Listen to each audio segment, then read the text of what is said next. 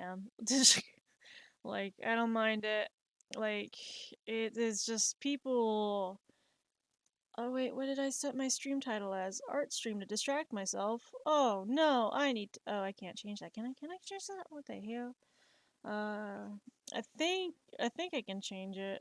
Let me go ahead. Oh, notifications. Okay, art.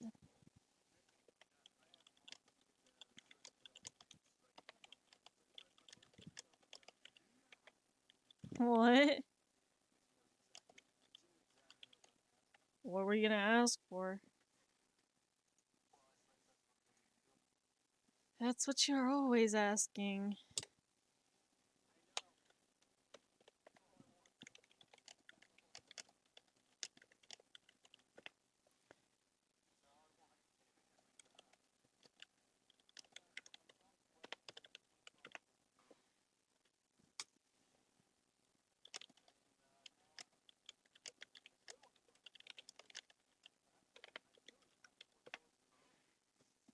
Ah, yeah, I don't know. All I wanted for my birthday was like just to be able to either one, get Minecraft, just have some art supplies, have some good food, and just like really didn't have very much on my list other than like art supplies and like maybe a Pokemon plush, and that was about it.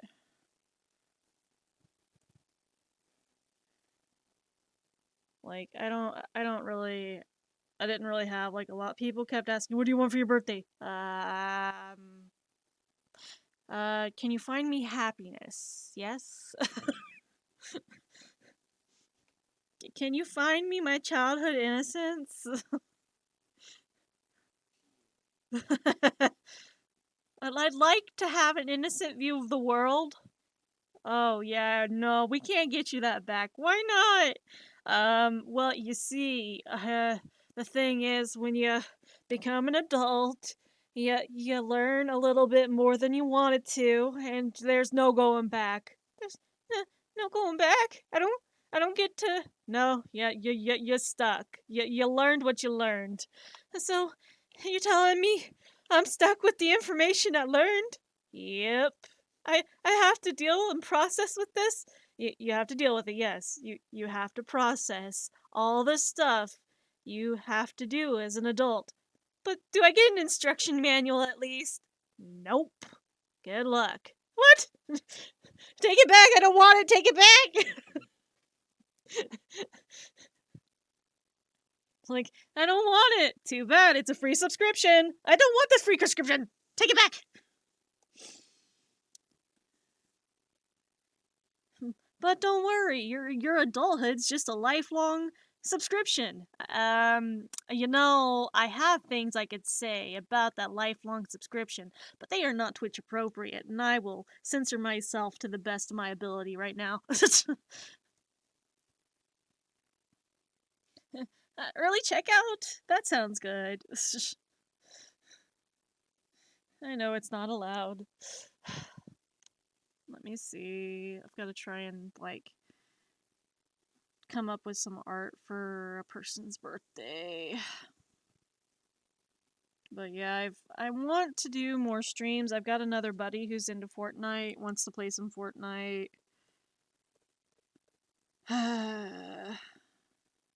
Yeah, I think you'd like playing with him. He likes to do a lot of Fortnite streams. Also, he is from Canada.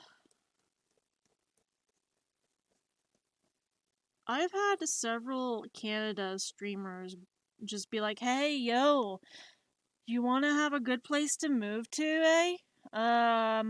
Sure. Come to Canada. We cover all the health insurance, and we cover trans rights, and the LGBT community is fully supported here. That's great. It's a great place for y'all. Just come here to Canada.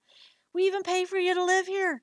I know that's great, but like also, don't you all have that like assisted unalive program for those that use too much of government funds for being disabled? "Oh yeah, that's a thing, but it doesn't get often used, and it's fine. We take care of our people." And I'm like, yeah, I appreciate the offer. I do. Canada's great. I have relatives in Canada, but I'm gonna take a rain check on that option and kind of stay in America. Oh, but your country's on fire. I know. I know. I know. But I would like to just stay here and hope that it gets better. Oh, you gonna be waiting a long time? I'm like, yes, I know. I know I'll be waiting a long time. Don't remind me. I'm hanging in there. Are you hanging in there? Are you hanging in there? Listen, I cannot legally I cannot say the other one because I'm morally obligated to keep this safe for work. Like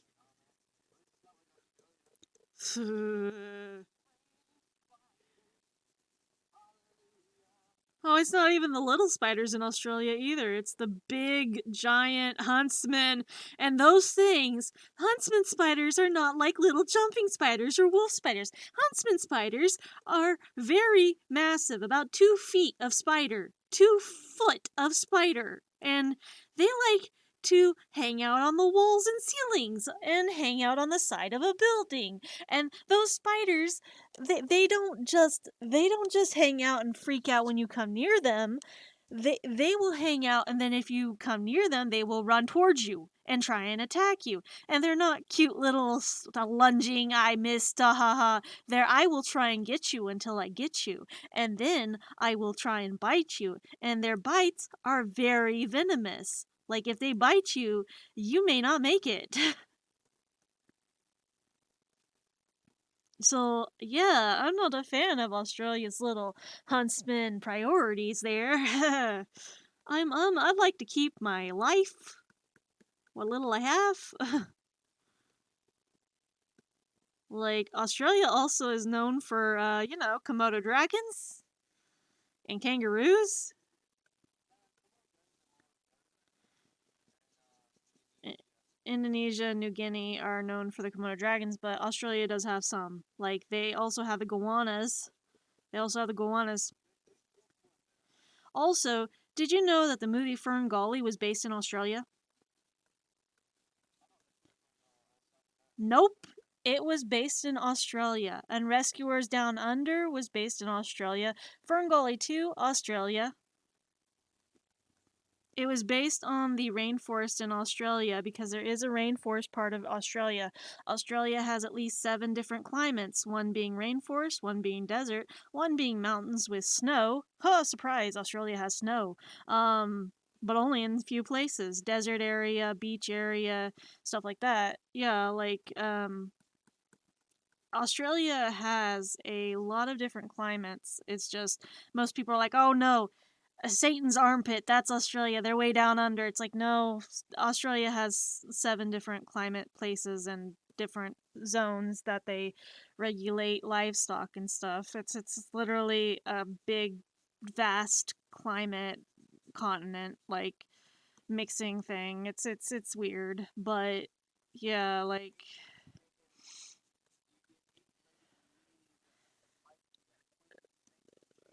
no, I'm good with the whole poisonous snake thing. Like that's one thing I don't like about Australia, but yeah, Australia is weird, but also like I don't know, like uh I don't think it's Texas and Florida. Like I don't think it'd be that extreme, but like I just know that what I have seen, but also like Australia is very known for having just about anything you can think of that want to kill you. Australia is a place you go whenever you want to like just adamantly have a death wish. You just like, oh yeah, you know what sounds fun? Let's go to Australia. That sounds fun. I feel like dying today. Like Australia is one of those continents where you hop on a plane, you go down there and go, all right, you know what sounds good? 100-degree weather. And that's only the brief, mild cold days. Ah ha ha. Like, no, I'm good. I felt like maybe Alaska was nice this time of year, but maybe Canada, because apparently Canada, if you like cold temperatures, Canada gets down to 40 degrees, negative 40 degrees. Like if they get down to the negatives, and their negative 40 degrees is the same as negative Fahrenheit negative 40 degrees. So negative 40 Celsius is the same as negative 40 Fahrenheit, and that's how cold it gets up in Canada. And I'm just over here like, yeah, I kind of like where I live just for a little bit, even if it's a bit hotter than that, I'm good with not freezing my butt off. That sounds good. Cool. Like it's freaking.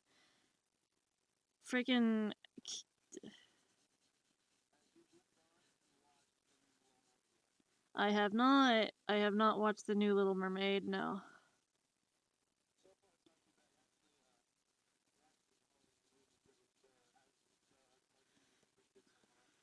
Yeah, like I haven't watched the BK Phantom goes to Canada and turns into a human popsicle. Jeez, no, don't go into. Also, that name sounds very. Oh, you're from my other streams. Hey, welcome, welcome. I was like, why does that sound familiar? Oh, yeah, that person. If I remember correctly, on the other sites, Helgan, BK, not Falcon, Jacob, or gamer person. The Epic. Wait, I don't know how you want me to refer you on this. Oh, you're the Godfather. It's fine. No, no, I don't know if the chat's able to hear my younger brother on the stream or not. Try talking and see if they can pick it up. Okay, they said no. Okay, so they can't hear you. But um, basically, like, Australia is where you want to go if you have a death wish, because almost everything there wants to kill you. Even the trees want to kill you, apparently, because freaking Australia's wildlife and flora and fauna just there are trees that when they mature shoot out seeds, and they don't just shoot out seeds. These spikes and seeds that release from the trees go up to 160 miles per hour, or sometimes even up to 250 miles per hour, and they're getting shot out at that speed to anything around them. It is the equivalent of having bullets coming from all directions, but from a tree. When the seeds mature on the tree, there are literal warning signs put up around the areas that those trees are in, just so that people don't get killed by the trees. Like, you thought Australia was bad. You still there, dude? Yeah, but also, not only that, but this tree it gets even worse. This tree has sap that if you touch it, causes your body to burn. Oh, dude. Hello? Yo. Okay, you're back. Dude, not only that, but it gets worse. This tree, when you touch the sap, causes your whole entire body to burn and feel like it's in writhing pain, and causes you to go blind. You are literally blind and suffering until you just, like, go mad and die. That is that tree, like that tree. I forgot what it's called, but it's a literal tree in Australia that's like warned against. Don't go near this area. Those trees are killing people. Like, the trees are killing people. Like, go to Australia. Now Australia's got a vengeance like no other. The trees kill people. I'm sorry. What in the Mordor hell? Yeah, trees kill people here. I'm sorry. Like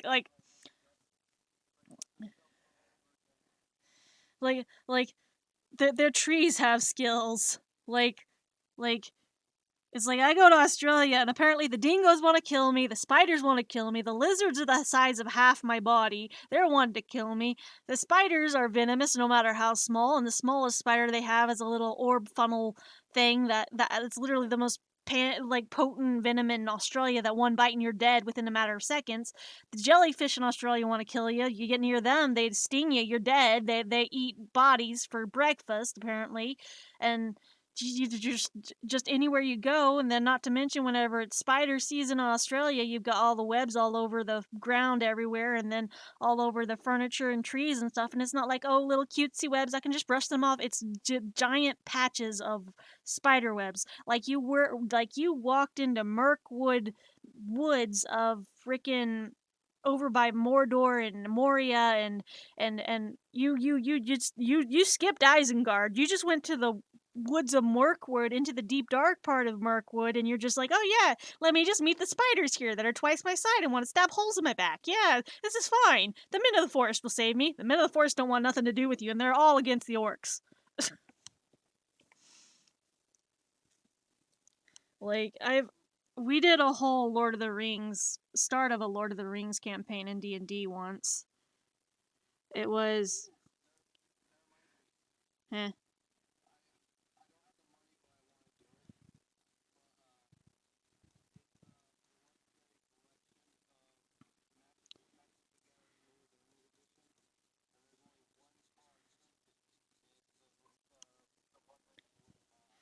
Nice.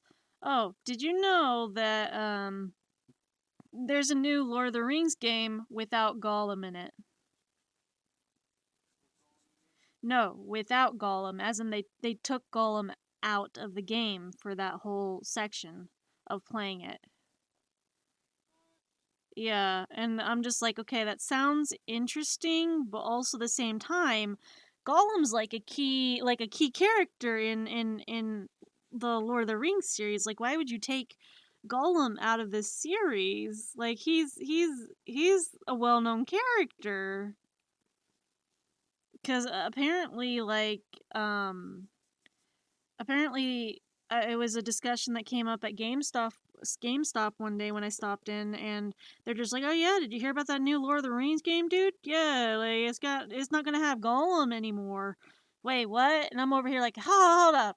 Lord of the Rings is not gonna have Gollum. Yeah, the new one don't have Gollum in it. It's supposed to be like a extra special edition type thing where they try and play out the series, but Gollum isn't there. And I'm like, I mean, it's an interesting concept in theory, but I really don't know how well that's going to go over with the whole fandom of Lord of the Rings. Like, do you really think people will be excited to play when Gollum's not a key element in Lord of the Rings? Like, I don't really know, like apparently the person in my chat saying that's like Disney saying like Disney's going to remove Luke Skywalker from the Star Wars altogether. It's like I don't think it's that extreme, but I get your point. Like,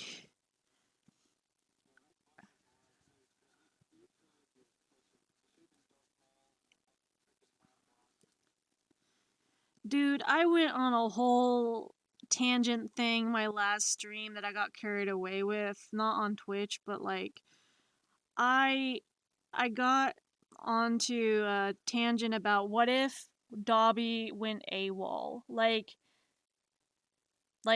Harry's just like, oh no, you know what? You gotta give Dobby some freedom and defense against like the dark arts. You know what's better defense against the dark arts? Let's give Dobby a Glock. No, it's like Dobby has been given a Glock. Dobby is a free elf. Dobby is free. Yes, Dobby, you're free. You could be a free elf. You could do what you want. Thank you, Mr. Potter, for all that you've done. But I must admit, it shouldn't have been this easy. Wait, what? Dobby, what are you talking about? Mr. Potter, your parents. You know where they are? My parents died when I was born. Ah, yes, they died. Who do you think killed them, Mr. Potter? Well, I'm assuming that the he who shall be not be named is the one that killed them. Oh, that is where you are wrong, Mr. Potter. You see, it was me all along, and you fell right into my trap. I was not a free elf for one reason. I was trapped in a curse, and you gave me my freedom, which broke that curse. Dobby, please, we can come to an understanding. There is no understanding, Mr. Potter. It is the end for you. Goodbye, Mr. Potter. Say hello to your parents. And like just annihilates Harry Potter. And it's just like, holy crap. And like Voldemort shows up a bit later and it's just yeah, I know this again. I'm retelling it so that my younger brother who didn't get to hear it gets to hear the nonsense of my brain. But yeah, it's just Voldemort shows up a few moments later, just like, what the hell happened here? Well, hi, what's going to kill the boy? That I learned the dark arts for this. I had plans. It seems your plans have other plans, Mr. Voldemort. I hope you have a nice day. And he like just picks up his Glock and walks off. Like Dobby's walking off just like I've done the best thing ever and friggin' Voldemort's just standing there like I spent years trying to hunt down this boy so that I could kill him and I had this whole plan. I had a whole war planned. I had all this stuff planned. He starts just breaking down crying. What what am I going to do now? I had a whole dark arts war ready. I was going to rule Hogwarts. I was going to defeat all of the wizards. Well, sir, there's other things we can do. What other things? My purpose is gone. Sir, your whole purpose was to murder this boy? I mean, that seems a little bit odd, but you do you. There are other things we can do. What other things could I possibly do now that my arch enemy is gone? Like just over here, he's like bawling his eyes out. Well, sir, how about we join a Hogwarts house? Since you have no reason to use the dark arts, let's let's let you get a feeling for Hogwarts itself. You join Hogwarts, you join a house, and you get to be a fellow student. And what house do you suggest? And it's like, we can put you in Slytherin, sir. Fuck Slytherin. Do you know that Draco Malfoy, that little bitch boy, is in there? Well, I mean, yeah, that's true, sir. But like, okay, maybe not Slytherin. Slytherin's out. Okay, we get it. How about Ravenclaw? Ravenclaw. Well, well, it's a good, it's smart, it's got a good feeling to it. Who all is in Ravenclaw? I mean, Luna Lovegood, they're in Ravenclaw. Luna Lovegood? Yes, sir, what's wrong with that? She sees dead things. She consoles with the Death Eaters. Okay, Ravenclaw's out. Ravenclaw's out. Okay, I'll chill. Calm down, sir. How about this? Gryffindor. Gryffindor? And be in the same house as that Potter? No, absolutely not. Huh? Dude, just let me finish. What came up? Dude, I need to finish this.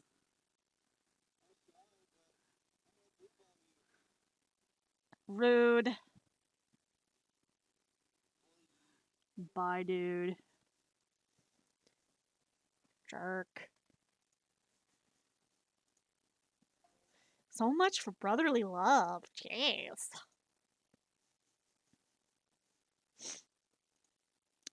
Man, I didn't even get to finish that. Shit.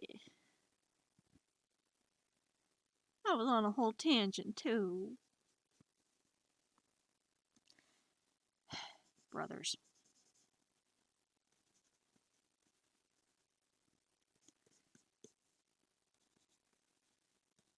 Grow up with two of them. Two brothers. Bada bing, bada boom. And, oh yeah, I was gonna have music. I'll be right back. I need to pee. Always to go to Donnie and the Block.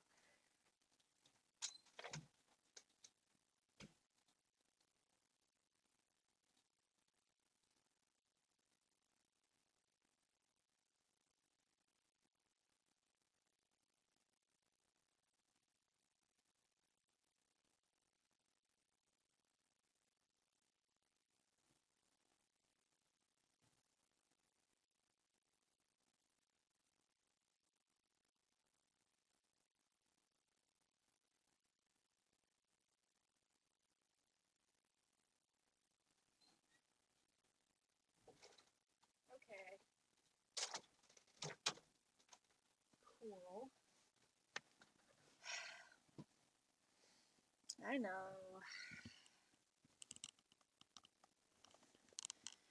Me and my random tangents of ADHD nonsense. Sorry, Pando. If there's anyone going to be eating right now, it's probably going to be me. Though, what I'm eating probably doesn't look very appeasing, but that's fine.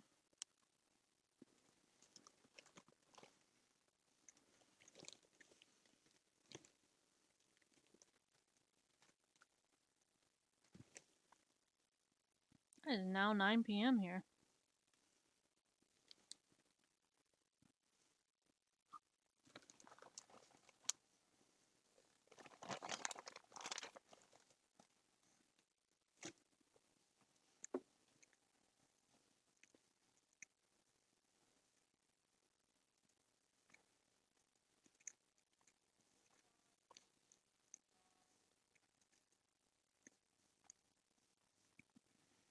There we go.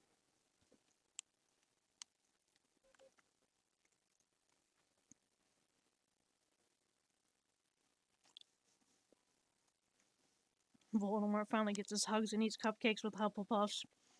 Has his green herbage from Hufflepuff.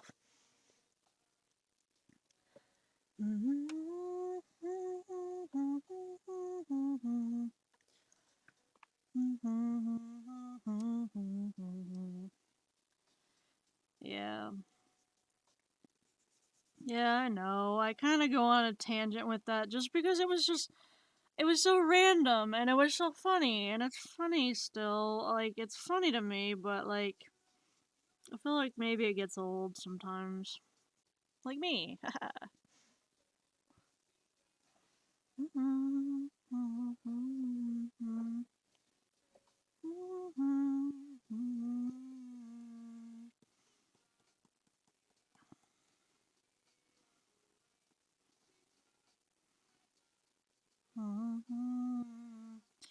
Inside of her head, she turning in bed.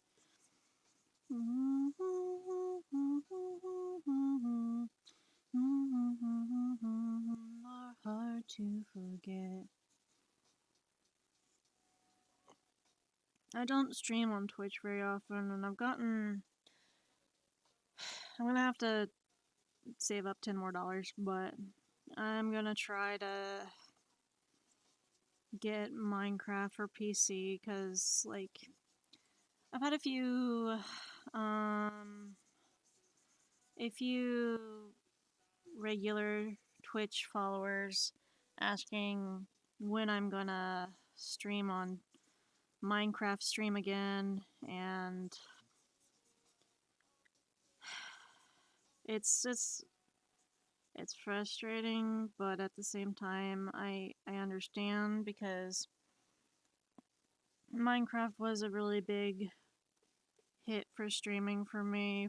People joined and followed based on my Minecraft streams, and they got to play in the servers and stuff.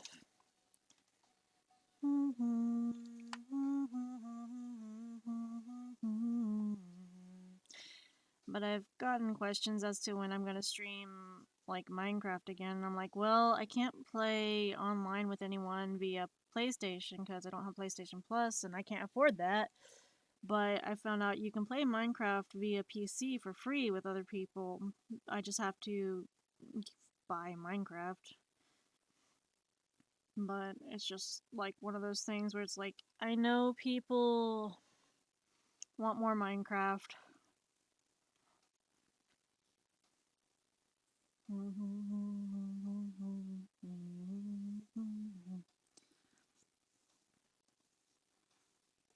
Oh, and just Dobby going on a whole killing spree, murdering the mafia boss of New York, blah blah. Darth Sith showing up, and Palpatine just being like, I want you to join the dark side. And Jar Jar Binks just being like, he cannot join the dark side. This is stupid.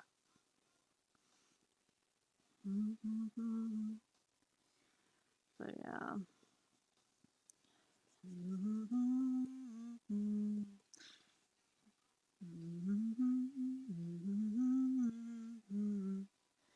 But yeah, I have a friend next week. Their birthday is next Tuesday. And we've been friends for a good 10 years since I met them. Tokyo and Tulsa, about 2013. My first convention in Tulsa. I honestly, this was like, we just became friends and like, they liked my cosplay. And like, they were like, they came up to me and they're like, hey, I like your cosplay. Thanks. You want to take a picture? Sure. This is like my first convention out of state, and I don't know like what to do at a convention. And his response was, "Well, just have fun, do what you want to do at a convention. Like, go to a panel, don't go to a panel. Just hang out in the gaming room, go to Artist Alley, just walk around if you want to walk around. You don't literally have to do anything. You can just casually just act out your character. You don't have to do anything you don't want to do at a convention. Just have fun." I'm like, oh, cool. So like, not to be rude or anything, but how like do you want to like maybe walk around a bit? Yeah, I'd walk around a little bit. That's fine. I'm not got anything planned right now. I got to catch up with some friends in a little bit, but like other than that, we can walk around. I'm like, okay, cool. So what do you like to do? I usually just hang out with my friends or make sure that the friends that are doing artist booth are okay and get them water if they need water or whatever. Like, I usually just cosplay, and I'm like, okay, cool. So is there like a specific thing you like to cosplay when you're at the conventions? Video game characters. Cool. Do you do you know like how people are supposed to be, like what they're supposed to do, like are they supposed to come here every day, like should I should I try and have a different cosplay each day? Well, I mean, you don't have to have a different cosplay each day. You can just cosplay what's comfortable, like just have fun. Okay, but like another thing that might be awkward and stuff, like um would it be okay to add you as a friend on Facebook so we can talk after the convention? Like, would you be okay with that? Sure. Let me like you can take a note in your phone or something like here's my information on Facebook. You can like add me as a friend, and I'm like, okay, cool. I'll send you a friend request, and I'll talk to you after the convention. Um I just I might be a little awkward. Hey, we're all a little awkward. It's totally fine. I'm like, okay, I'm also really sorry if this is like very forward and stuff. Like I know it's not okay to randomly just send people friend requests and stuff, and like, are you okay with this? Yeah, I'm totally fine with being friends. You seem like a pretty interesting person. Cool. Do you text people? Like, I don't usually text people, but if you ever wanted to text, I could like send the information in like a message or something.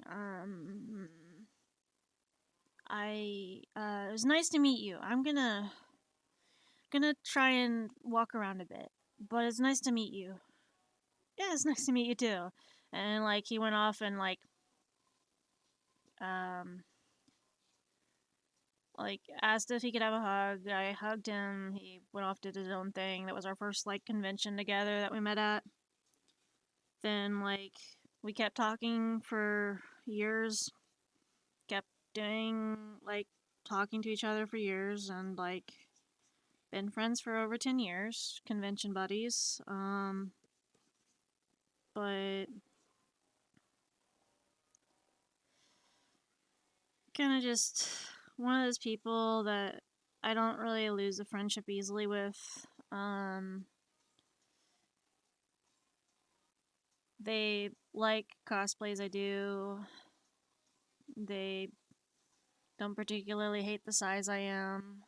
Um, they're a good person and they're nice.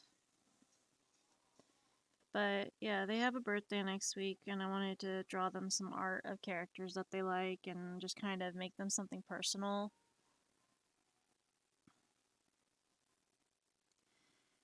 I know that, like,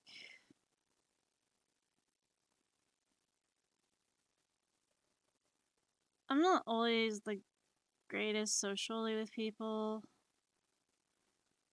and I try to understand social things. It's just a bit awkward. I think awkward would be a good word. After my surgeries back in like December and January, I started to understand like physical attractiveness and started to understand like apparently you can find people attractive. My brain's just still wrapping around that one like holy what the heck is this? Cross my heart and hope to die. Welcome to my dark side. Dark side. Dark, dark side. Dark, dark side. Over my dark side.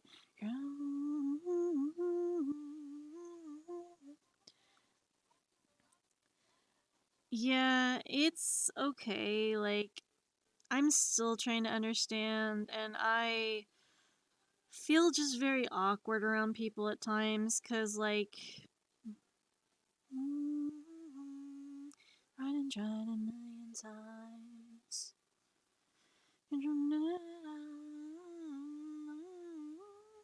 Cross my heart and hope to die. Welcome to my dark side. Oh, like my interactions about like talking to people one on one, even if it's like via video on Discord or even being on like a in person IRL, like awkward. I'm awkward. I'm awkward. I'm awkward. I'm an awkward potato. I'm an awkward baked potato. um, but not the baked part. But I I don't know. I get very flustered and nervous around people IRL and even via video chatting people. I get very nervous and flustered because I'm like, oh god, this person's kind of cute. Hey, lovely weather we're having.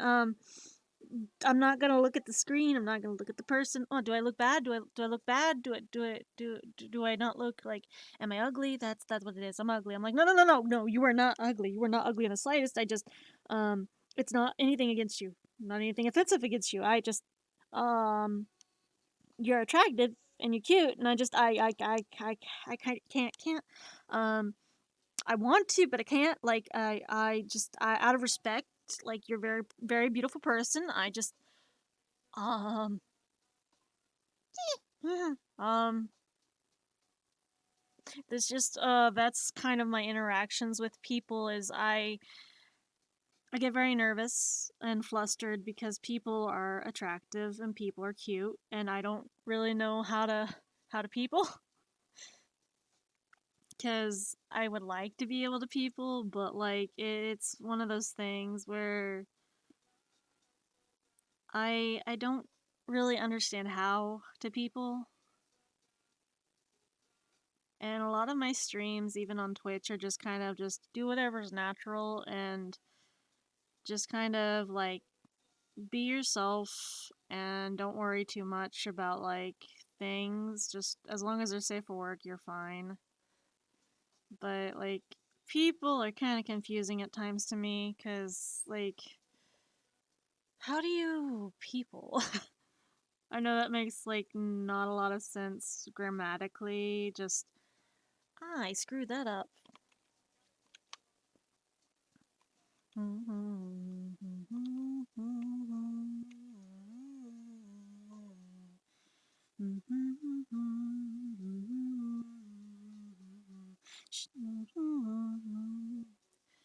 But yeah, I have trouble trying to like I have trouble trying to connect. Not connection's a bad word for it. I have trouble trying to show like romantic feelings and stuff, or like interacting with people in a flirting way. I am very awkward at it. I don't have a lot of experience at it, and I'm not entirely sure like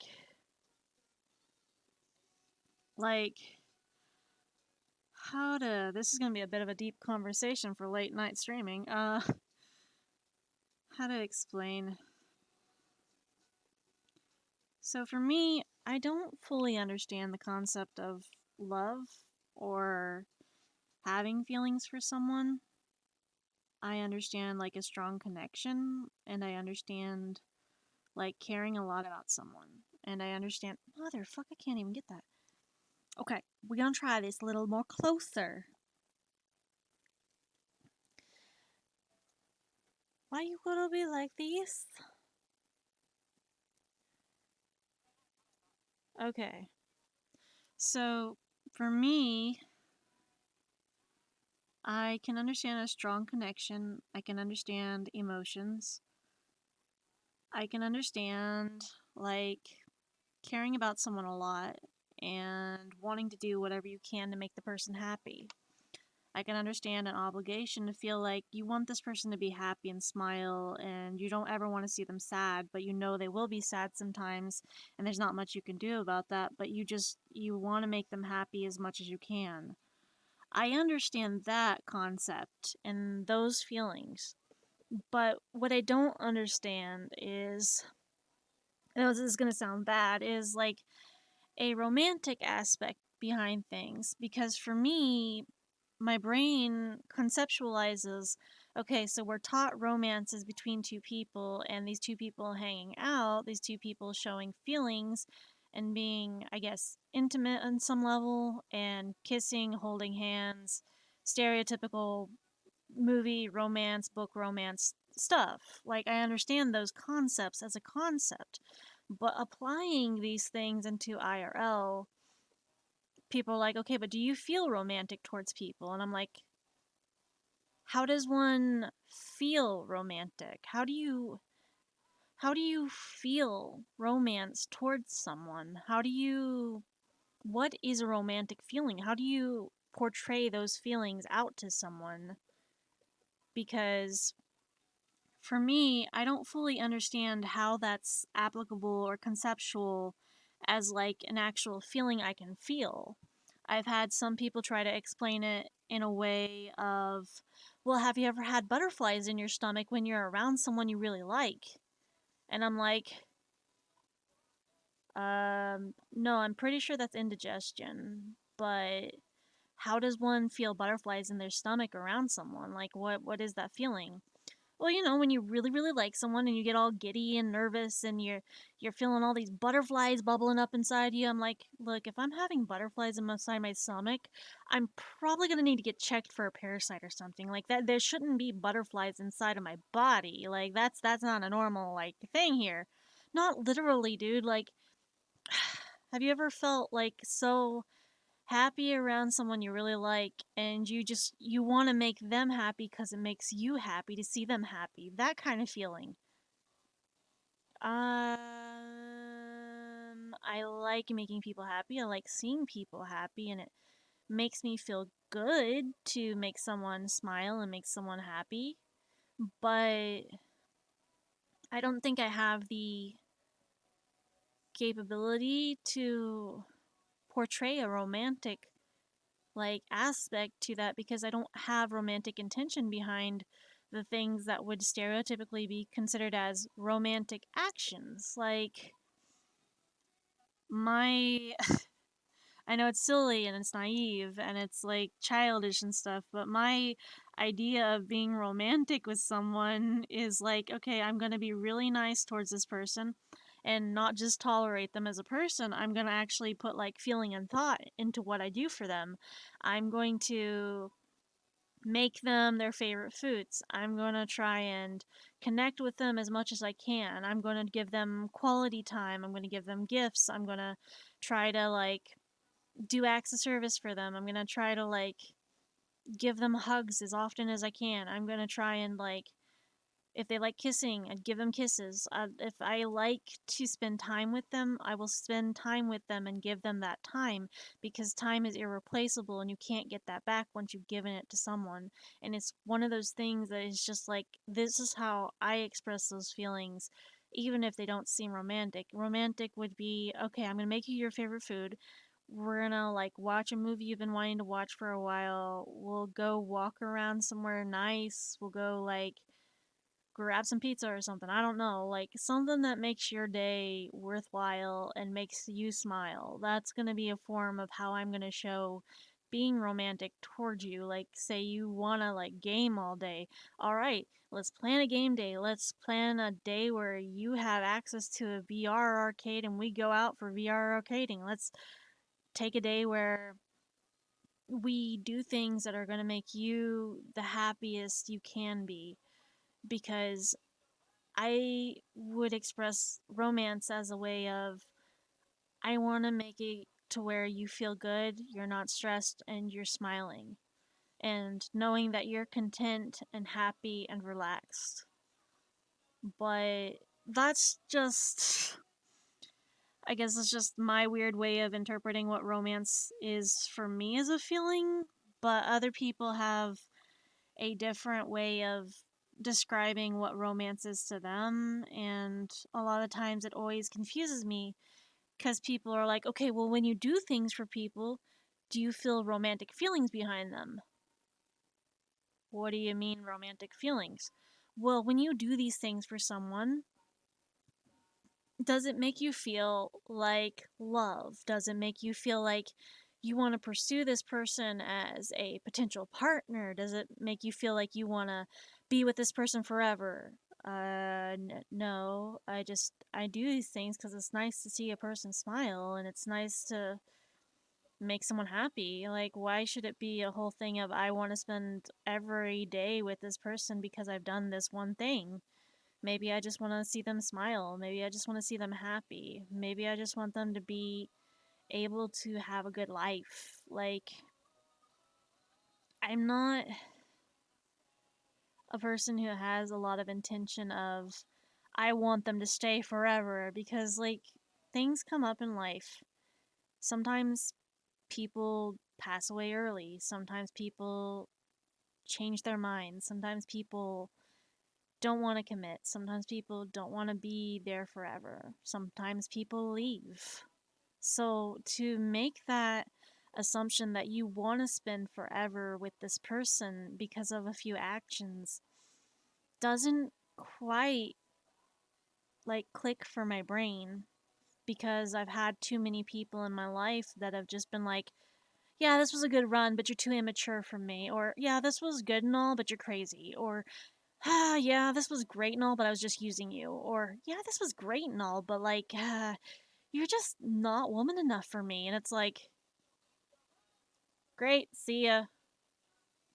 Like, I know that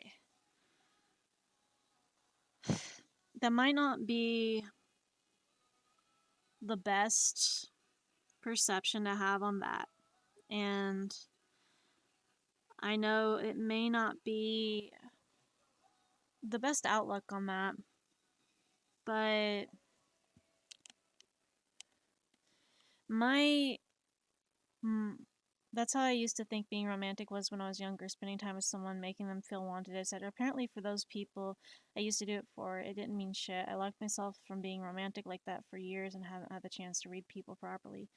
That's fair. Currently, my thing is that currently, if I ever get into another relationship, it's I know this may be temporary, and I know this may not ever last forever, and I know this person may eventually end up leaving, but I'm gonna enjoy whatever time I do have with them for whatever time I have with them and enjoy those moments, even if I know in the end it'll hurt. Even if I know that this is gonna result in me getting hurt, as long as I am happy in those moments that I am spending with them, it was at least worth it for those moments. And yeah, pain happens. Getting hurt, it happens. Feeling broken and stuff because you've invested so much in someone, it hurts. But it doesn't hurt forever. People do heal, people do recover. And yeah, sometimes it takes a while and it's hard.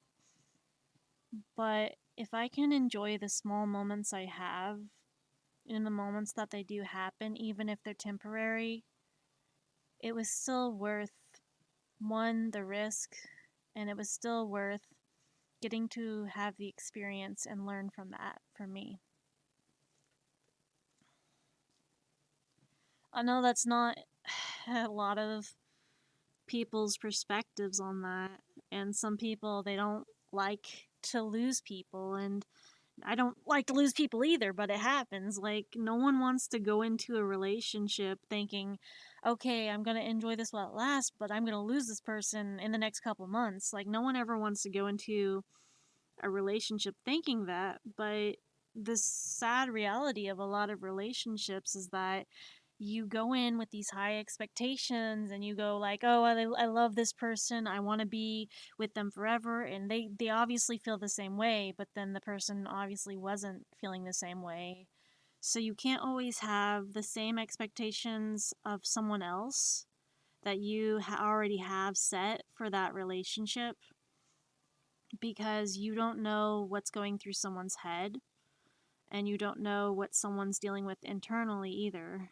So sometimes relationships will end because someone in the relationship's having a bad day or having a struggle mentally, and not everyone in relationships even takes into account the mental aspect of what everyone's going through.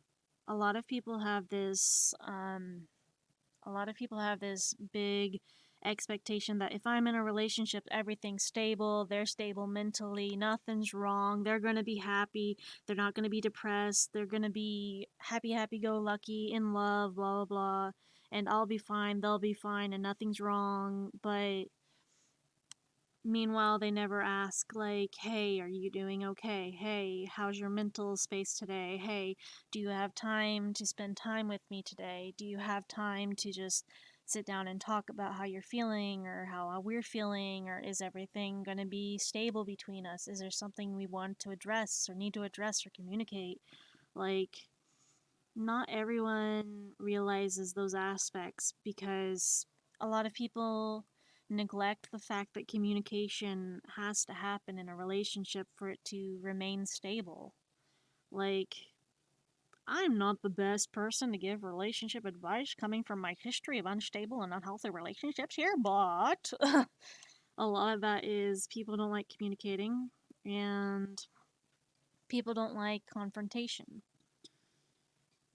And sometimes people find people more suited to fit their needs. Or they find out that I'm not everything they wanted, or that they've found someone that fits more better than what they found in me, or they find someone that is more woman or more mature, which that's okay. Like, I'm not everyone's cup of tea. I get that.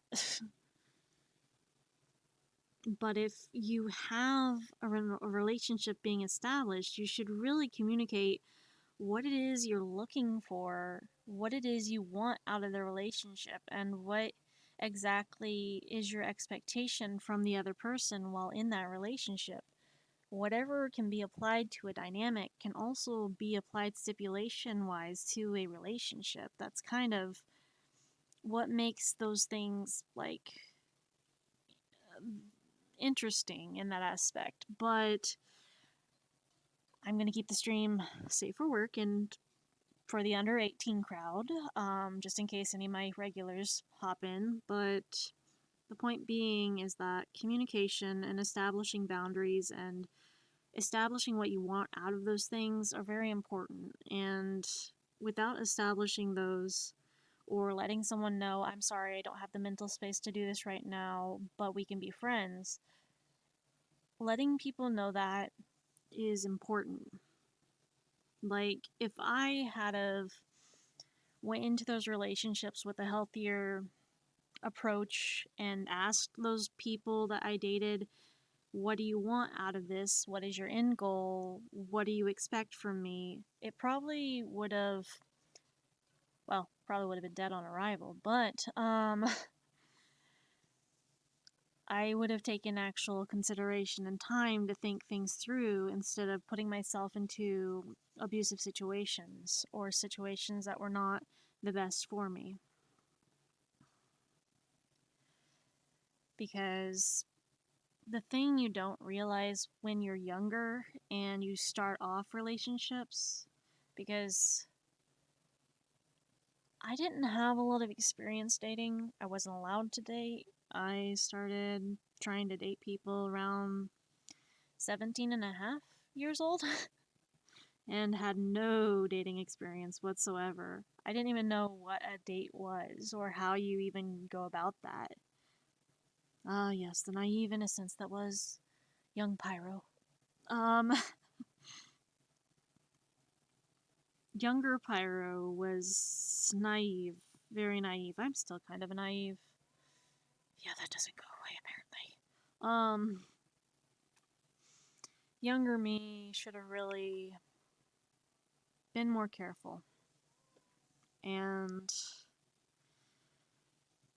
I didn't have the best approach to a lot of people I met, but God, I should have been a lot safer. But the point is, you learn a lot from experiences you go through, and not everything's gonna be all fun, rainbows, lollipops, sunshine, and Skittles. Sometimes it's hard, sometimes it's rough, sometimes it hurts more than you want it to. But the thing is that you learn that sometimes, yeah, it's gonna hurt. A lot of things are gonna hurt. Hell, if you go through enough medical procedures, yeah, a lot of things are gonna hurt. But, pain is part of progressing and learning, and yeah, it's not a fun part. It's not a part anyone wants to go through. But without pain, there is no progress as to the learning you have gone through from past experiences. Sad fact about it. It's really rough, but it's part of learning, and not everyone's going to be a fan of it. Some people will fall back into old habits. Some people will fall back into same relationship habits of previous relationships and never learn from the mistakes, never learn from what they've gone through before. And some people end up in a repeat process over and over because they're like, well, this is how I know love to be. This is what I know love is expressed as. So obviously this person loves me, but they wind up getting hurt over and over and over and over. Case in point, I know this is going to be a bit personal, but case in point, I used to think love was allowing someone to be harmful towards me. I used to think that being in love meant I have to give this other person all the control of the relationship and I can't do anything and have to do everything they say. I used to think that a relationship and someone loving me means that I give them whatever I have and let them take and take and take. And obviously they love me because they've had so much taken from me, so that they've stayed with me because they are getting what they need. I had a very unhealthy approach as to this person says they love me but does all these things that hurt me, but no, they still love me. So I'm going to stay with this person because they love me, and this is love, right? But what I didn't know at the time was that's not how that works. Someone who loves you isn't going to continuously hurt you, isn't going to continuously cross your boundaries or abuse you.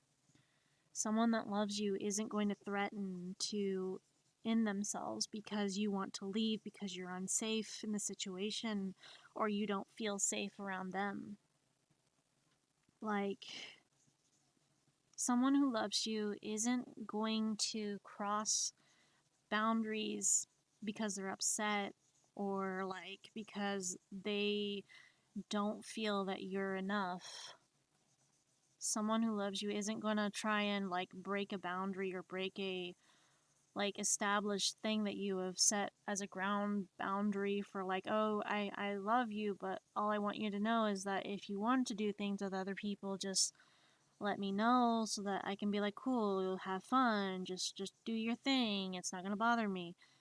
People who love you aren't gonna take advantage of that and go, okay, well, I like this person, they're staying in our house a little bit. How about I just go like do things? And it's like, how about like, okay, sure, go ahead, do what you want to do. If it means that you'll stay and you'll keep being here, cool.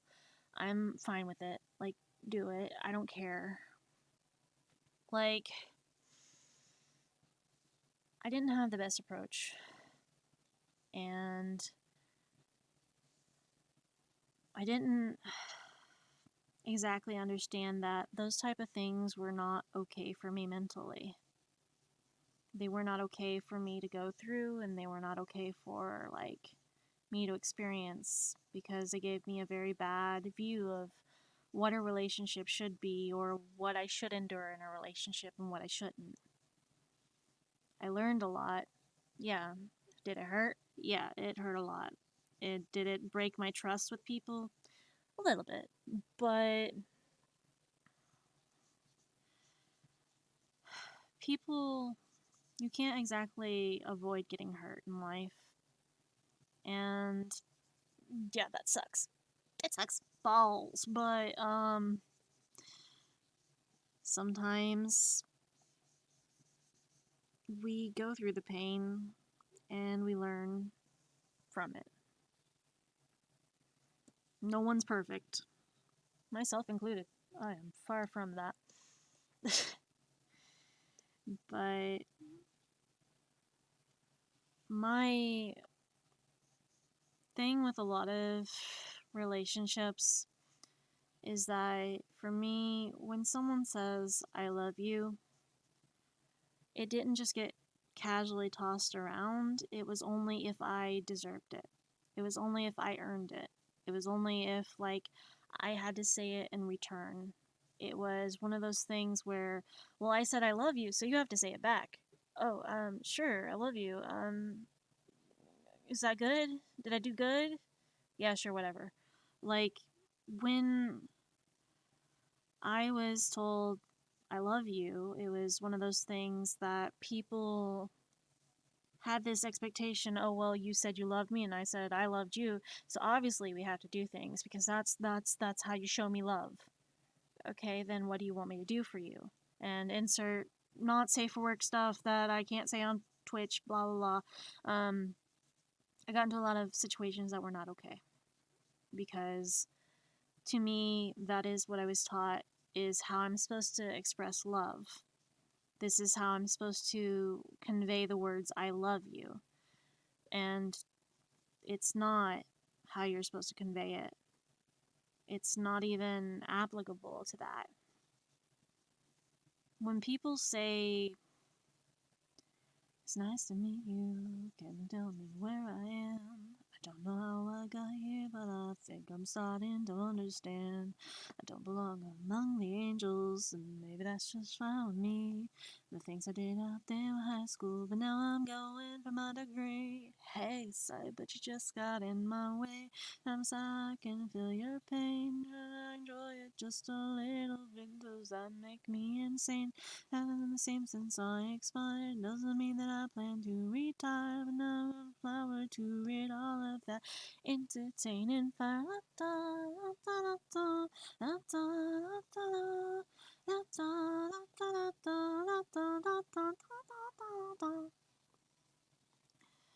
I realize I got very distracted there. I guess what I'm trying to say is that, like, I haven't had the best experiences with people saying I love you. And as a kid, it was always one of those things where, oh, well, your grandma said she loved you. Gotta say I love you or we're not leaving. I love you, Grandma. Okay, good. Now kiss your grandma goodbye. Okay. Like, I love you is one of those things as a kid that's like, well, if your aunt or uncle tells you they love you, and you gotta say it back. What if I don't want to say it back? Nope, we're not leaving until you say it back. Okay, cool. Now give them a hug. No, I don't wanna. No, you're gonna hug them. They're family. Don't wanna. I really don't. Don't be scared of them. They're family. Just side eye on this the whole time. But like,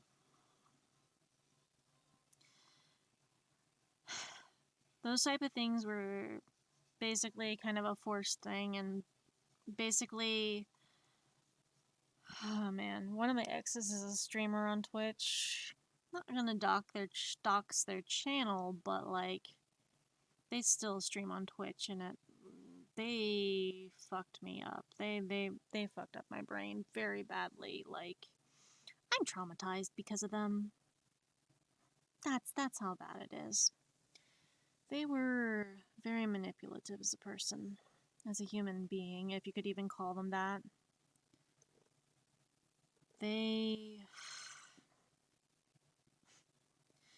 basically ended a 2-year established relationship I was in.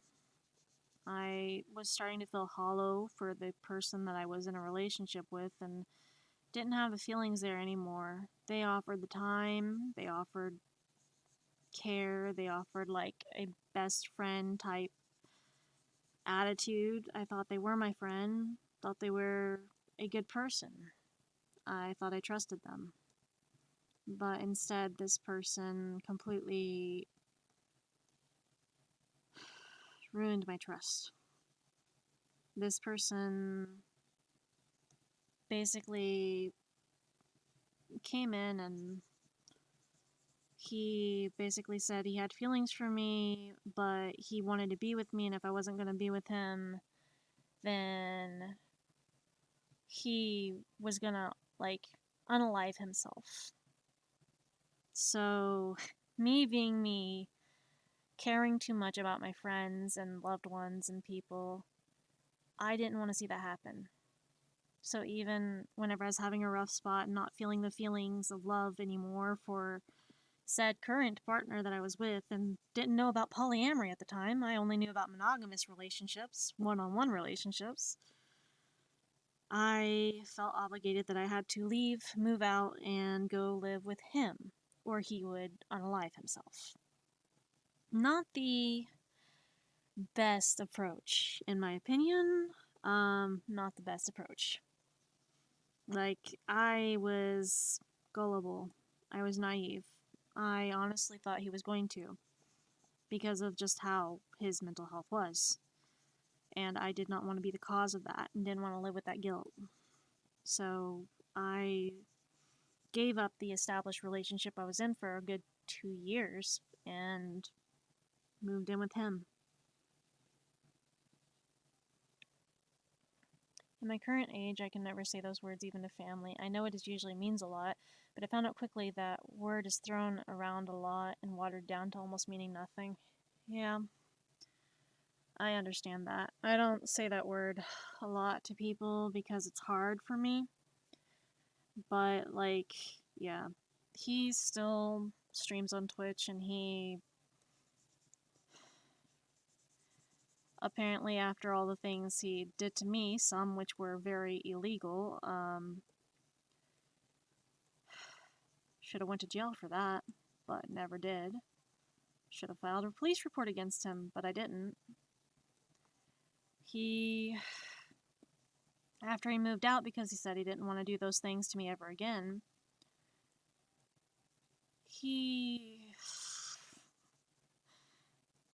about, let's see, a year later, I see him streaming on Twitch, try to message the chat and be like, oh yeah, I know him personally. I've met him in IRL. He used to be an ex of mine.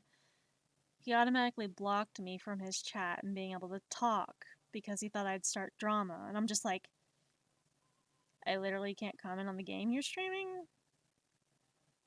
Cool. Wonderful. Fantastic. I wanted to see how you were doing via stream. Then your current girlfriend pops up on the stream to ask you questions and find out you've moved on and got a girlfriend who's very skinny and attractive and basically acting all lovey-dovey with you. And it's like, wasn't even that short of time after he had decided to, like, move away as to not harm me, but instead does that and then blocks me from being able to even message in his streams to ask about the games he's playing. Like, I literally just want to talk about the games and have a conversation during stream, but no? Okay.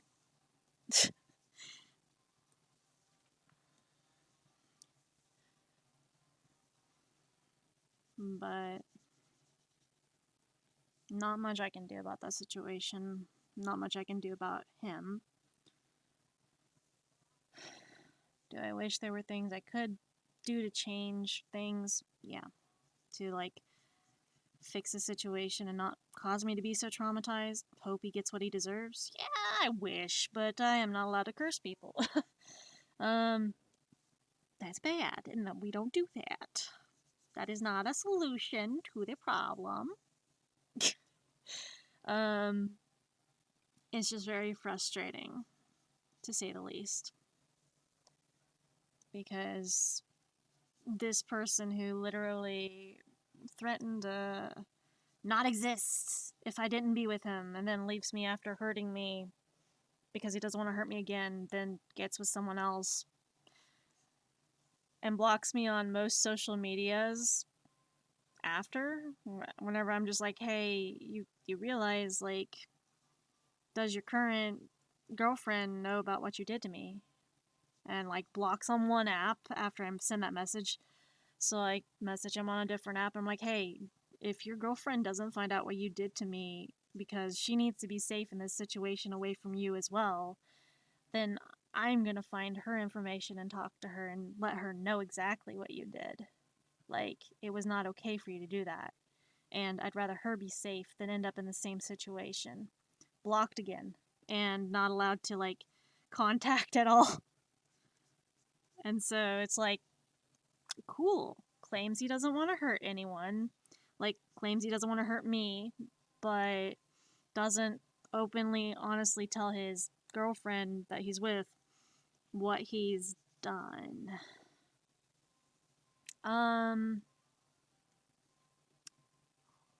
Okay, cool. And I get it. It's not healthy to obsess over people who hurt you. I get it.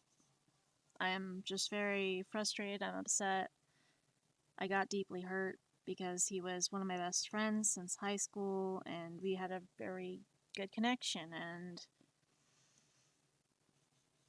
he became very manipulative, abusive. He hurt me really, really bad. and there's literally nothing I can do to, like, make amends to the situation to help anyone in the future. There's literally nothing I can do to warn anyone or even, like, be like, hey, don't date this person, which I know you shouldn't really do that type of stuff. Like, you shouldn't be like, hey, don't date this person, they're bad. Like, I get putting out warnings and stuff is okay, but, like, I feel like it might be wrong on my part to try and tell people, hey, don't date him. He's bad for you. He's gonna cause you very, very severe harm. Like, don't do it. But I don't know. I've got a lot of not great experiences I've gone through.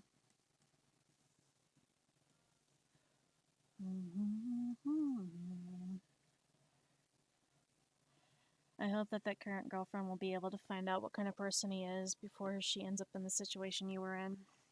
I honestly don't know. And I don't know if she's still currently with him or if he actually proposed to her in that time, because that was kind of a plan, I'm assuming. But all I know is that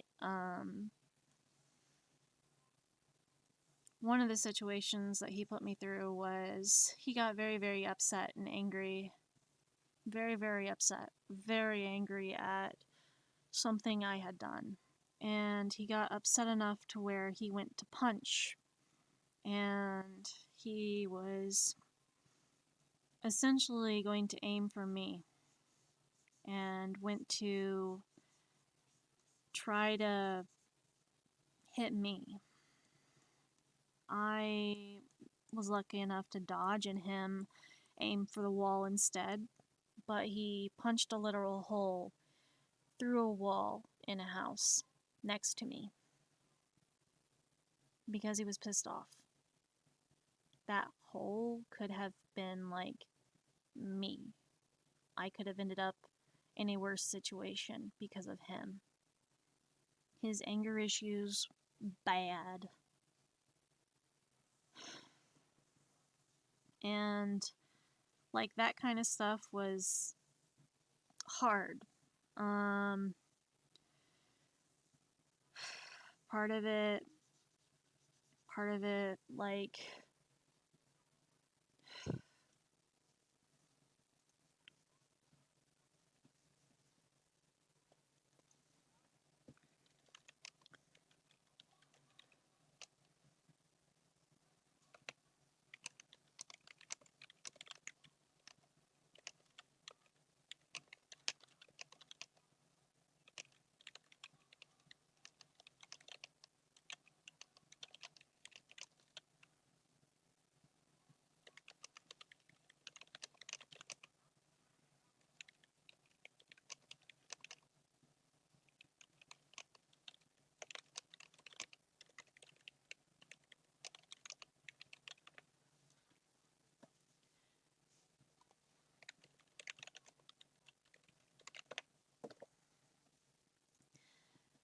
no, it's okay. Like, I'm trying to continue. I got distracted by a message, but like, he, it was not a good situation, and ended up in a situation that I wasn't aware that he got very off put by people like coming up behind him and like taking him by surprise. I just wanted to hug him and give him a hug, and I went to hug him from behind. He turned around and elbowed me in the head.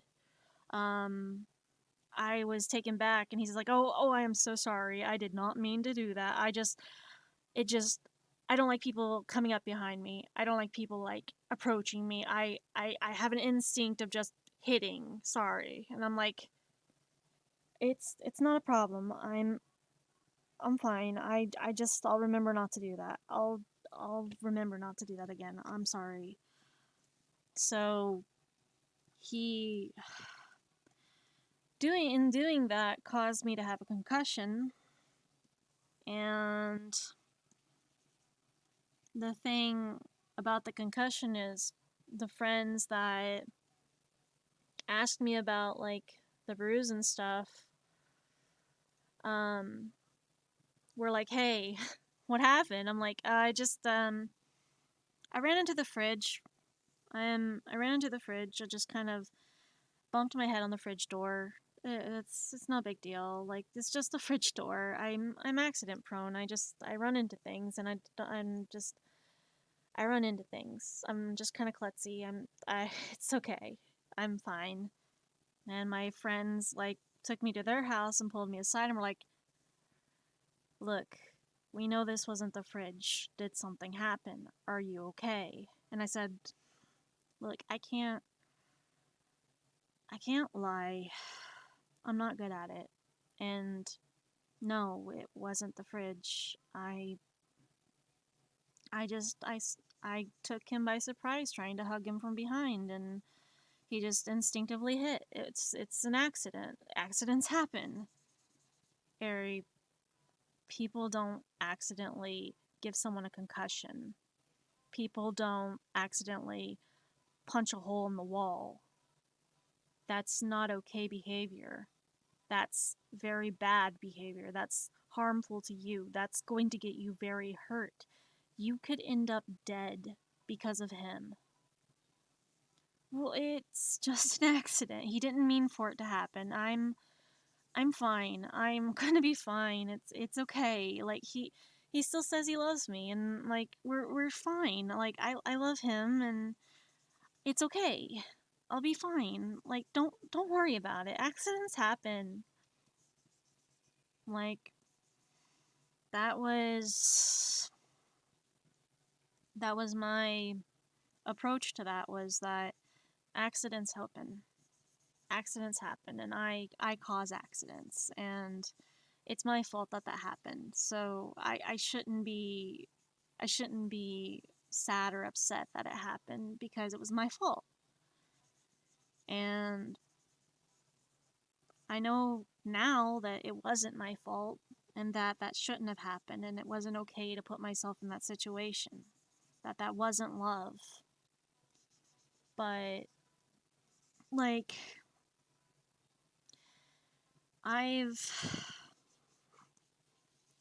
I've been through some situations in life, and I'll be open and honest about them. I'll be open and honest about my experiences and try and give people advice on how to get out of those situations. But should I have gone through those situations? No, no one should ever go through those situations or get themselves into those situations at all. Was there anything I could have done to get out of those situations at the time? Fuck no. I was unfortunately stuck in those situations under the premise of threats of not being here from him. So the only way I got out of that at the time was I got mentally hospitalized for seeing some very triggering things that kind of just set me off. I did things I was not supposed to do to myself, and ended up being threatened to have the police called on me by his family. And in doing so, I just cooperatively turned myself into the ER for the actions that I did to myself, and got hospitalized. During that hospitalization, I know this has turned into a very serious topic, serious discussion thing. It's fine. Basically, a lot of things happened, a lot of things that weren't okay, and the hospitalization gave me the realization that I shouldn't be in that situation, and he wasn't okay for me. I say that now, but I don't learn. I didn't learn. Um, I ended up in a few other relationships over the years with different people. I've only dated 5 people total. I went back to him each time after each relationship, unfortunately. It was not great. I had a habit of, oh, okay, maybe he's changed. Maybe it's different. Maybe he still loves me. Like I had a habit of going back every time in hopes that, oh, it'll be different this time. I'm going to be okay this time. I'm sure this is fine. It's going to be okay. Well, I am a very odd person. As to one of the times that we hung out early on, I'm like, hey, don't take offense to this, don't be weird, but sometimes I have a habit of like noticing things before they're gonna happen. Yeah, right. That's just crazy. Like, no one does that. I'm like, no, seriously. Like, if you don't believe me, the person over there, they're about to start crying. They're about to break down about something being too much in the relationship that they're with. If you don't believe me, the child over there is about to run to the toy aisle, grab something, and it break. If you don't believe me, the woman up front is about to have a panic attack and have management called to the front.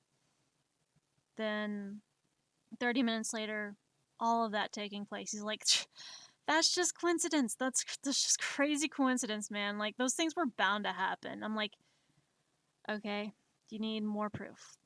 In a couple years or sometime whenever we're hanging out, you're going to hurt me very badly. You're going to end up doing insert explicit thing here.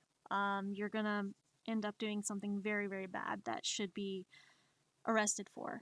That will be done to me that you said you would never do to me. That's going to happen one day. That's what you're going to do. And he's like, dude, that is not okay to say that about me. I would never do that to you. That I am not that kind of person, and I would never do that. What the fuck? I could just leave right now. Like, I would never do that to you.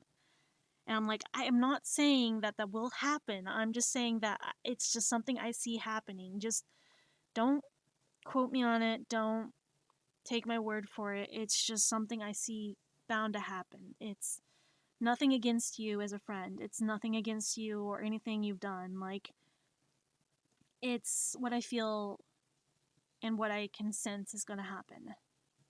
Dude, I would never do that to you. I care about you. Okay, but just don't leave. I'm it's probably just anxiety. Don't worry about it. Don't worry about it. Well, I decided yeah, I shouldn't worry about it. It's just a silly prediction. Nothing's going to actually happen. It's not going to happen. It's just my random anxiety trying to take over and have a panic attack. It's just that. That's all it is. I'm safe. This is okay. Well, it turns out that like that whole situation I kind of sensed was bound to take place ended up like playing through a lot worse than what I thought was going to happen. And it did happen. 2 years later, but it happened. And it was one of those things where I look back on it and go, I literally told myself 2 years before this would happen that this would end up being a result from him if I continued down this path. I I had that foresight there. I had that warning. I had that universal warning going, and it's like, hey, red flag, this is gonna happen if you continue. It's like, no, you're just my anxiety. Calm your shit. It's very odd, but I always look back on it and go, okay, that's a little too creepy, brain. Don't do that. um, it wasn't something I particularly am happy to know that my brain does at times. It's I'm just gonna sound crazy. This is just the rest of the stream. I'm gonna sound crazy. It's okay. I've had people call me batshit crazy before. Our family has a history and a habit of being very intuitive. But I'm just gonna sound crazy, and it'll just be what everyone else keeps calling me, because it's not like I haven't gotten called that after each hospitalization. We're all a little mad here. Funny enough, I cosplay Alice. um, but yeah, like, my brain at times, I may not be the best at picking up on social cues. I may not be the best at picking up on romance vibes or love and stuff like that, but there are things my brain picks up on that I'm just like, please no, no, no. Because if you want another example of something that was something I probably could have avoided, I last year, January the 22nd of 2022, or it might have been the 23rd, we were going to take a trip down to Fort Smith to just kind of do a game night, board game night. And I'm like, okay, cool. But I've got a really weird feeling that something's gonna go wrong on the way there. Like, my anxiety is spiked all the way to hell right now, and I know I have anxiety about riding in vehicles, but right now there's some flags going off in my brain that say, "Hey, don't leave. Stay here. Do not go. Do not go out that door. Do not get in that car. Do not go down the road. Do not drive anywhere. Don't do it." My brain and my stomach were all just giving me the signals of, don't do this. You are going to have something bad happen. Don't do this. And I kept like being like, no, this is my anxiety. It's all my anxiety. I can't keep getting scared of getting in vehicles. It's just my anxiety. And I tell my roommates, they're like, look, we know you have anxiety about riding in vehicles, but I haven't once been in a crash. I haven't once been a bad driver. You know my driving. You know everything will be fine. We always end up everywhere safely, and I never break any of the laws. We're going to be okay. I know your anxiety's a little high, but just try to relax. It's going to be okay. We're going to be fine, okay? I know that you don't like being in the car and you don't like the highway, but it's going to be okay, okay? So we're going to go ahead and we're going to head out, and just keep your eyes closed if it bothers you that much being in the car, and just blindfold like the other times we've gone on long trips. Just blindfold. I'm like, okay, I'll blindfold. Everything will be fine. I'm going to be fine. It's just my anxiety. It is just my anxiety. That's all it is. I need to stop letting my anxiety get to me. That's all it is. It's just high anxiety. Well, we get to driving about 45 minutes in. Um, my roommate's like, "Really, truck?" And this truck is swerving over into our lane, and I'm like, "Wait, what's going on? Don't worry about it. Don't worry about it. Just stay calm." And I'm like, "Okay." Next thing I know, our car is starting to lean over, and the driver tries to correct. Our roommate tries to correct, and I'm over like, "Okay, we're kind of going a little over," and he's like, "Hold on," and try not to freak out. I'm like, "Why? What's happening?" And like, um, the truck hits us on the back, hits us on the front. We spin around, and the car basically gets hit twice by the truck, starts going downhill with the truck off the side of the road. And the truck and car are side by side down this hill for a good bit, and then finally we land in the water. There's a little offset wooded area off the freeway that has a bunch of water and wood, and that water can get pretty deep. So our car luckily only got to the forefoot area of this water area and was just slowly sliding into it. So my roommate goes, "Okay, Ari, you're gonna need to unbuckle as quickly as you can. We're stopped. You can take off your blindfold, but we need to get our stuff and get out of the vehicle as quick as we can. Why? What's going on?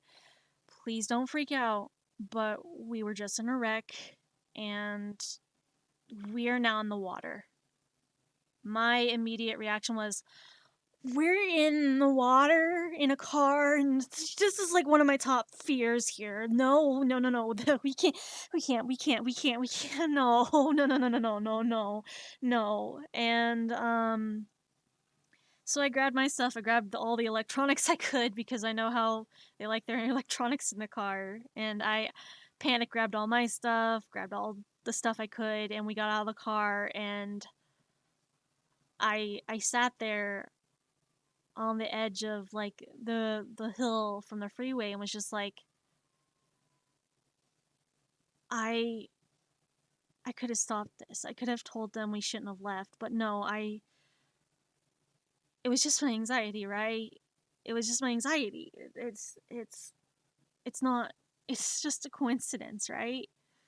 I couldn't, it was, I, and like after the wreck and stuff, um, the officer was there, didn't even take my statement after the wreck because I was shaken up and couldn't remember what all happened. I was blindfolded, so I couldn't see what happened, but I felt and heard everything. And basically, when we got back home and got a ride home, the vehicle's still totaled, but we're trying to work on getting it fixed. Spent over a year trying to get it fixed, but the thing is, I felt responsible because like I had a feeling that something was going to go very badly, and I didn't listen to that gut feeling. I didn't listen to it because I was told it's just your anxiety. And I thought, okay, maybe it is just my anxiety and I need to get a handle on my anxiety. So that's what I need to do is just not listen to it. But after the wreck, my roommate's like, there was no way we could have known this was going to happen. It was unpredictable. This is just one of those things that happens and we had no control over it. And I said, "No, you don't understand. I had a feeling this was going to happen. I kept getting a feeling that we shouldn't have left, and I didn't trust that feeling and kept trying to go about telling you, and everyone just told me it was my anxiety, so I just treated it as if it was my anxiety. And so I could have just told us we don't need to leave and we could have stayed home, and instead I just let us go. And so it's not your fault. It's my fault I didn't stop this from happening." Which, like, just another odd experience. Another odd experience. Not my best things to happen. But I've got a lot of very weird things that happen. Just kind of how things go for me. I get feelings and I just chalk it up to, oh, it's my anxiety. Don't worry about it. Like a lot of people say you should trust your gut feeling, trust your intuition, and I'm like, my intuition's a little damaged. Not a good idea. I'm gonna try and get this character. I've got another Disgaea character to go with, and I've got a few other characters. But the point being, like, I felt very responsible for what happened because I had this gut feeling that maybe I should say something, maybe this isn't a good idea, but I didn't. I don't have a very good history of listening to myself. Like the little thing Alice in Wonderland says, I give myself very good advice, but I very seldom follow it. um I can give other people really good advice too, but I'm fucked. But I don't know.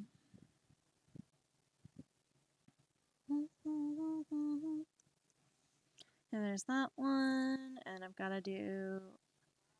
Do I want to? Oh wait, she's got the black leggings.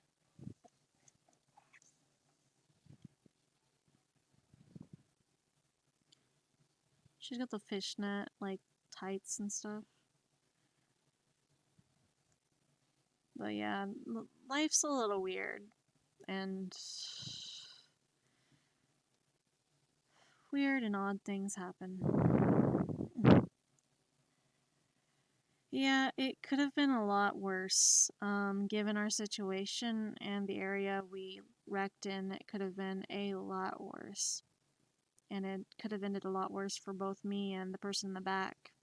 Because the sides that got hit were mine and the person in the back's passenger side.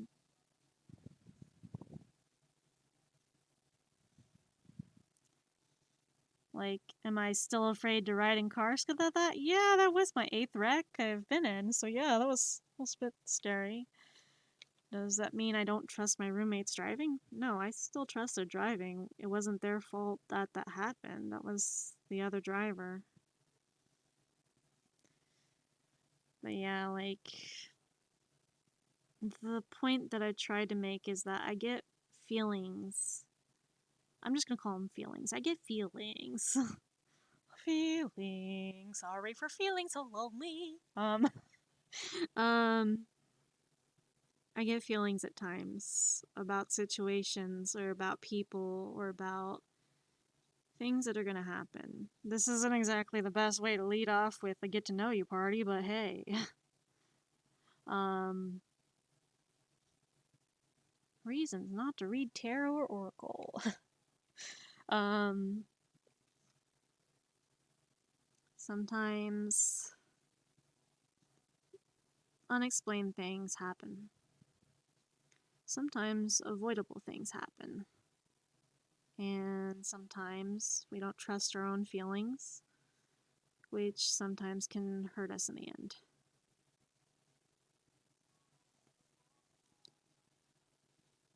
But sometimes I chalk it up to, oh, no, no, no, it can't be right. There's gotta be, like, something else here.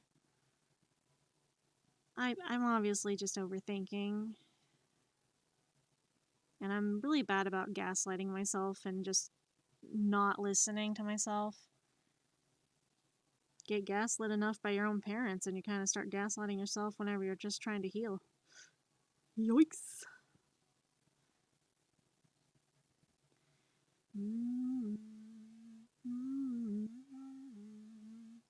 But I don't mean to like go into a whole trauma dumping session here. Not my intention here.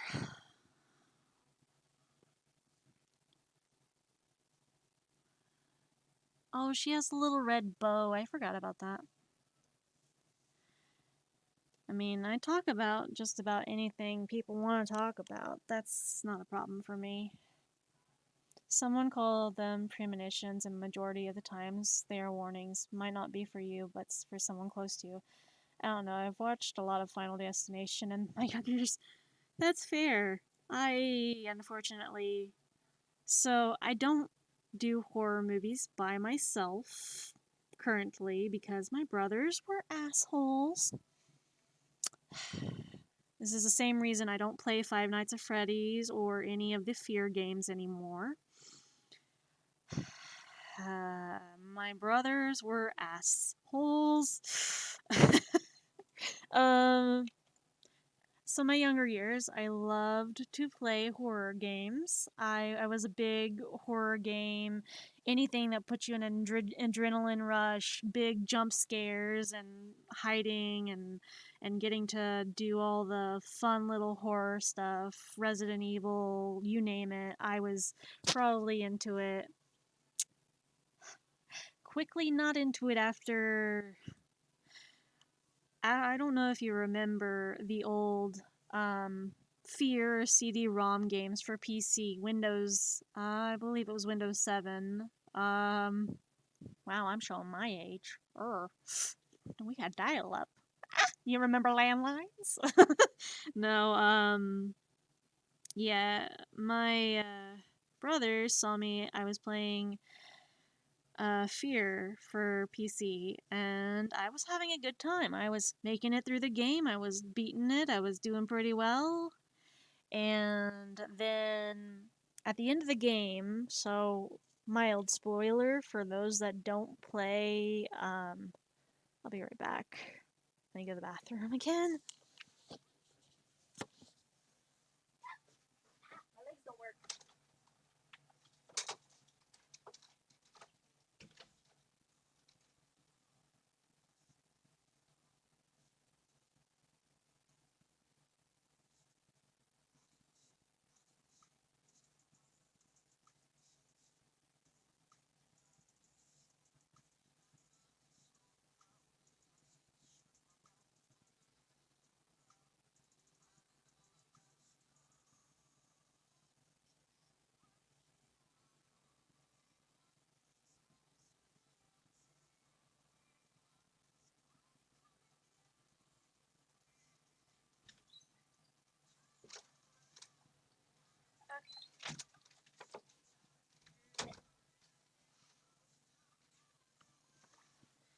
So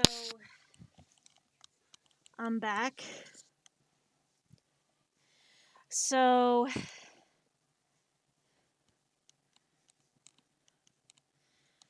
I played Fear, the original Fear for PC, and upon playing the original Fear for PC, my brothers thought it would be hilarious since I didn't turn on any lights because I started playing it about the middle of the day, finished playing it very late at night. Now, mild spoiler for the end of Fear. If you've never played Fear, at the end of the game, the character June, who you've been searching for this entire game because there's a bunch of stuff with that, you don't know where she went. This character pops out at the end of the game trying to attack you on the helicopter, and then the game just credits. So, when that happened, I don't know if it was Fear or Fear 2, but when that happens, my brothers, being my brothers, were like, and they jump out at me at the end of the game from the hallway into the room that I was playing in. I jump and scream or squeal, and I'm like, and they're just like, that was great. Oh my god, that was great. Your reaction was priceless. I'm like, you jerks! I am literally on edge because those freaking thing pop at the end. I am never playing another horror game, you assholes! Like, my brothers basically, were not very nice in the aspect of let's play a horror game. They thought it was funny to get my reaction. I did not think it was as funny as they found it. But, yeah, my brothers jumped out and scared me, and I was not a fan.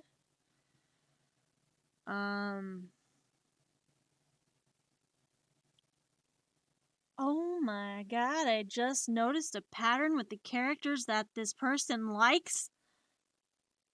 Anyways, the person I'm doing the art for a birthday thing.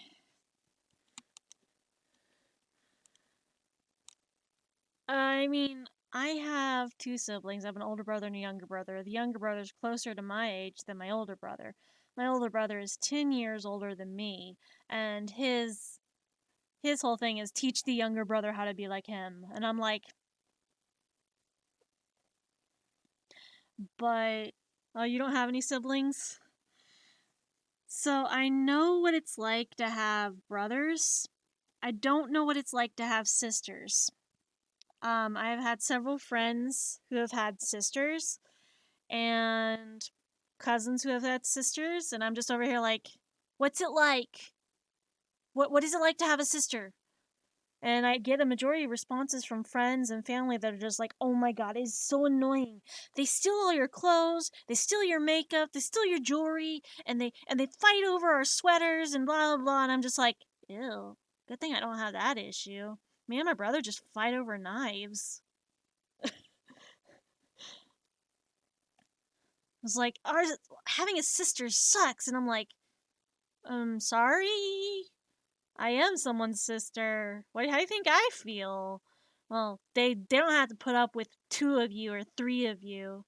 Okay. I'm confused, but okay. And some of them would just be like, you're lucky you've got brothers. And I'm like, am I really that lucky? Because my brothers are still jerks sometimes. Yeah, well, I'd rather have brother than sisters. And I'm like, well, if I knew why it's so bad to have sisters, that'd be great. Like, what do you and your brothers fight over? Knives? What? No, don't worry about it. Okay, what do you fight over that's not that? Oh, the lighters and matches. Is there anything normal you fight over? Oh, yeah, fight over who ate the last pizza.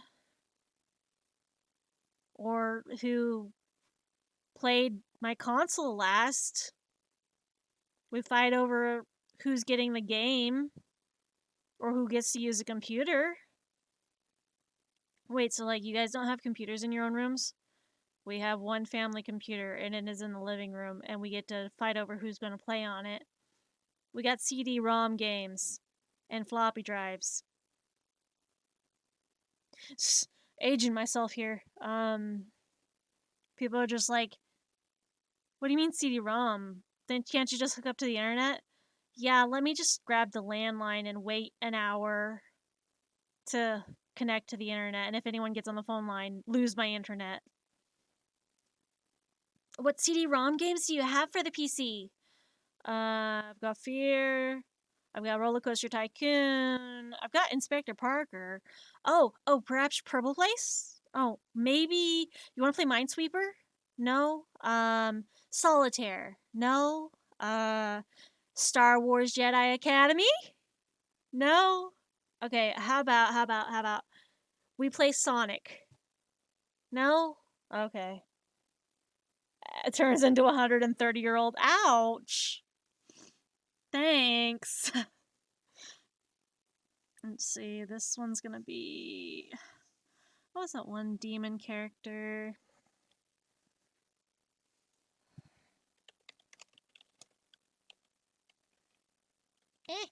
Demon from Disgaea, demon from Disgaea. Where is she? Ah, Etna. Etna Mold. And guess. No. It's Etna. Okay. Where Etna?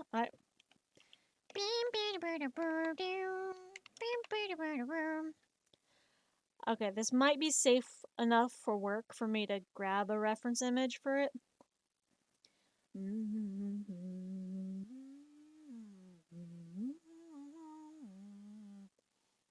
Baseball.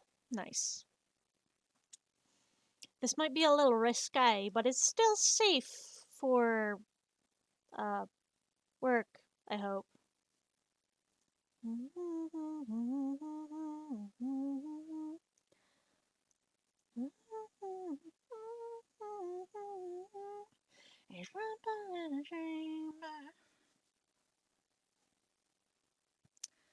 It's like, what'd you guys ever fight over? Airsoft guns for airsoft wars?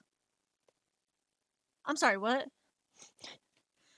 Like, some people, please do not ever repeat the actions I'm about to tell you. Don't be dumb. Play responsibly. And do not do this with an airsoft gun, BB gun, or paintball gun. This is not a fun game. This may seem haha funny, but in all actuality, it's very painful. Do not attempt. So, me being the young adult teenager person I was, and unfortunately, the boys I hung around and friends I hung around that were boys, they, well, they introduced me into a thing called Airsoft Wars. Not as bad as the firework thing, I will give it that, but.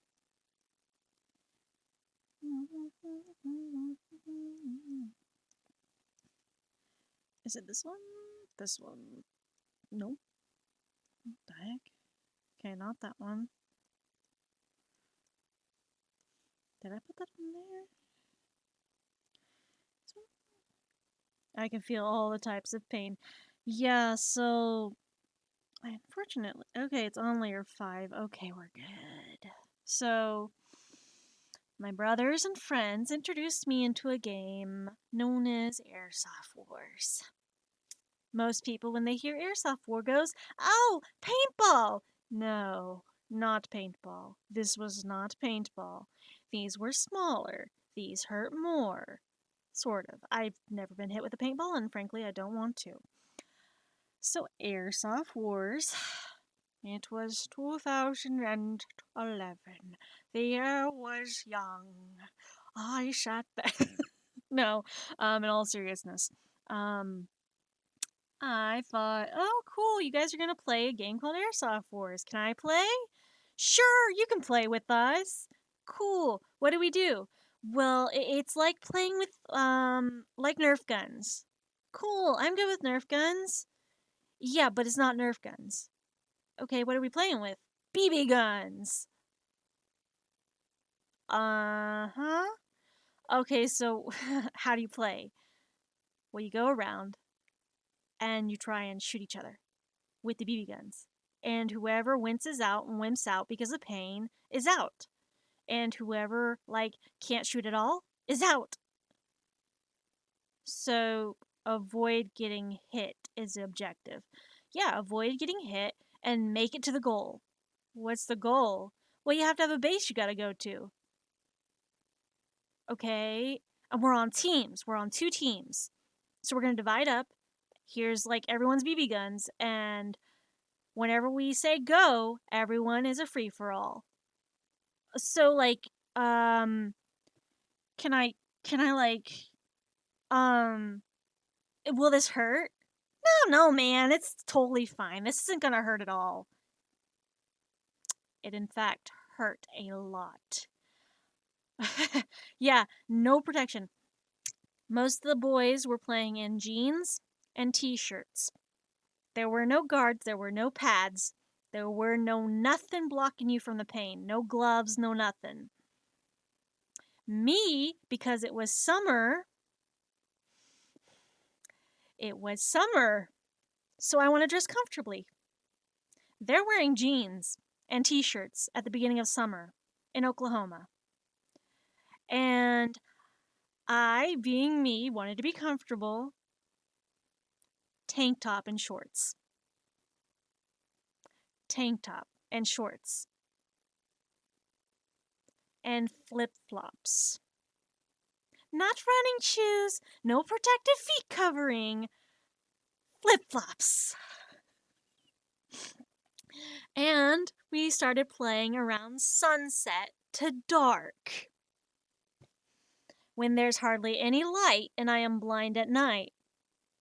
So all I'm hearing is a plinking and plinking of different BBs going in all directions, And I'm just over here like, holy shit, I'm hiding behind this car. What the hell's going on? How do you survive this? And like, hey, everyone's still alive? Yeah, sound off. I'm still alive. I'm still alive. Me peeking up from behind the car. I am unfortunately still alive. I'm still alive. Okay, all right, round two. What? Yep, round two. I'm not just over here like, I did the wrong thing by being here. So we're playing, and they apparently had better eyesight than me because their aim was pretty good. I feel it like very sharp stings in my legs. I feel sharp stings on my arms, and all of a sudden I lose grip of my BB gun, and my fingers have welts on them because their aim was good enough that my fingers that were grasping firmly lost grip. They shot my fingers with the BBs from a very far distance.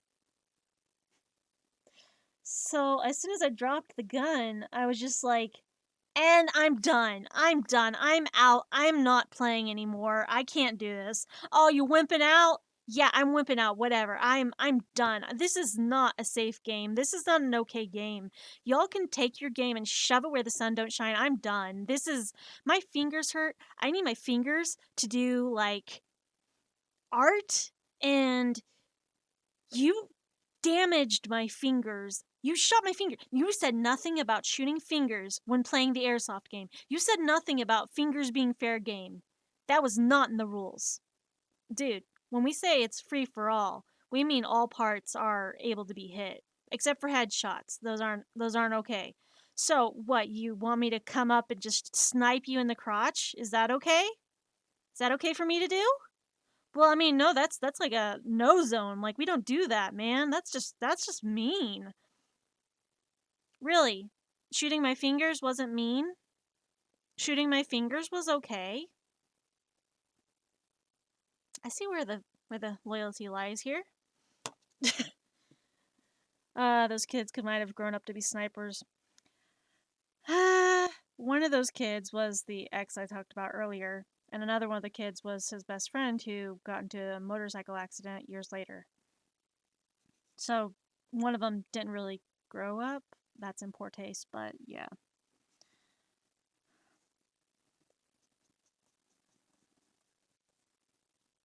I don't even think he made it past his 19th, no, his 20th birthday. He didn't even make it to his 20th birthday.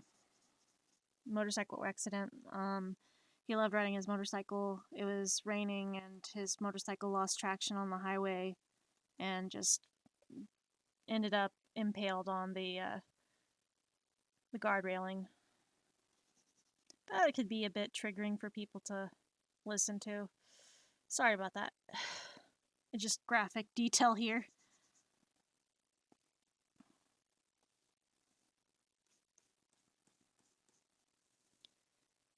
I know that they liked Etna to be a bit pudgy, so I'll do my best on this.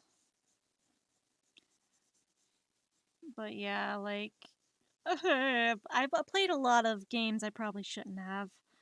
But one game I never got involved in was stupid bull stuff. My brother and some of his friends were like, oh yeah, it's 4th of July. You know what's fun to do? Bottle Rocket Wars. And I'm just like, I'm sorry, what?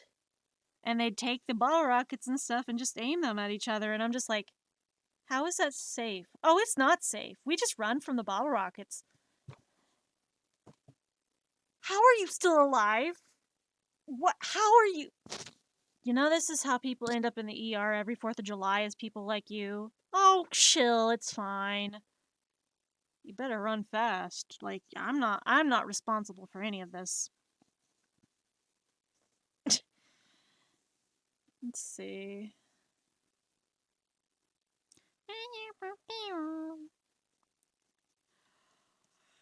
I wish with all my heart to fly with dragons in the land of heart. No, art? Heart? I don't know.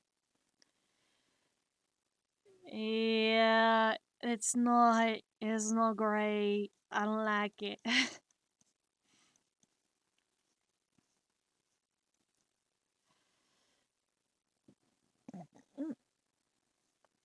Yeah, I wish that there were things I could have learned about to avoid growing up, but like I'm very sheltered, unfortunately.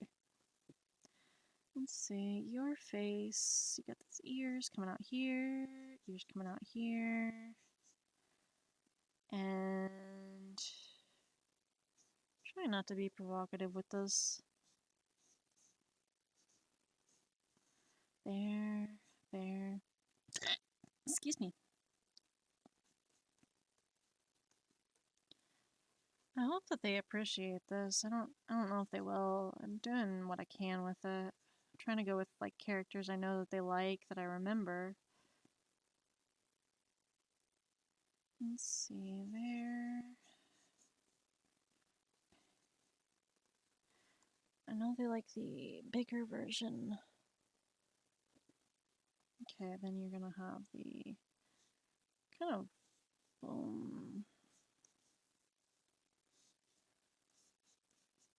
there. Demons. They're extremely old. I've been here 210 centuries. Leave me alone, sonny. Mm. She's got skull earrings on. I never noticed that detail.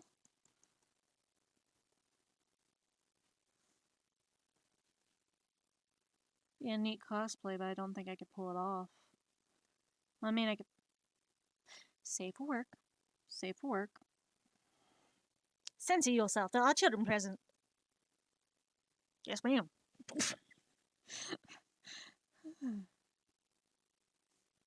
Dumb.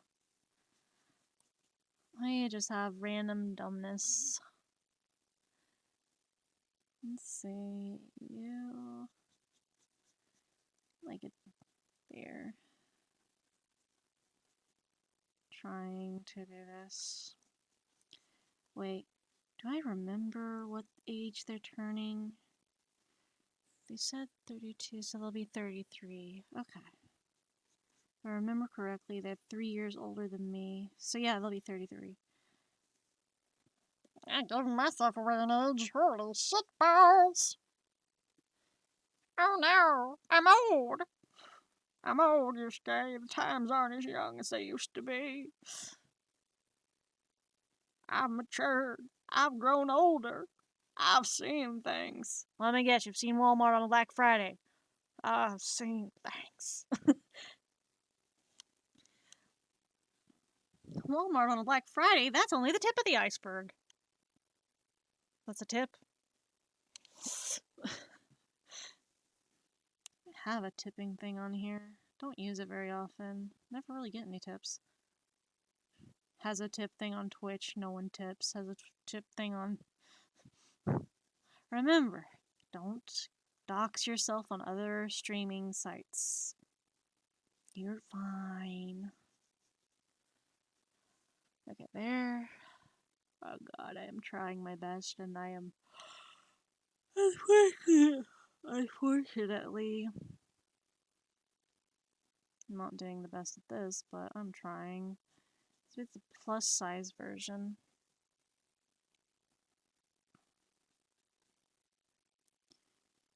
Here, and then here.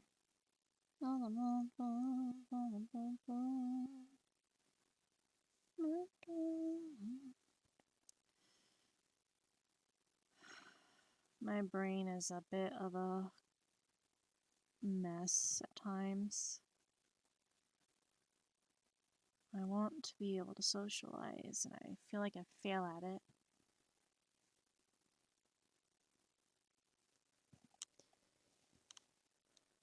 Alright. And then here. I know they want a plus size version, so I'm trying here. Let's see, make it kind of cute-ish. Why do I always feel like the plus size versions aren't going to look very good?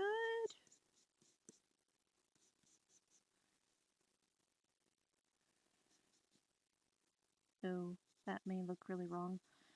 Then let's go here, here, there.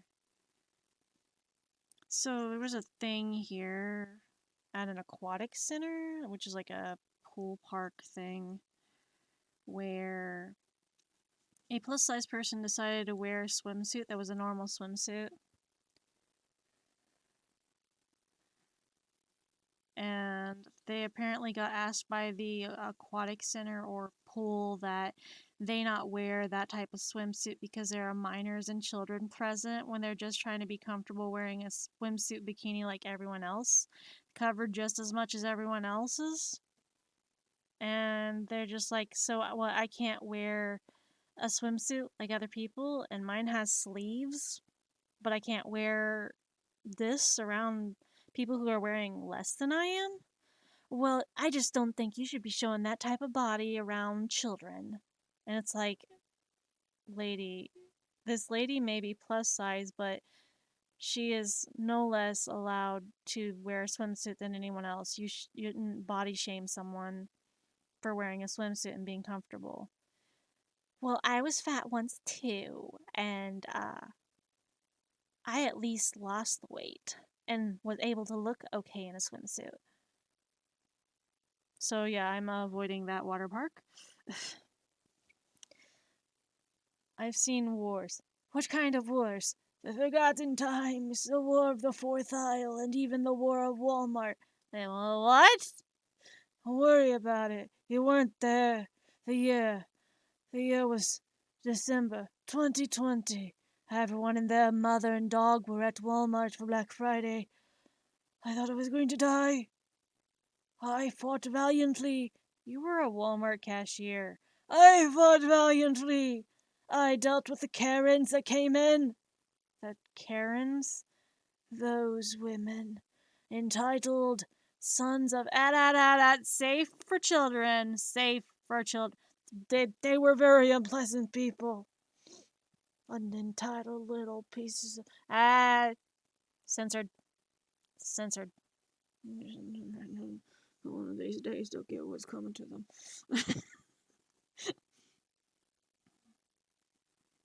So like be like dun dun dun dun dun dun dun dun dun dun dun dun dun dun dun till death do us part. But we're already past the phase. Oh, this is a brand new start. And I think I deserve some praise for the way that I am. Despite having overdosed and ended up comatose, I don't give a damn. I've let my emotions go, me in a silver hoe. And this is a mantra, this is my life. You're playing with now till the end of the night. Surrounded by fire, the passion ignite. I'm addicted to the madness. This hotel is my Atlantis. We're forever gonna have a fucking reason to sin. Let me leave my soul burning up and breathing it in. I'm addicted to the feeling and getting higher than the ceiling. And we're never gonna want this fucking feeling to end. Just concede and give in to your inner demons again.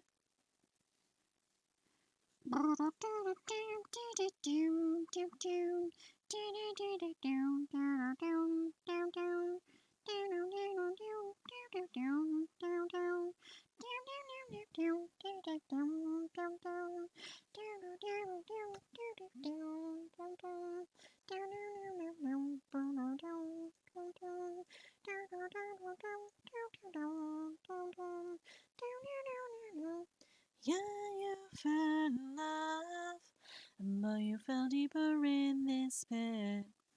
While death rains from above, so get your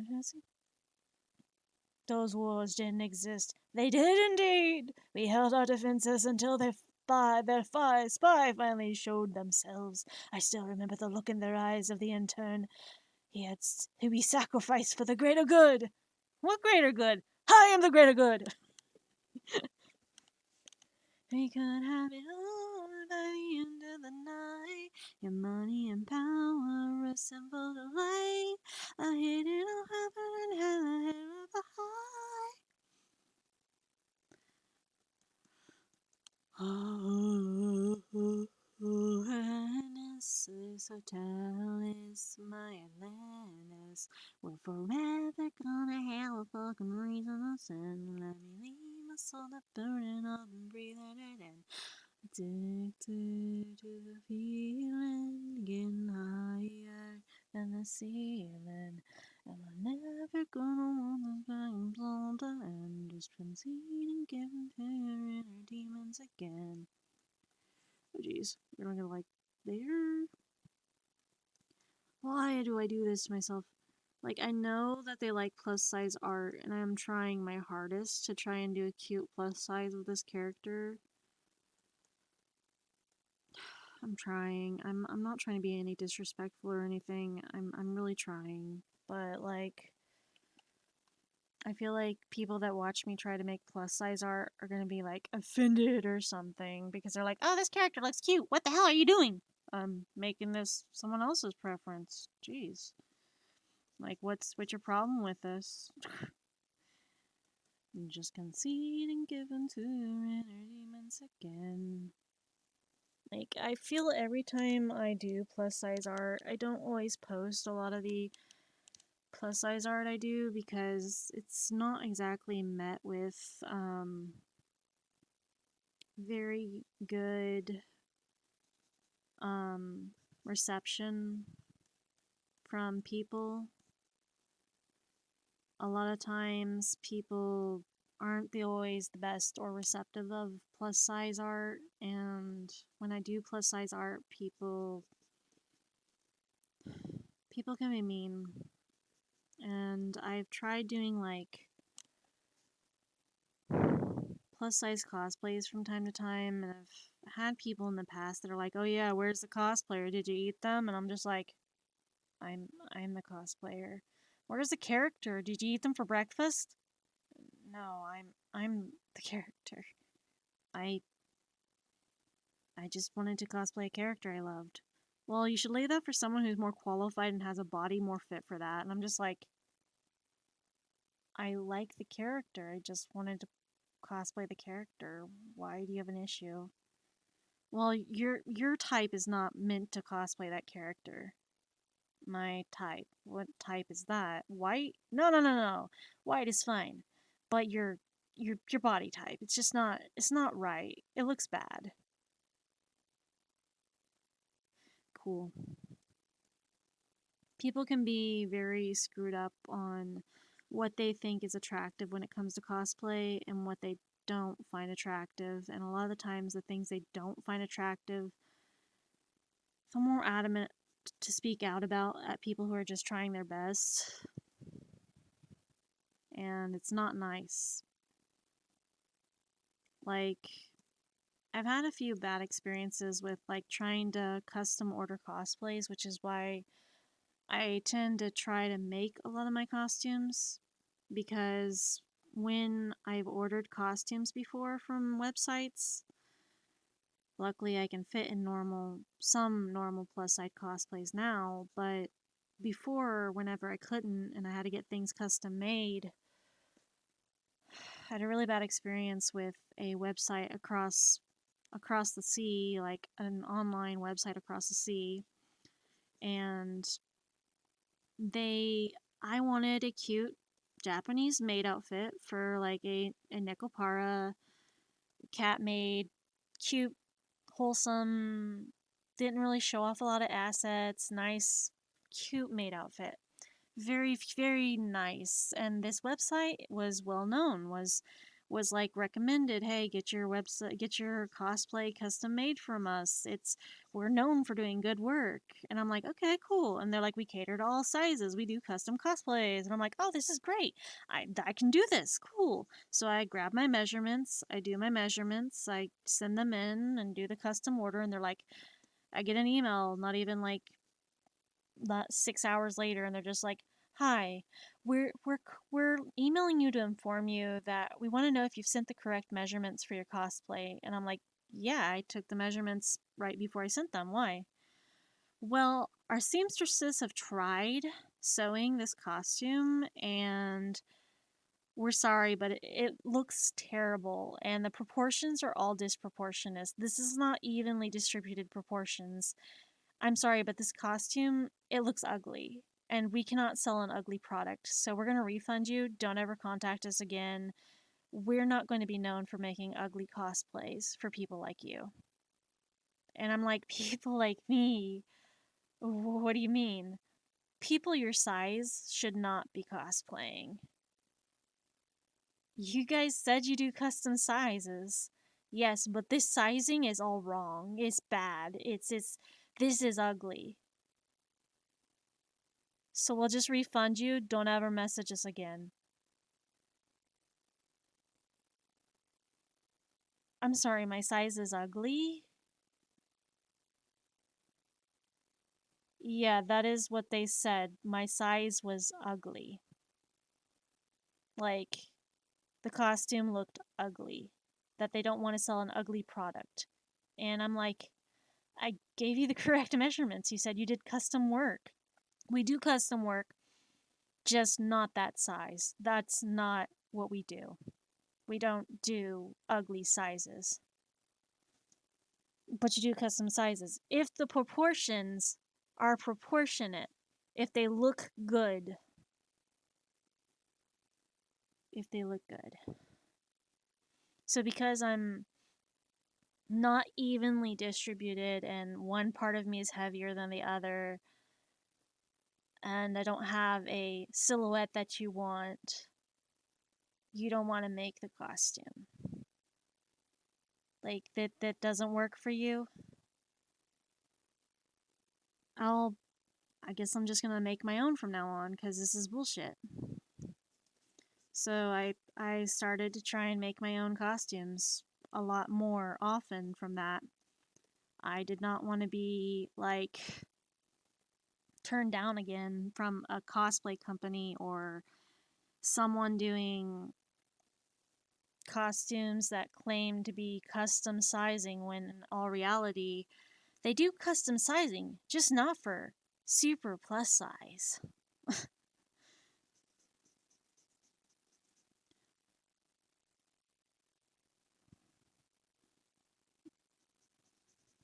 I'm gonna give them thunder thighs. Thunder thighs. But yeah, I do plus size art sometimes. Not my proudest. Yeah, it's ridiculous. So a lot of American sizing, even when it comes to like plus sizes, say you're shopping in the women's section and you're gonna go get like a pair of pants, and you're like, okay, so this pair of pants, it's an extra extra large. It fits fine. Goes to grab a pair of jeans, extra extra large. Doesn't go up the thighs because they're too small. But they're the same size. They're not the same brand. I'm sorry. What? So a female at birth or a woman could be, say, a large in Levi Strauss, but be a extra large in No Boundaries, or be a extra extra large in LEI. I don't know how you pronounce that one, but basically sizes are not all uniform in plus size for women or even in sizing for women. Like, I have various sizes in my closets where I have a couple dresses that are large and they fit me just fine. I have a couple shirts that are large, they fit me just fine. This shirt is, I believe, an extra large or extra extra large, but it's a men's shirt, so men's clothing fit me a bit better. But oh, I made that too long of leg. Fuck. But basically, it's hard to find a standard sizing anymore for a lot of sizes. And the sizing and things that apply to clothing, most clothing companies are just like, well, it takes more fabric to make this for a bigger person when it only takes a couple inches, but we're going to charge you $4 more for a few inches of fabric. There. Like, it's ridiculous as to, like, God, I fuck up all the proportions on this. I only want to play with fire. I'll adjust it here in a bit.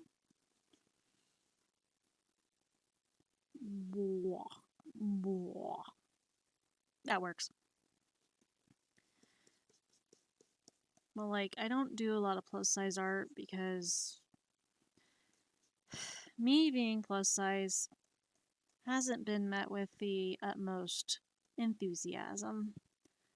When I started doing, like, TikToks, I wanted to do some cosplay. I wanted to do, like, oh yeah, cosplay. I've lost a bit of weight since then, but at the time I was still pretty heavy set and wanted to cosplay because I'm going to cosplay no matter what size I am. Well, that was met with people going, oh my god, dude, look at this cow trying to cosplay. And I'm like, cows are cute. No, this isn't cute. This is ridiculous. I don't know what I just saw. Some people, they responded with, oh my god, I want to bleach my eyes. And I'm just like, and then some of them were like, oh my god, I think I saw a land whale. And it's like,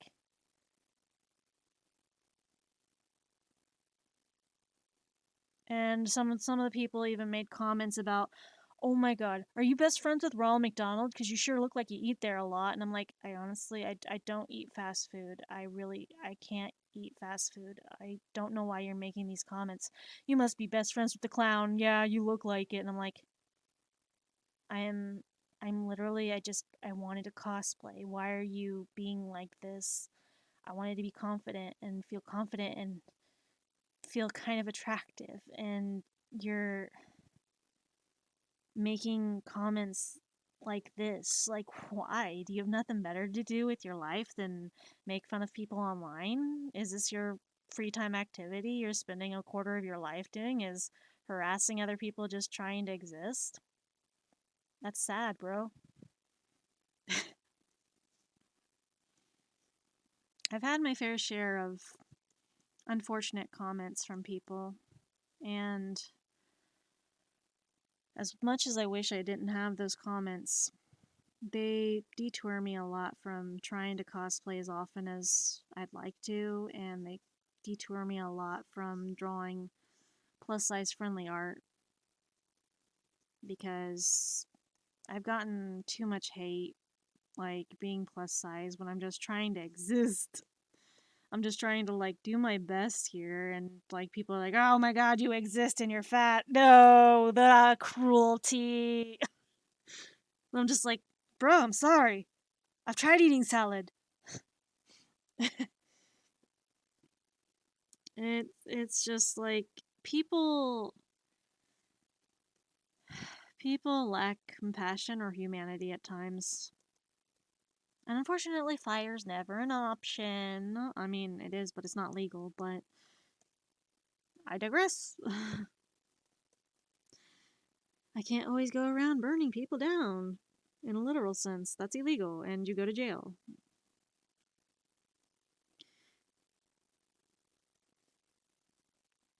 Let's see, let's just adjust that.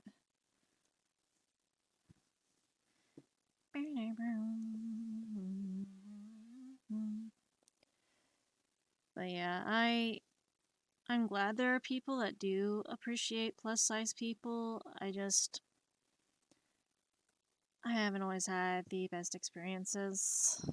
And finding people online that actually do appreciate plus size people It's reassuring and it's nice to know that there are people who don't see me as like, oh my god, you're ugly, or oh my god, you're so an eyesore, or oh my god, I want to bleach my eyes. What did I just see? Land whale. I've seen I've had some people that used to make jokes about like me looking like a pig because like I had a couple people come into my TikTok streams at times that were like oink oink, and I'm just like, what are you saying oink oink for? Are there cops around? No, the oink oink is towards you. Look at you trying to stream, trying to have a good time. Oh my god, how can you be so happy with yourself? Look at you. And I'm like, look at me. I'm here. I'm existing. I'm sorry you have a problem with me. I mean, if you're so opposed to pigs, there's the Jewish route for you if you really don't like pigs that much. No, no, no, you're a pig. And I'm like, I'm honestly not. The fact that you're making disrespectful, misogynistic comments about my weight shows that the only pig here is you. But I'm sorry that you're so pathetic and sad in life that you have to go around harassing a random person on their TikTok live because you have nothing better to do with your life than be a sorry, sad little human. I'm sorry that you decided today was just the best day to fuck around and find out that I don't deal with your bullshit.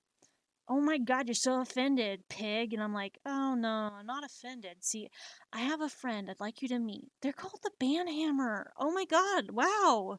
So simple, so easy. Now you're gone. Bet you're upset too. I have learned. I'm slowly learning to have a bit of a backbone. Like, that's one of my small moments of joy is when people get too out of hand. I'm just like, oh, I'm sorry. You must need a new friend. Here, let me introduce you two. You'll get along real well. Click.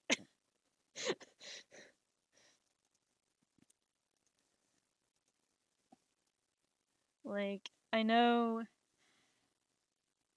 I used to always think I had to put up with the comments because they're people and they deserve my time.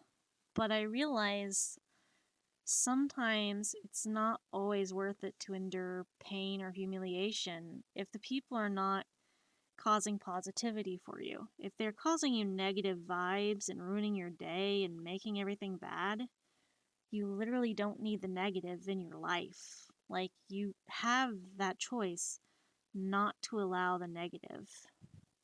And I didn't realize that for a while because I'm like, oh no, everyone deserves kindness.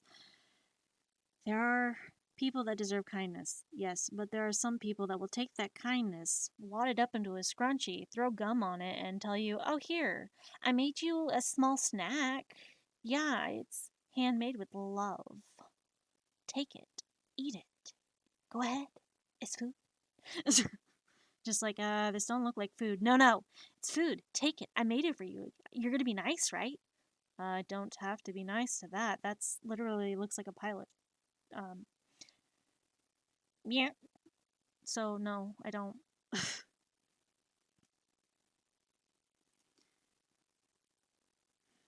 Like,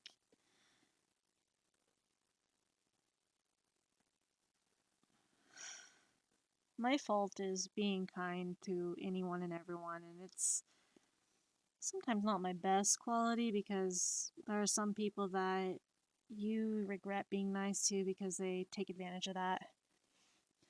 My friends and I came up with an inside joke for either a kick or a ban. Hey, insert rude person's name here. What is the shape of Italy? Bans them before they. Oh, 'cause it's a boot. Oh, sorry, I'm a little slow at times.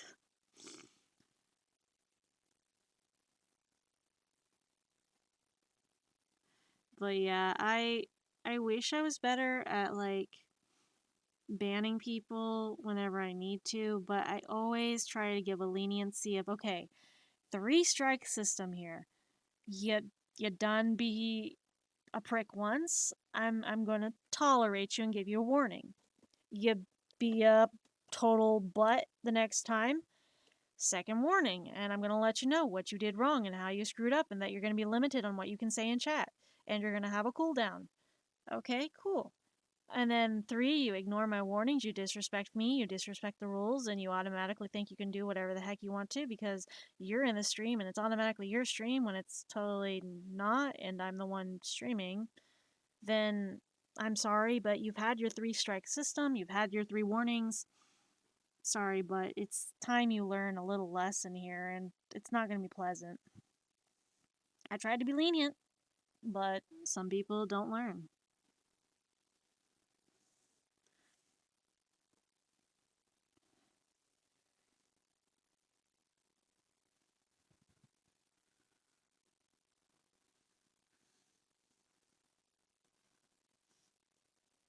Like, I think that's funny. Like, it's a good job, but like, I give people way too much freedom on the kindness aspect.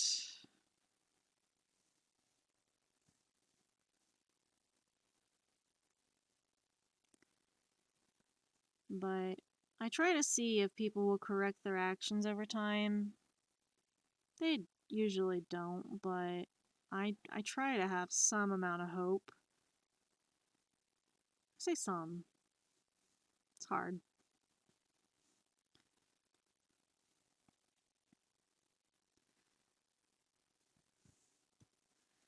Boom. Boom. Whoops, wrong area. There we go. I know that this person's preference is plus size, so I'm trying really hard not to make plus size look bad. Mentally, my brain's like, I gotta make this look somewhat cute. And I'm trying. I am.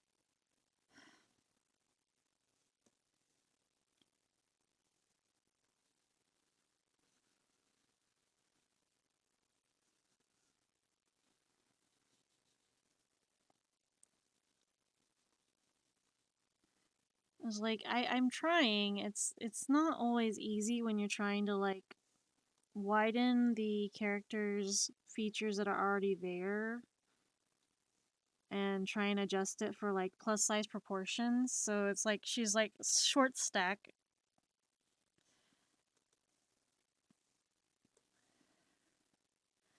And like I would draw more plus size art if it was always met with like more positive enthusiasm, but I don't know how I could make plus size art look good. I get nervous, and I always worry that when people see me, a plus size person, doing plus size art, they're just gonna meet me with the whole, oh my god, of course you draw someone plus size. Why can't you draw them normal size? Like, I feel like sometimes people are gonna have that response because that's just how people have an automatic, like, response to things. Is they meet it with hate or they meet it with unkindness.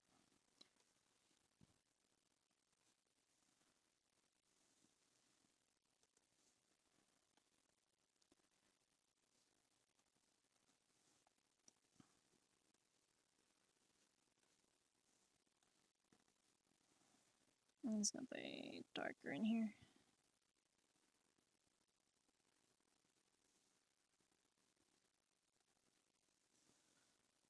We're gonna do a little bit of here. But I also wish I was better at making plus size art. It's not easy.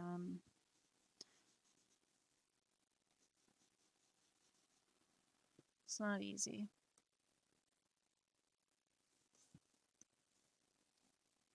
Like plus size proportions, they take a bit of work, and I'm used to drawing, I guess what you'd call normal or average proportions. God, I sound so ableist. Sounds so fat phobic there. I've been on both sides of the weight spectrum. I've been on the really skinny end. God, I was so skinny. And I've been on the very almost 300-pound end. Sometimes my scale still scares me with the numbers. I will not lie about that. But I really try very hard not to get up on the scale very much because it's honestly disheartening and frustrating because no matter what I do, no matter how much work I put in, the scale's just like, oh no, no, one at a time, please. And I'm just like, to be fair, I've had times where the scale is like trying to make an equivalent to like having the scale say there's two people on the scale. And I'm just over here like, I'm trying, you asshole. I am fucking trying. This is not okay. I'm trying my hardest to lose weight and you're just over here like, ow, ouch, one at a time. Jesus. One step at a time. Buddy, we only need one person on here. And I'm just like, rude ass. I am one person. Table for two? No, table for one. Thanks. Like, I can crack jokes at my weight. I can crack jokes at myself as long as I take them as jokes. Sometimes I will take them not as jokes and be very mean at myself, which isn't great. But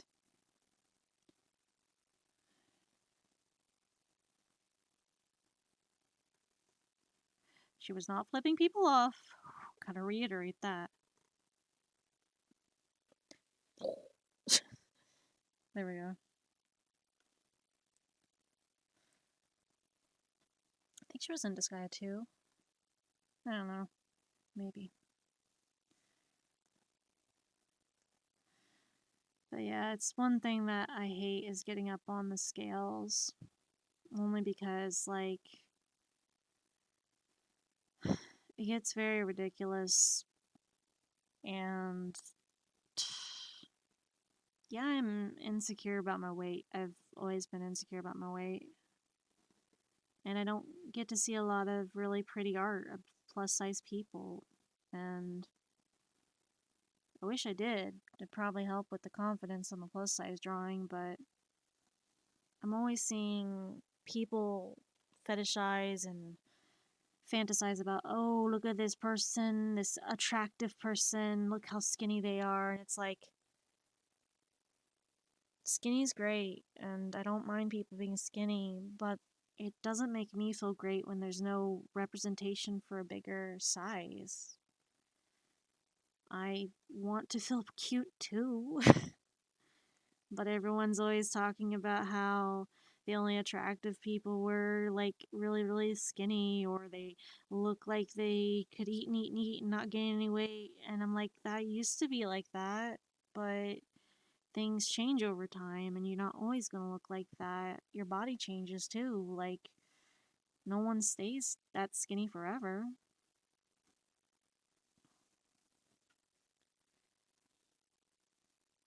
And I don't have any hate towards skinny people, fat people, any size. I don't. Like, all bodies are beautiful, regardless of size or how they look. I just wish that how I looked wasn't met with, like, hatred, phobia, anger, people saying I don't try hard enough.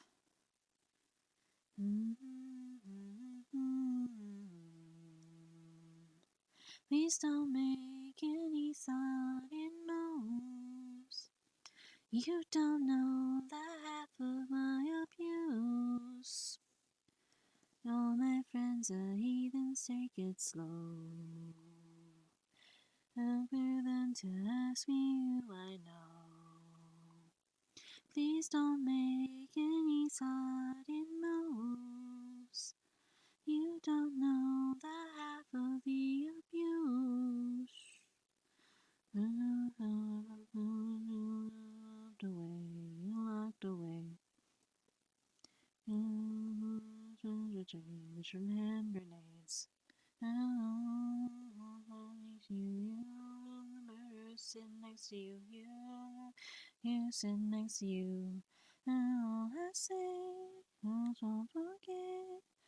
All my friends are heathens, take it slow.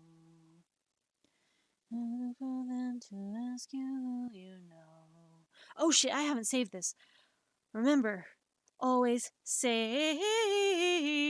Always. Okay. Okay, it's not showing up on there. Good. Always remember to save. So glad this doesn't show my art files. I still had it up on my other stream art files that I'd been working on, and I'm like, oh god, checks my Twitch. Okay, we're good. Did not want to get a Twitch guidelines violation for that. I was like, oh, whew, we safe, we good.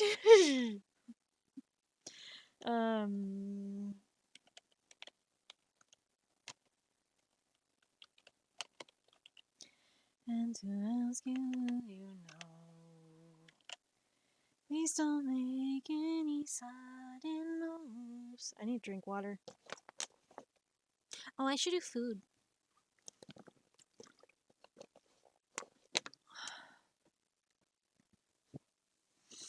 Alright.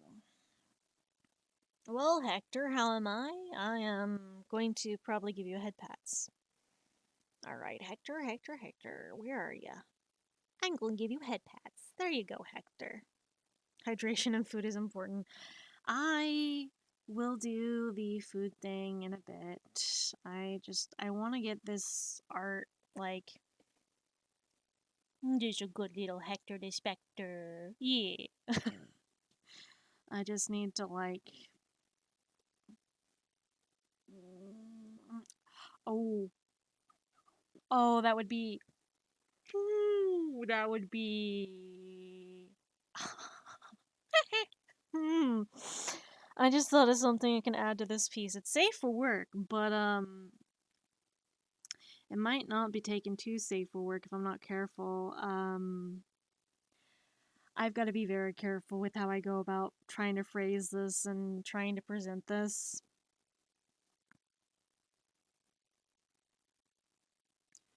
So the character, from what I understand, in Disgaea, Etna plays baseball. So I'm gonna, like, once their birthday spankings.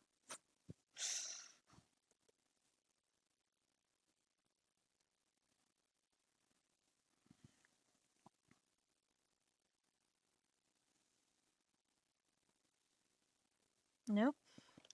Maybe not. Maybe not a baseball bat. Don't think that... I'm keeping it safe for work, okay? This is just more, safe for work spicy, sort of. Let's see, what do I want to have here? Maybe a board. Oh, we bring back the Yowie pet.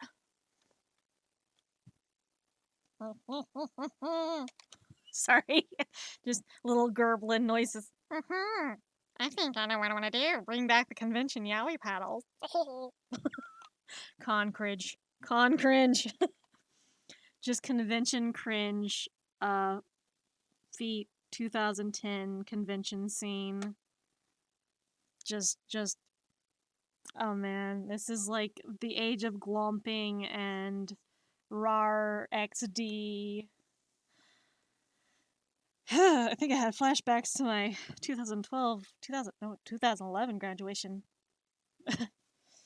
Doing the RAR XD. Yeah.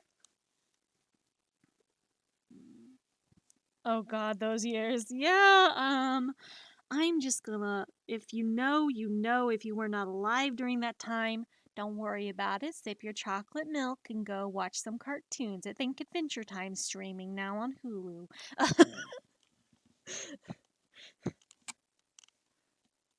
Like, if you don't remember any of the stuff from previous conventions of the 2010 to 2013 scene, please go eat your dino nuggies and tater tots. It's fine. Go drink some chocolate milk, call it a day, go to bed, sweet dreams, and have a nice night. Nappy time is now. How do you spell that? Was it this one? Was it that? Or was it W-A? I think it was this one. Hold on. We gotta spell check them on Google. Yeah. Was it the Yowie? Okay. Yep, that's the way you spell it. Yeah, that the yaoi and ecchi paddles that they had at conventions. They're banned. They are banned. No one's allowed to carry yaoi or ecchi paddles anymore at conventions. The reason being is that people got a little aggressive with those and were going around hitting people they shouldn't. It got kind of dangerous for con goers, and con goers were no longer allowed to bring yaoi or ecchi powders. Yeah, yaoi and ecchi powders. That good powder for the convention. Yeah, we put it on your food. No, congoers were no longer allowed to carry yaoi or ecchi paddles, because they were little wooden slats that people were going around smacking people with for fun. And it was one of those things with, oh, I smacked you with the ecchi powder. Wow, paddle. People would be like, oh yeah, I smacked you with the yaoi paddle. Now you're gay. Oh, I smacked you with the ecchi powder. Now paddle. I need to get my word to cooperate. My words don't want words. The ecchi paddle and yaoi paddle, not powder, paddle. Okay, my words don't want a word. Error 404. Um, basically, they would go around smacking people with the paddles, and they got in trouble because people were getting a little out of hand with it, and someone had to try and, yes, English is fun. No, I struggle with English so much at times. We all know English wasn't my first language. I'm trying here. I'm living the American dream. Yeah, America. Just over here. I'm living the dream. What dream is that? Existential dread and crisis? Living the dream. uh, just living the dream, buddy. Are you okay? Do you need to talk to someone? I'm fine. Everything's on fire, but I'm fine.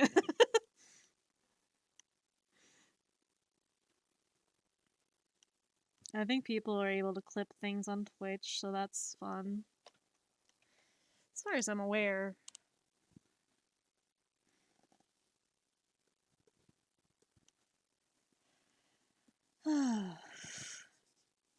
English is not my strong suit. It's not. This is fine. Everything's fine. Watches half the world drowning. It's fine. You know, just 3000 BC floods. Gotta love them. Take the prehistoric errors back. They tried to re-erect a mammoth.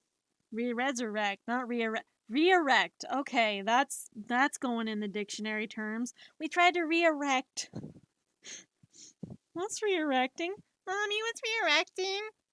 When did you? I learned it from Twitch. Oh my god. No, I tried to resurrect a mammoth.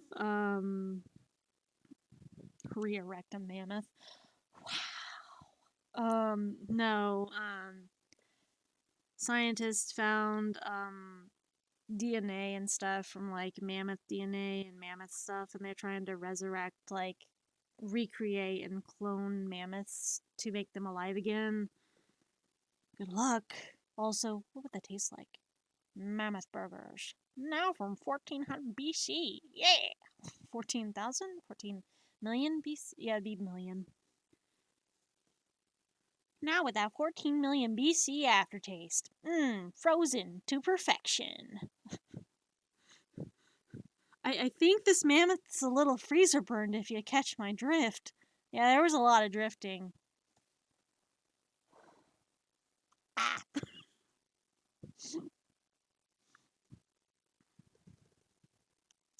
Mammoth Burgers, brought to you by 14 million BC. Now with that afterburn, freezer burn taste. Not sponsored by Scientific Manner. I smell Jurassic Park scenario number 432. Well, I don't know about that because, like, what was it? Scientists also found perfectly preserved dinosaur eggs. Like, perfectly preserved. And want to extract the dinosaur DNA from them. Found, like, prehistoric creatures in the Arctic, and those kind of, they were exploring, like, ice and ice capsules and stuff, and, found these really weird spider-looking things, and, decided to extract those from the ice and bring them up from their submerged ice slumber, and just kind of brought the ice up to normal levels, thinking it would be fine. It's fine. This is fine. Everything's fine. So the ice, since it wasn't as cold when you bring it up to the surface, when it's down below, it's a lot colder. Whatever was in the ice that they brought up, it didn't want to stay in the ice. So that's, just terrifying scientific discoveries that you just kind of, like, just sit over here going, I'm sorry, they did what in the Arctic? What did they do in Antarctica? Oh, they dug up, like 300 million BC fossils of weird spider-looking alienistic fossils that they thought were still dormant and brought them to the surface to, like, let them be discovered and dissect and diagnostics them and dissect and get DNA from them, only for them to unthaw and escape.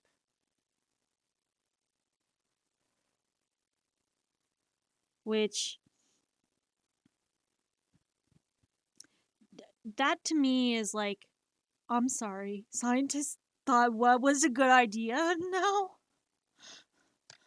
We had enough Jurassic Park movies. I don't think we need to live this out. Like, I'm out. You can catch me on the next plane to planet Mars or whatever. I don't know. Like, I'm out. I don't know. I've seen enough stuff. I know where this is going. I've seen enough Final Destination. I've seen enough Jurassic Park. This is not my circus, not my cookies. Not happening. But basically, yeah, if it wasn't the scientists discovering the abandoned tombs and stuff, getting those out. But, like,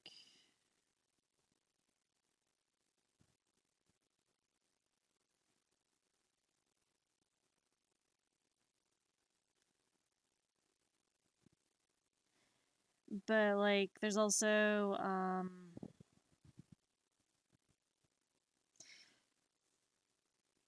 what was it? There's something else I wanted to talk about. I don't remember. That probably wasn't important. Just the things that scientists think are okay to do makes me question, like, our society as a whole. Free ticket to planet Saturn. We have a space station there. Totally not going to be a scene from Alien Isolation. Oh, jeez.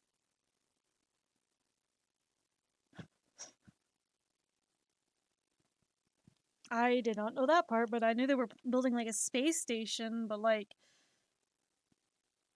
I don't know. It was just like, oh, jeez. If it wasn't bad enough, let's see. Oh, now I remember what I was going to say. So, fun fact about the ocean. I know, switching subjects from subject to subject, body hopping like there's no tomorrow. I think I got like that body hopping disease. I think it's popular in high school. Um, college maybe? Not me, but other people. Oh, jeez. Um, if you know, you know. If you don't, stay innocent. Um, so the innocent. Wow, the ocean. Okay, so the ocean, the innocent. Wow, we're relabeling the ocean as the innocent. That is not innocent. Um, Atlantic innocent, oceanic innocent, the red innocent. No, so, um, let's see. So the ocean, fun fact about the ocean is that the ocean is only 33% discovered and explored, meaning there is there's a good 67% we don't know about or even like understand or know what exists out there and have no idea what is in the ocean in those parts because we have not discovered, explored, or went there, and we don't know what all lurks there.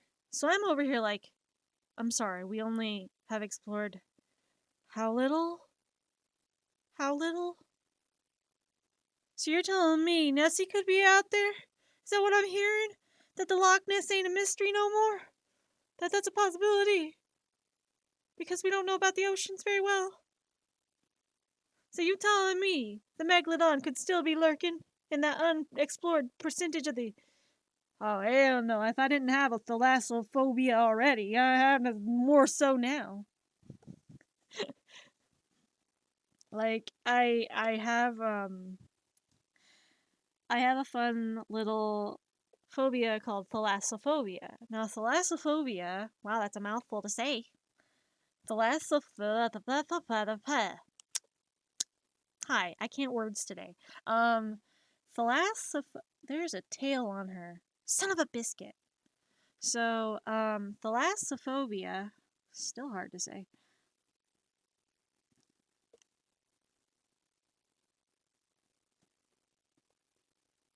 We don't know that for certain, actually. There were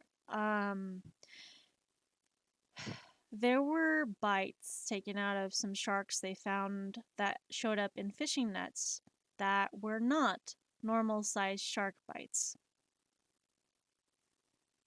And this was not no octopus, giant squid, or whale bite either. These were shark teeth bites in these sharks. And I am not particularly fond of that, but also the Megs are more a deeper oceanic because of the depth they have to live at because they are quite massive. They would not be able to come to like the gulfs or the shallower waters because of their size. So they would literally be out in the bigger, opener areas, but deeper, like Titanic depth or more. That's the only good thing about them is that they have to stay in deeper. But the thing is like um the don't I don't want to know that, okay? So like thalassophobia is when you have an extreme fear or phobia of the water. Now the reason being for that is you being afraid of the water for whatever reason, it being too deep and you can't see the bottom, so your mind thinks there's something in the water, or you have a fear of there being like an animal or a creature that will attack you in the water, or just an unknown of, oh, I'm going to get sucked into the water and never be able to get out, and I'm going to drown because it's too deep and I never get back up to the surface, blah, blah, blah, blah, blah. There are multiple scenarios that go through a person with thalassophobia's um, mind when it comes to like their fear or their phobia. For me, it's more so, what if there's like a snake? What if there's a shark? What if there's like some weird ass creature gonna drag me down and drown me, like a kelpie or a selkie or whatever, like Irish folklore inserted here. Um, I just have a very abnormal fear of like the water, and I don't go swimming. I haven't been swimming in years, but I've also had very bad drowning experiences, so I don't generally do a lot of swimming.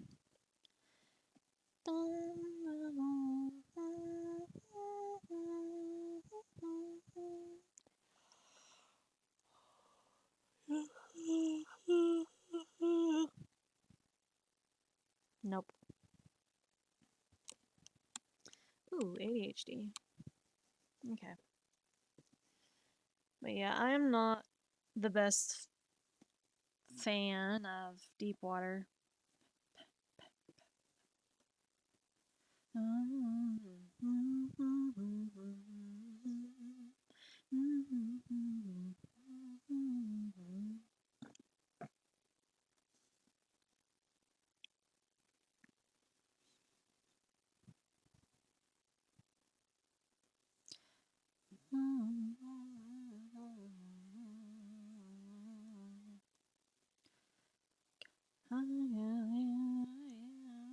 ADHD.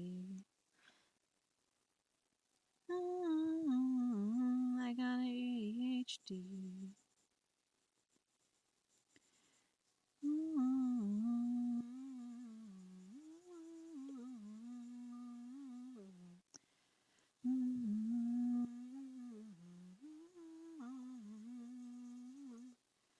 I'm trying my best to try and get this coloration.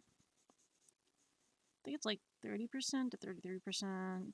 It's a little more explored than last time. But still, I don't like boats. I don't like the ocean. I'm not a big fan. I've spent a lot of time on this.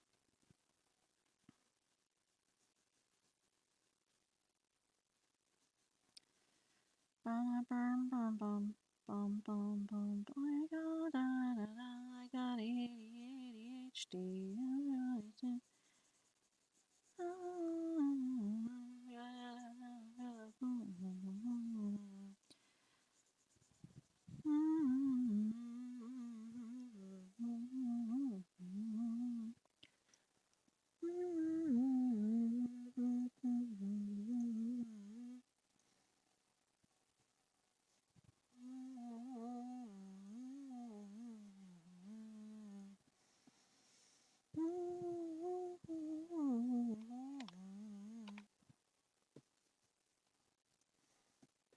Okay.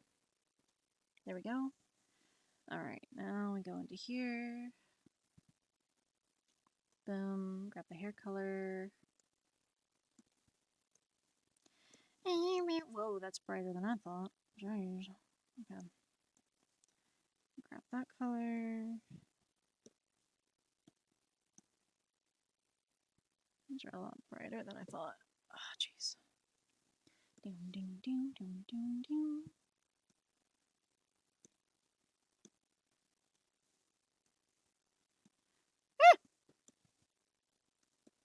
Not my preference here. Okay.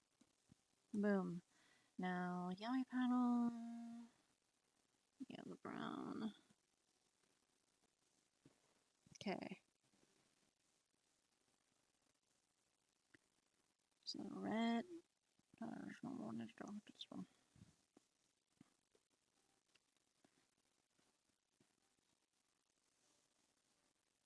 Grab this. This color is going to be the same as those gloves. I know, this does not appear very safe for work, does it?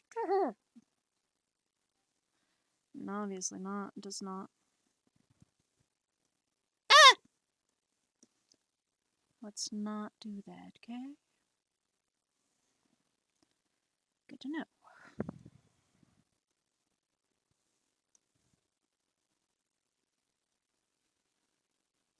My question is, why are they putting a collar on a character that you know what? Not gonna question the character design. Not gonna question the character design. Everyone has their interests. This is a say so wholesome stream. I mean, it is kind of quotation marks. I am bordering. I'm like basically edging Twitch. Just like edging those Twitch guidelines. Just yeah, this is safe for work. It is. People aren't gonna take it that way.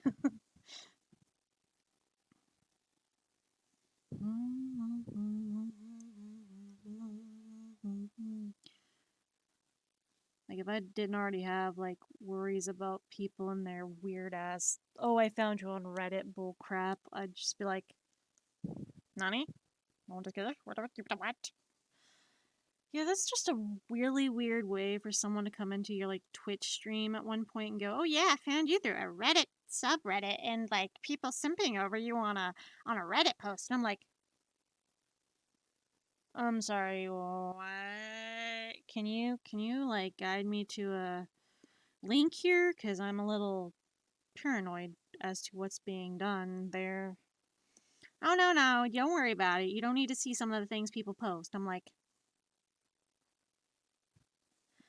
buddy, I am a safe for work streamer on Twitch, and I keep all my art as wholesome as I can to an extent, and I'm a little bit worried how they can simp over someone that isn't being provocative or dressing provocatively on stream here. Like you're giving me ick vibes. I'd like to know what's going on. Like, no, don't worry about it. Don't worry your head about it. Buddy, you've already initiated the thought process because you've stated, "Oh, I found you through a subreddit, blah blah blah blah." Like you're telling a person with anxiety, "Don't worry about it when I found you through something that'll make you worry." Non desu Freak show.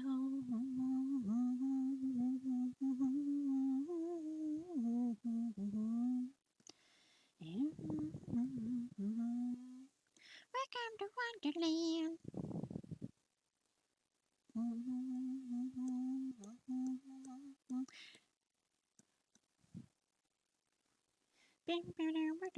Wonderland. Higher and higher you go.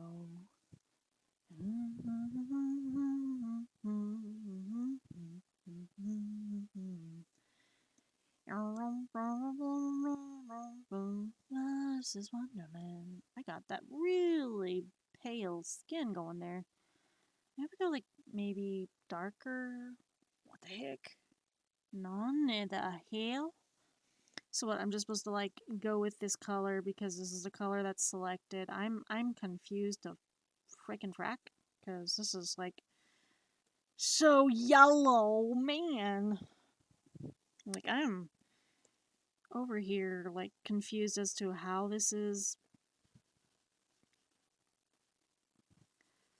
Like I get it. This is the color that's selected for this character, but how come they get it to look like it's not? You know what? I'm just gonna just go with it. Just go with it. Don't worry about it. It's fine. I'm confused as to how this is okay, but like you do you. I'm just kind of confused as to how this is like um kind of like we gotta use a bigger brush. Yeah, use a bigger brush, cover more area, blah blah blah. Did I get it? Wonderland. Wonderland.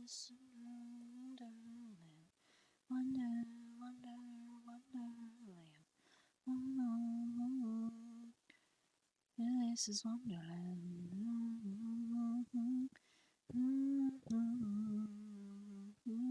This is Wonderland.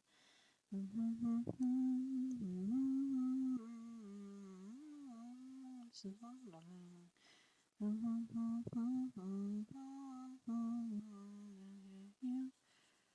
I'm over here just kind of.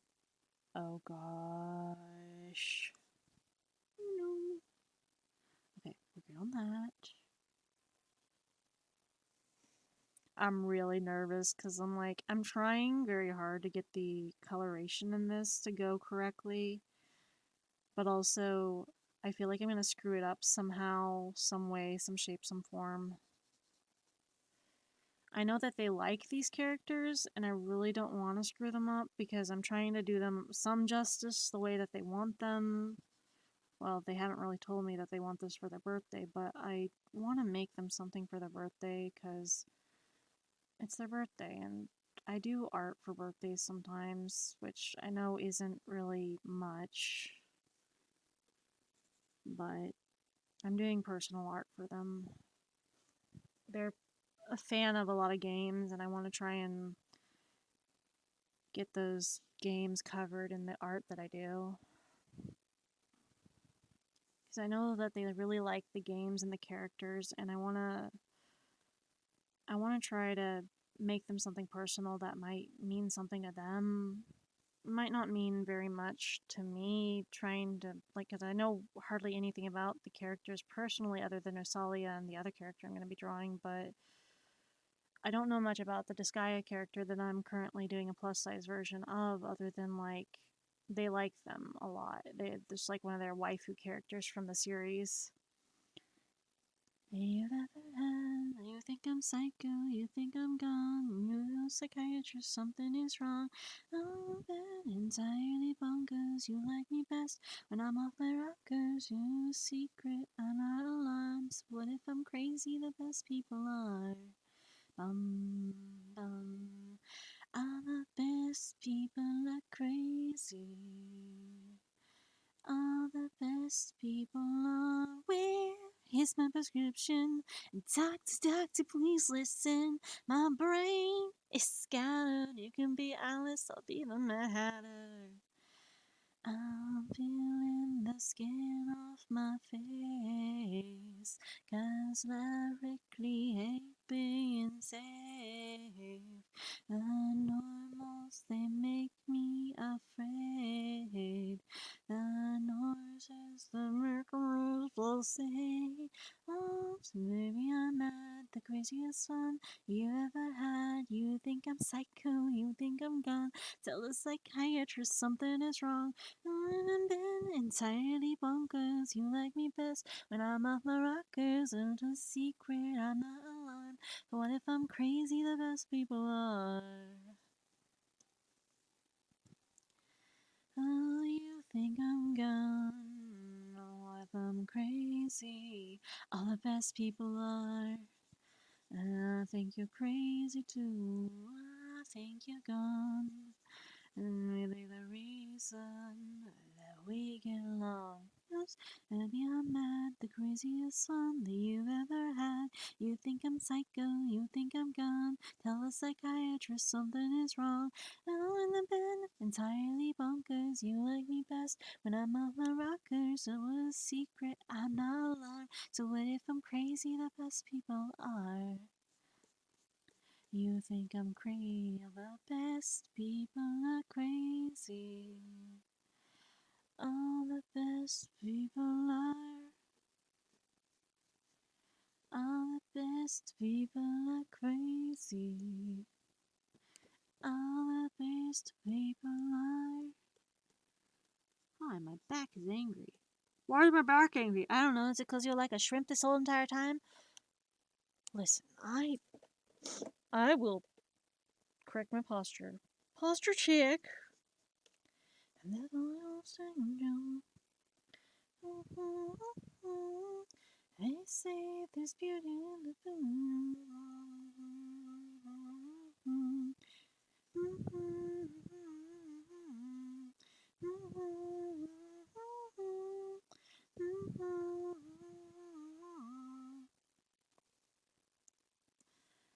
I had to go through hell, through hell. Just as you said that, I corrected that too.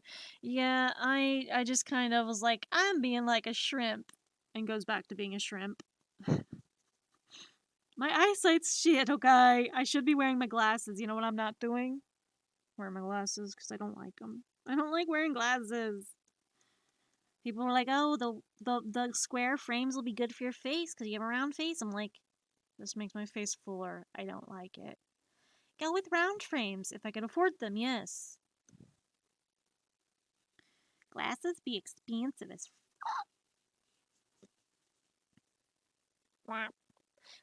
just over here censoring myself. Glasses be expensive as I'd rather go through hell, and I today will find myself, my mistakes.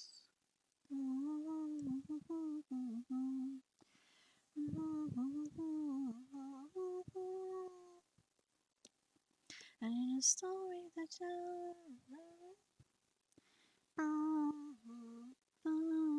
I'm just over here like, artist, remember, we are not the crustaceans that we mimic so well. Posture check yourself before you wreck yourself through your posture. Got it? Cool, right? Good. Remember, if you want the back issues to increase, continue being a shrimp. But I'm literally short. That their shrimp was a nickname. If you brat out, I will very much so be very, very angry. What? What? just flip myself off. I'm fine. I'm not. I am a well-behaved, well-mannered individual. I think I felt myself throw up a little bit. I'm a well-behaved, well-mannered individual. I respect all people, and I have nothing lewd to say. God, it got deep in here. Okay. I am a wholesome individual. In what reality? I can't stream all my art on here. Twitch, stream your art. Stream your friends. But make it safe for work. I'm an artist. Yes. I stream all arts. I stream all arts. Okay, but you can only stream the safe for work stuff on Twitch.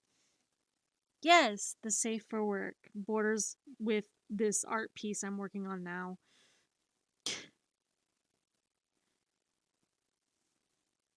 Like, this is so freaking dumb. I'm trying very hard to do, like, plus size art here, and I'm just over here like, try harder, try harder. I don't know if I can try any harder. We're pushing the bounds of reality here. Just keep trying. It looks bad. No, it doesn't. Encourage yourself. I encourage myself to give up.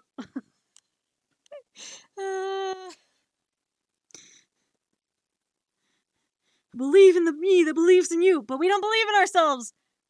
Shh, we believe in ourselves. No, we don't. Stop lying. Shh, we believe in ourselves. Oh no. Just pull a Gurren Lagann type anime. Believe in the me that believes in you. Or pull a Naruto. Believe it. Thumbs up. Believe it. I'm gonna become the 4th Hokage. Believe it.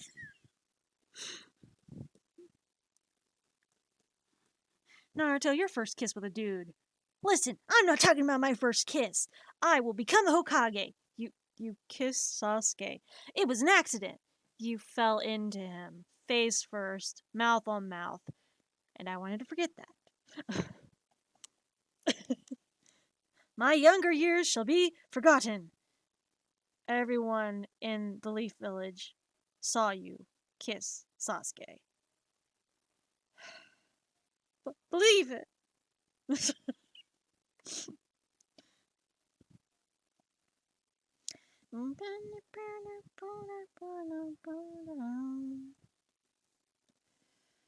Okay, let's look at this. There we go. Even his wife saw. Just, Naruto! Just, that was going to be my first kiss. Dumb Sasuke, I will get my revenge. Hinata just over there raging, seething. I will Rengetsu you so hard. Oh, Kenke. Hinata being Rengetsu. Gonna Hadoken me? Is that what you're gonna do? You just made this very awkward. I'm done here. Oh no, come back. I want to see you Rengetsu me. Haha. Come back, Hinata. Ransangan. That's Rengetsu. Oh yeah. Yeah. Gammon off Bleach characters in Naruto here. It's just like, oh yeah, Rangetsu. Isn't Rangetsu a Bleach character? That Ransangan, yeah. Bonkai.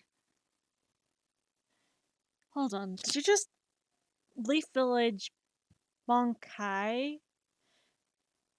First Rangetsu, then Bonkai. Those are not in the universe of the Leaf Village. Shh, don't worry about it. Hadouken! No, my Street Fighter. Got it. Cool. Okay, cool. Done. You know what? Our universe is fucked in our head. It's like a bad parody. With Sir Integra just going, oh yeah, Alucard. Sir Integra, your voice changed. Hey, you get back here and help us out, Alucard. Or else I will hurt you. Sir Integra. Get DBZ and SSJ3. I don't know what that is.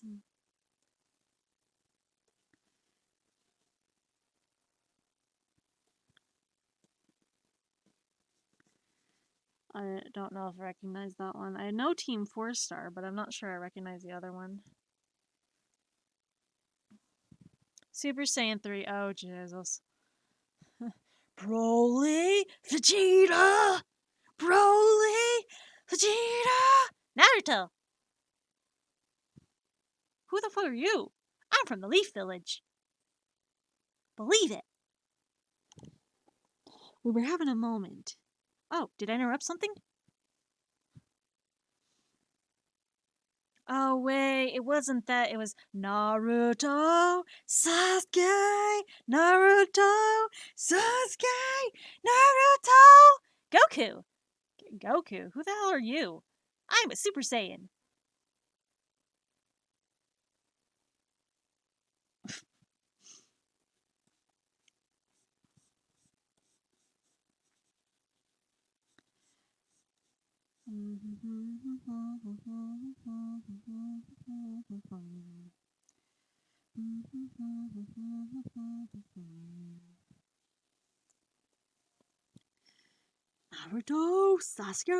Naruto, Sasuke, Goku.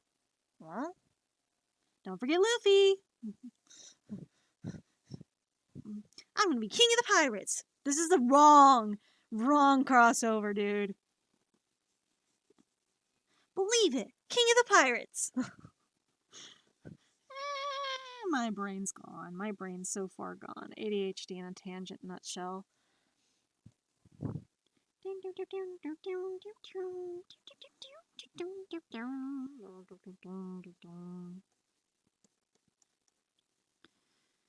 I'm trying very hard not to ruin the shading on this. But also, like, I want to be a fun crossover. Hi, I'm Luffy. Cool, I'm Naruto. Cool, what are your goals? I want to be the 4th Hokage of my village. That's cool. I'm going to be king of the pirates. Yeah, believe it. Wait, believe it is my thing. Oh, well, we can both believe it. Oh, sure. Okay, sure. Best friends? Best friends. Cool. Want to go on a pirate ship with me? Pirate ship? That sounds like loads of fun. Sure, you could be part of my crew. A crew? I've never been invited to be friends with anyone. Wait, you have no friends? Yeah, everybody in the village thinks I'm gonna cause problems. Always turning me away for having some demon possessing my body. Like, they apparently I got a demon stored in my body, sealed it away inside me, and apparently it comes out when I lose my temper. Like, it's a whole thing. The village just hates me. Wow, that sounds bad. I'm a happy-go-lucky person just looking to make friends and become king of the pirates, and everybody hates me. But you know what? I'm gonna be king of the pirates regardless and find the One Piece. Wow, you have a lot of stamina for someone your age. Yeah, I've been here for centuries. Well, not really centuries, but you get the drift. Unless you count the arcs where he is centuries year old. But anywho, I'm hey, you want to join my pirate crew? I've never been part of anything in my life. Ouch! Feeling sorry for Naruto there. I mean, it's true though. Like, Naruto, God, I am so sorry for him. Like, imagine being so outcast in society that they're just like, we don't want you to be a part of anything. What about a birthday party? You don't get to celebrate your birthday. Have some ramen. Guess it's just me and you now, ramen. Nobody else wanted to play with us.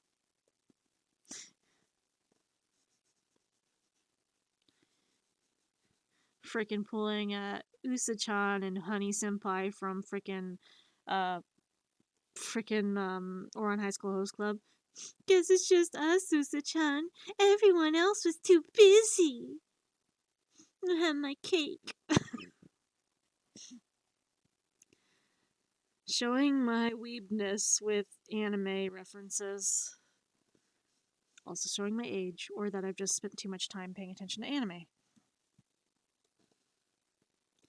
How many episodes do you have? Oh, for being the fourth Akagi, I've got 3 different seasons and over 900, well, no, over 700 episodes. I'm doing great, believe it, and still going. Oh, that's cool. Now, as a king of pirates here, I've got a good over 1,000 episodes and going. Wow, that's a lot. Yeah, kid, when you're as old as me, you'll be going on forever. People are still watching me and wondering how it's gonna end. Yeah. Wait, they're not done? No, as a pirate, I'm never done. Wow, I hope to be like you one day. Dragon Ball Z coming in. Ah, child's play. You think that you, you, King of the Pirates, and you, Hokage of your village, having that much anime. Oh, child's play. Has a Dragon Ball Z series. Ha, we've got at least 7 different branches of us, and over 200 episodes per branch. Oh, you amuse me with your goals of becoming King of the Pirates and Hokage of your village when you can't even beat up to level Super Saiyan. Ah, one day, kiddos, you'll be as great as I am. People are still fanning over me and my brother. And apparently Chi-Chi and Bulma. But I don't know why they fan over the girls so hard. Maybe it's just their hair color. Yeah, if I had the hair color, I bet people would like me too. Goku, are you serious? You think that they're fanning over... I mean, look at the picture. This is my wife. This is Bulma. People must really like their hair. Naruto, nosebleed, Luffy. Yeah, the hair. Yeah, I can see it.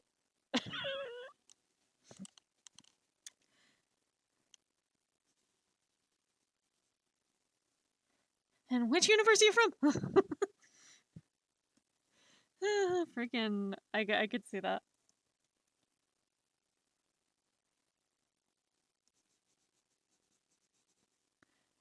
Team 4-star Goku showing. I feel like it'd be like a really bad thing to try and do. Be like, hey, your Team 4-star showing. Like, what? I covered those. No. Your Team 4-star. Your enthusiasm. It's showing. What? Don't worry about it. You'll know when you're older. When I'm older? What the heck are you on about?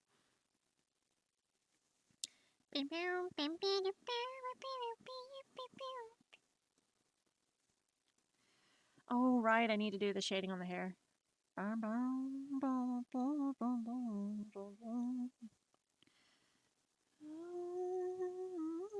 Colorado is a city of gold.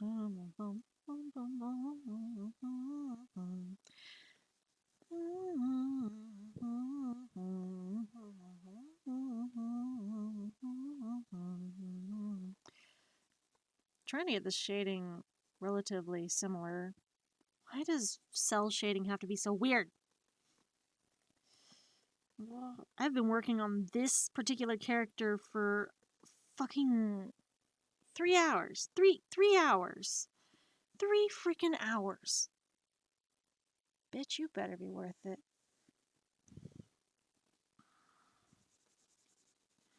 I just want to be. I want to be the very best that no one ever was. Team 4-star running in my head and parodies galore. Oh, God.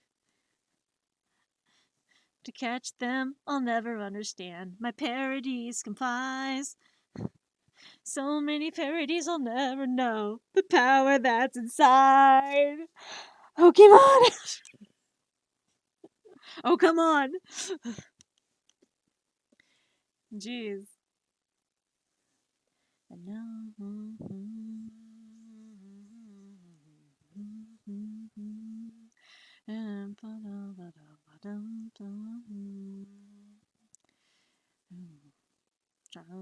I'm never gonna get freaking affiliate on Twitch because you have to have 3 or 4 people. Oh wait, I never advertised in any of the Discord servers I'm in.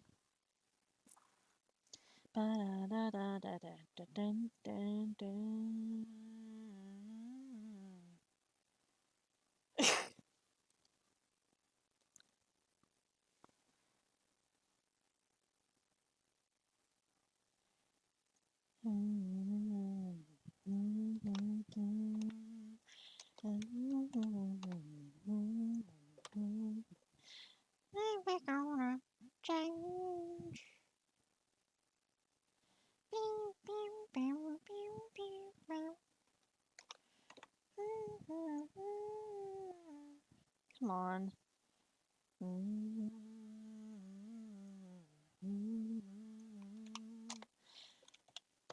I almost forgot to advertise there. My bad. I know what I am. I know what I know. I know what I know. Okay. Try and shade it as best as I can. Honestly, I feel like I'm gonna ruin the character design. How the heck am I supposed to compete with fucking professional ass anime art that looks great? Positive, stay positive. Stop feeding yourself negatives and feed yourself positives.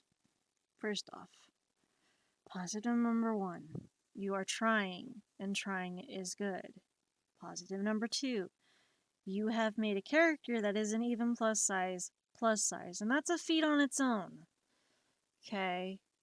Positive number 3, you have spent a great deal of work and effort trying to get this as close as you can, and you are doing what you can with what you know how to do. It's okay to do what you're doing. Positive number 4, nothing is going to be perfect no matter how hard you try, and it's okay because humans are all imperfect by default. Okay? If you keep striving for perfection, it'll never be good enough. Positive? What? Got a follow. Hello? I heard the follow icon thing. Nani? Night Night. Hello, Night Night. Welcome, welcome. Currently, I'm trying to work on Robo's birthday art for next week because Robo has a birthday next week, and I want to make sure I do some art of characters that they are fans of, and I was doing a plus size version of Etna from Disgaea because those are one of the characters that they really like. Oh no! Oh no. Surprise ruined.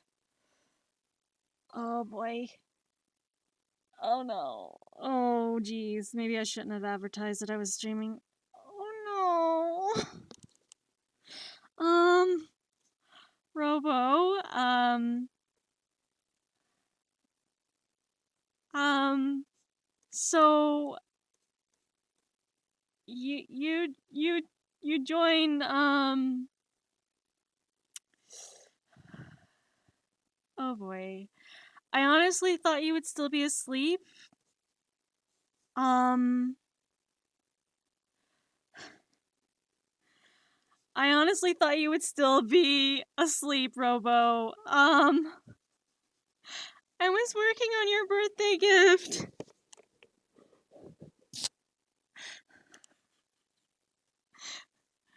Oh no.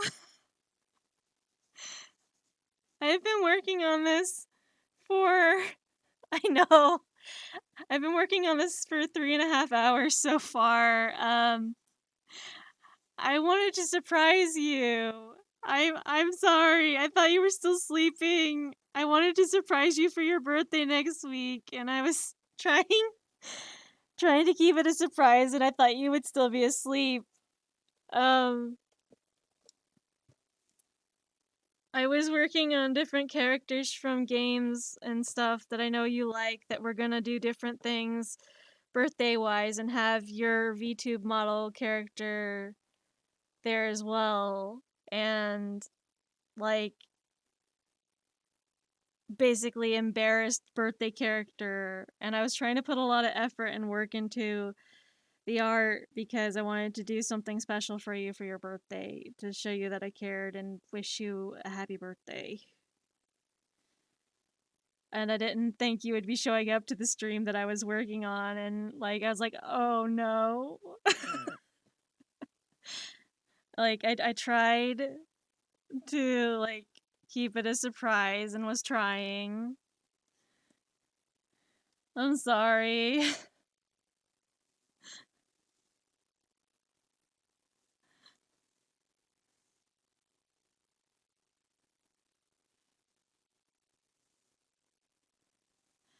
I know you prefer the plus size version of her, so I was trying to do a plus size version of her.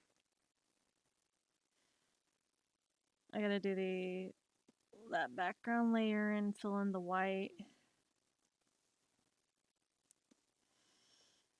I don't ever have enough people, average viewers and stuff, or average chatters, so I'm not gonna get affiliate, and I'm pretty sure I'm never gonna get affiliate, but that's okay.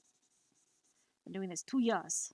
Um, I was trying to do birthday art for you because I didn't really know what else to stream tonight, and I'm like, you know what? Their birthday's coming up pretty soon. I should probably work on something. So I wanted to work on your birthday art.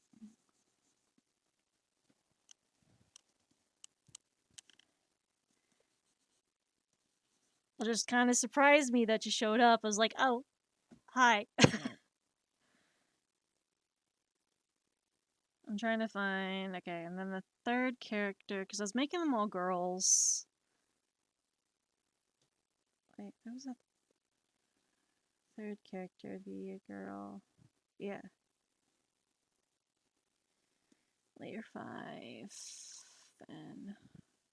Third character will be very recognizable as they came out in like 2013. I still have yet to finish the game they're from, though. Probably do like a cutesy version of them handing out like a bunny or something. Why is it? Oh, it's a pin. I don't have the lid on. Whoops. Okay, so have the there, here.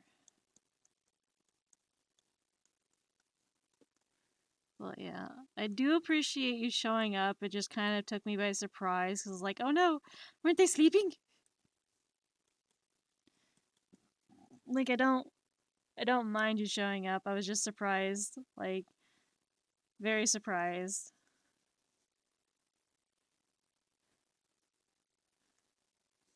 Pressure.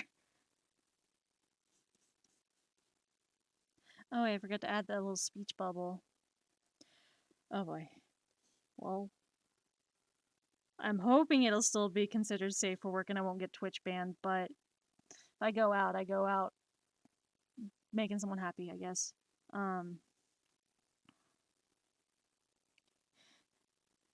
Well, the speech bubble might not be too safe for work is my issue. Well, I mean, it could be, but it could also. How do I put this?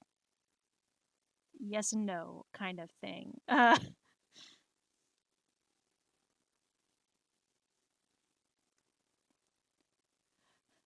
Well, it's mostly just like a reference to okay, birthday spankings type thing, and I was gonna add that in, but I'll do that later off stream.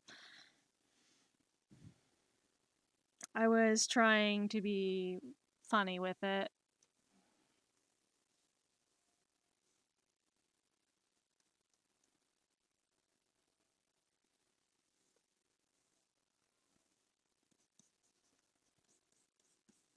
There's that one, and then you got that. And you're gonna have the that, and then here, and the eyes kind of like that. That one open like that. The skull on the side. I've made the cosplay so many times that I remember the details that go on each side. I had to remake this thing like five times so far. The cosplay, not the character, but I'm pretty sure I've got this basically memorized.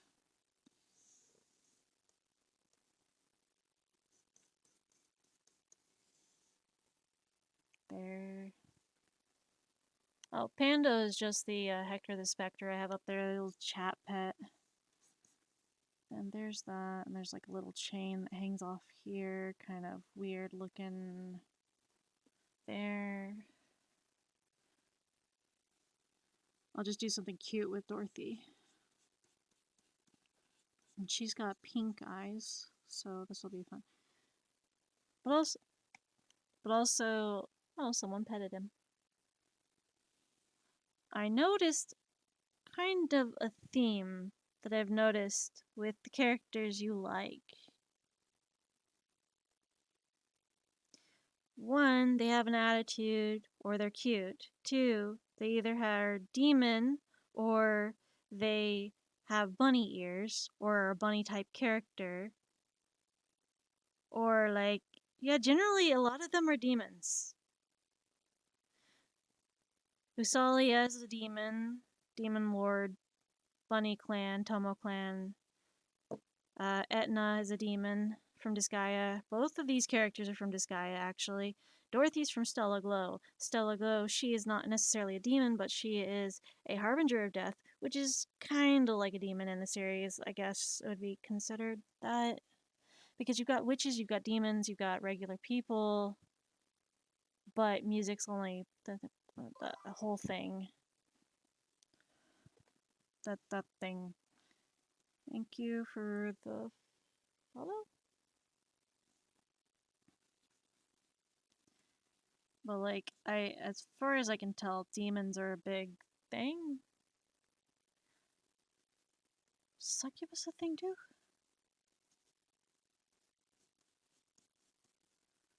But I also noticed that with Stella Glow, it's more of like not necessarily. It's like a harem type game, strategy RPG, but it's like sort of harem-esque vibes to it. Succubi are demons, but succubi are more so like a sexual entity. They're how do you go about that? Succubi are succubi and incubi. Succubi and incubi are like both sexual demons that feed off of energy and sexual energy and stuff. Familiar entity, entity. Yeah, I guess maybe. I know normally Dorothy's kind of psychotic in character persona, but I'm gonna like, if I can get this to play out correctly, I'm gonna have them kind of hold up this. I know how the bunny dolls are. They've got a nice little half-seas, weird patchwork kind of puppets. She's offering you a puppet. That's nice. Creepy, but nice.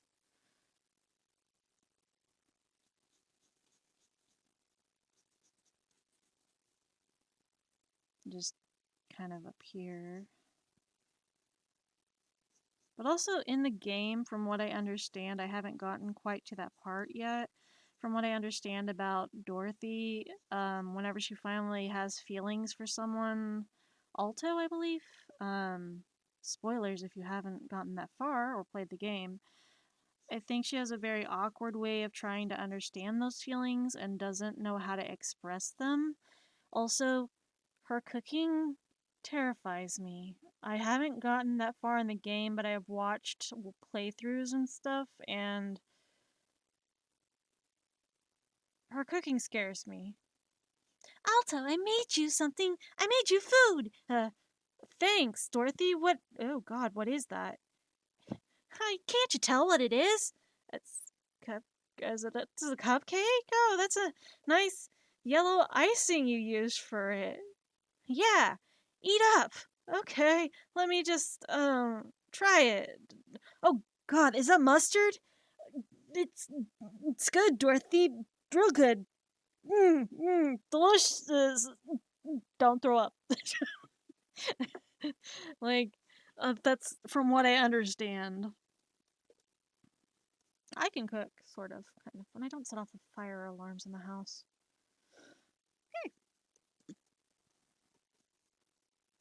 Like that. It's hard to. I'll have to shrink down the sizing on that, but I'm just doing kind of like. Okay, then the hood going down here, there, and there. But yeah, Dorothy's cute. Psychotic, but cute. That makes sense now. Okay. I haven't ran across Etna's character in Disgaea 6. I don't think they're in Disgaea 6. I know there's characters that look similar to her, but are just basically same class. Also, I finished apparently chapter 1 of Disgaea 6. And I'm like, yeah, I finally beat the first chapter. Wait, first chapter? There's more parts? There's more parts to this. Shit. I thought I was done. It took me so long just to beat the first chapter. There's more. There's always more, isn't there? I got so far. I got so far. But in the end, it doesn't even matter. I tried so hard and got so far. Okay. Yeah, I tried really hard to like beat chapter 1, but I honestly, when I was playing it, I didn't think it was just the first chapter. I thought, okay, so this is a very short game. I can get through this. And like, no, no, it's not a short game. That's just the first chapter. That's just the first chapter of the game. Are you serious? Are you serious? Also, I tried playing without the auto play on one of the levels for playing with the party. Apparently I didn't pay much attention to how you're supposed to set up and put all the characters out on the field, and I was doing one character at a time. And I unfortunately like killed a majority of my party and had to start the level over again. I'm like, okay, this is probably why I kept autoplay on. Whoops. Yeah, that was my bad. I honestly thought I was going to do better at that without autoplay on, but I'm not the best apparently. I just wish that like Stella Glow was able to be portrayed on the Twitch stream. That would be good. but I messed up. I made the mistake. I thought it was a short game. I was like, okay, I'll play this. I'll finish it. No problem. No, I did not finish it. It is still, there's still more of it to go. Reminds me of that one Newgrounds video some years ago. That was just a tutorial level. The main level's over there. Turns to the main level, who looks up intimidating as fuck. Sup? Sup? Just, oh god! What did I do? What did I get myself into? I just wanted to play a game. We're playing a game now. I'm trying to like pay attention to the game and stuff, but like I mostly like reading the character dialogues because it's nice and it's fun and I like reading in the different voices. I'm not so great at the strategy part. My brain don't want to work. Like I do like strategy and I'm good at it in Stellar Glow, but also in Disgaea I'm not so great at it. I apparently die very easily and it might be a little harder than I thought it was as a game. What's my shirt say? My shirt is Deadpool. It says I have issues. It's a Deadpool shirt. I have issues. I mean, I've got comic issues. They're out in the garage, but those are mostly Marvel, some DC. I love me some Cable and Deadpool.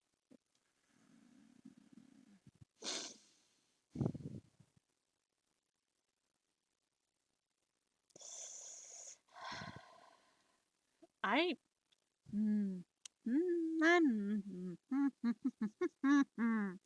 no. No. Absolutely not. But also I had an idea that was very chaotic. Yay chaos. I had an idea that was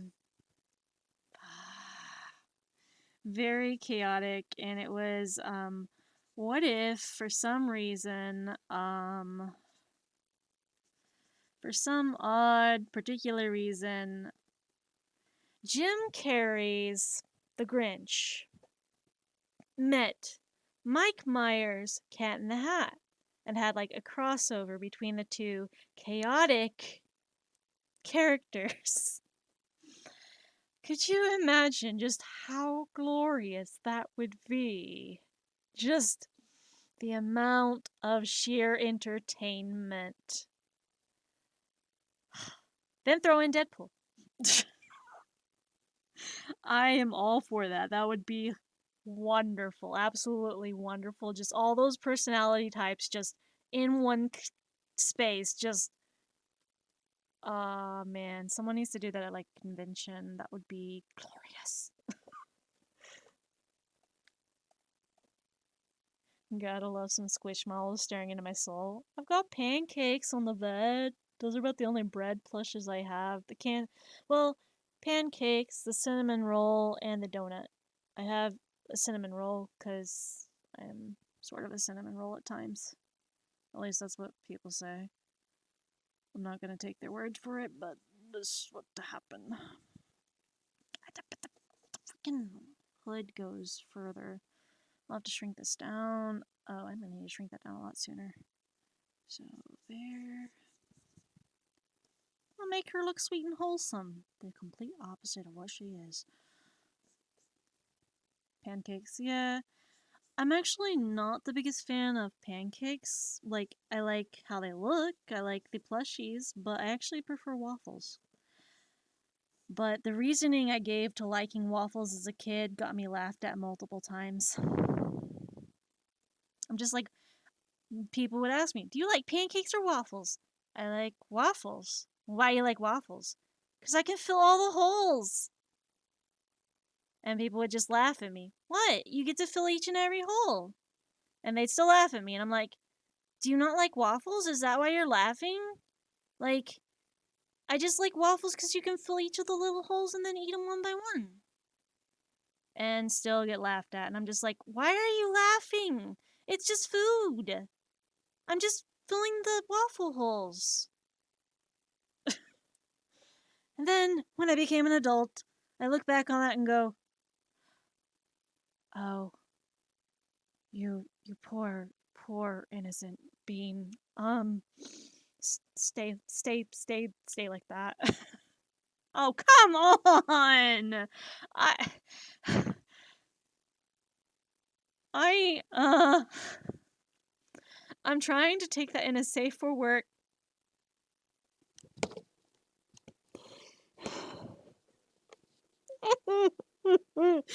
Okay. I'm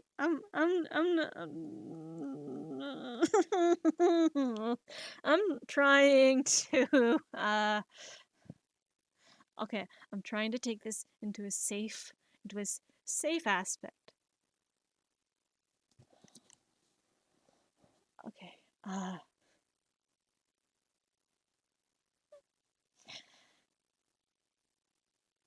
My brain's not in the right place right now. Little bunny foo foo hopping through the forest. Hey, look, a bunny.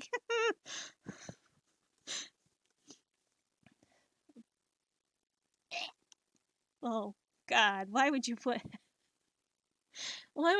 toothpaste on a hole? Why is the toothpaste on a what? What? But toothbrushes don't have the hole. What? Where? What? What's toothpaste hole? What?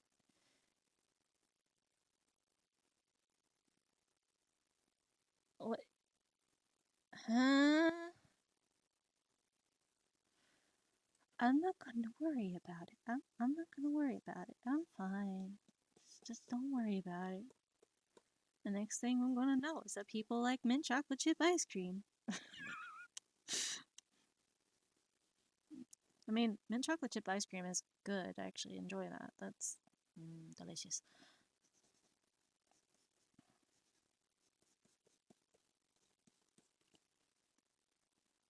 Chocolate chip cookie dough, let's go.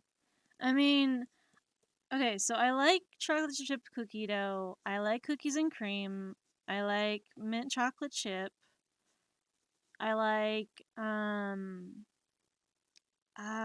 like frozen yogurt. I like birthday cake, Reese's peanut butter cup. Just pure raw cookie dough. No, no. No, thank you.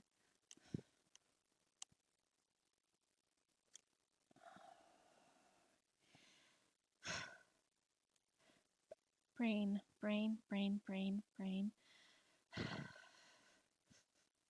Okay, okay.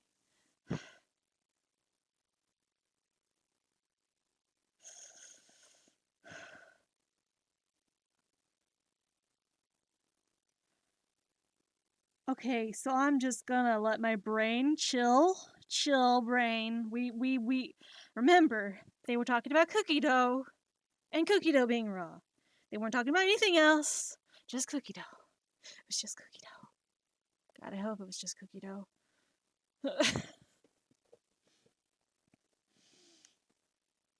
um so if you read the conversation and how it is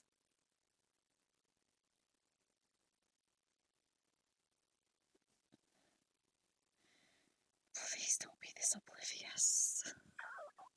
Um um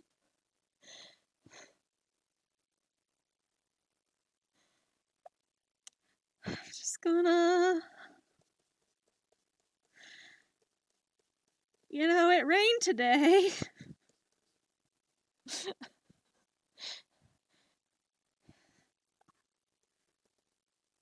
Donburi is raw meat. It's thinly sliced raw meat over rice. It's a Japanese delicacy. Donburi.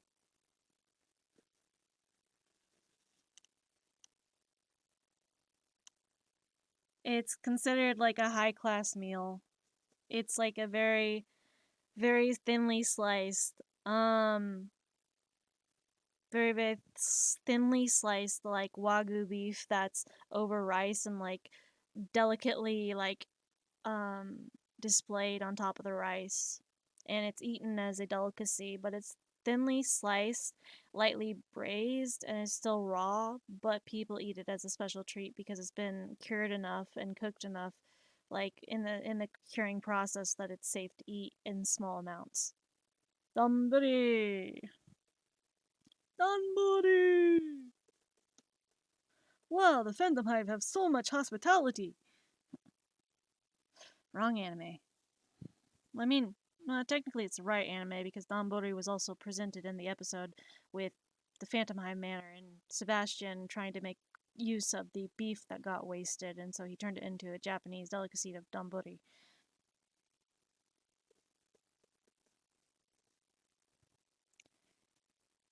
Do I not like raw cookie dough? Okay, so I'm not the biggest fan of raw cookie dough, because I was in culinary and we learned the health risks associated with that. So I'm not the biggest fan. Also, medical training and stuff. But like, it's not anything against it. Other people can eat it. I know several people and several friends of mine that love raw cookie dough, and I'm just like, you're just gonna take that stick of raw dough and eat it. You're just gonna eat it out of the package. And they take a spoon and they scoop it out and they'll just eat it. And I'm just like, how can you, how, how do you just, that was literally in the fridge and it's raw dough. And you're just gonna, it says it's safe to eat raw. You do you. I'm gonna stay at a safe distance. If anything happens, that's on you. Uh, I have horror stories from the hospital. Uh, but in the chat, I wasn't exactly um okay, maybe my brain isn't exactly as safe for work as I thought. I wasn't reading it correctly. I took bits and pieces from the stream chat and was just like, please tell me that's about cookie dough. Please tell me that's cookie dough references, right? Please tell me that's cookie dough references. Oh God, my brain's not in the right place. Cookie dough. That they're talking about cookie dough. They're talking about cookie dough. But some of the comments make me think other things. And I know I'm over 18 and that everyone in the chat is over 18, but my brain is still going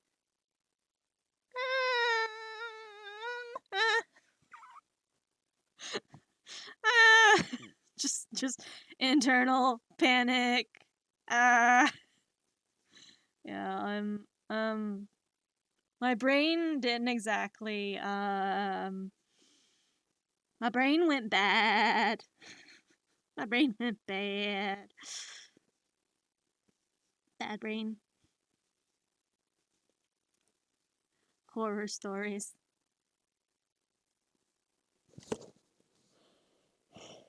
I am going to like. Do you like brownies? Do you like brownies? Who likes brownies? Like what kind of brownies do people like?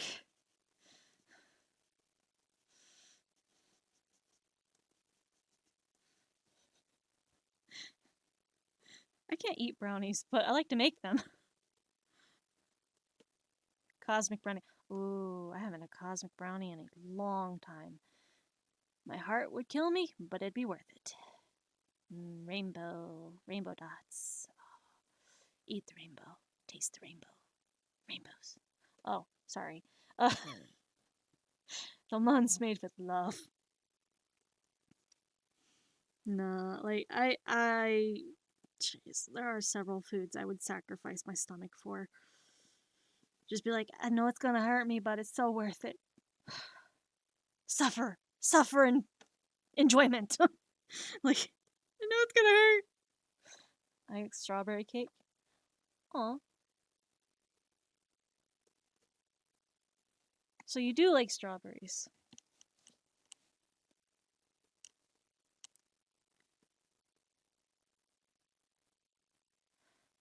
Okay. I didn't know you liked. Oh, you can have strawberries now. Okay, so you couldn't have strawberries for a bit?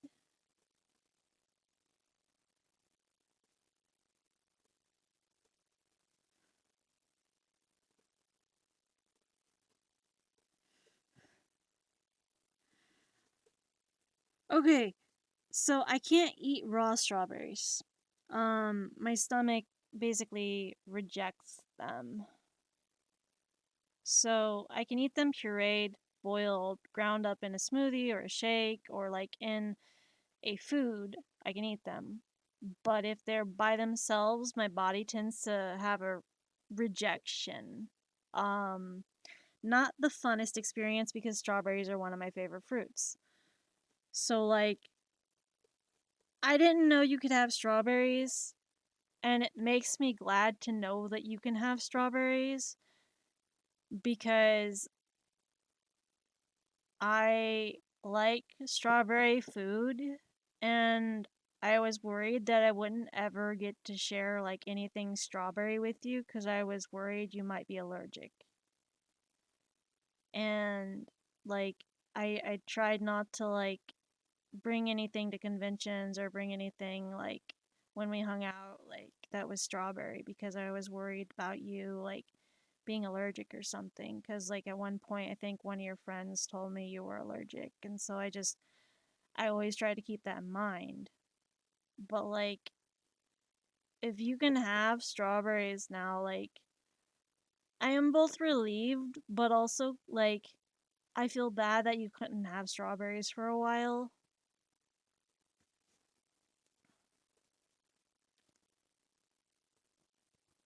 Like strawberries and raspberries are both two of my favorite fruits. I like berries. I may not be able to eat them raw because stomach is a butt. Um, but I do like some fruits. I do not like cherries. I do not like cherries. No. Cherries, bananas are iffies. I like banana chips, but I can't eat raw bananas. I can eat bananas in smoothies, but raw bananas make me throw up, if that makes sense.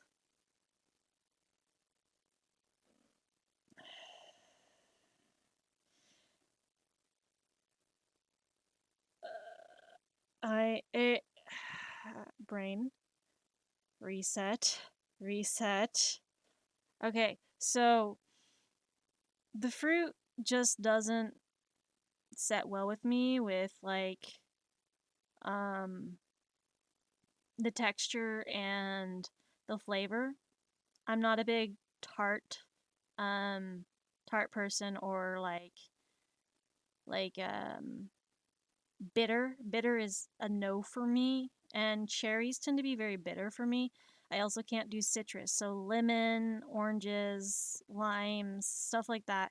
Sometimes I can do limes if it's in like tacos, but like usually or pozole, but like lemons and oranges are two big things that make me hurl.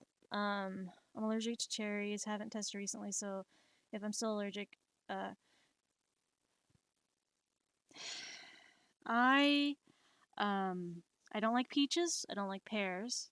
Um, I'm actually not a very big fruit person. As fruity as I am, not the biggest fruit person. And now I've got to shrink this down. Yeah, I'm not a big peaches person. The character, yes. The fruit, no. Um, going to eat a lot of peaches. Millions of peaches. Peaches for free. Millions of peaches. Peaches for me.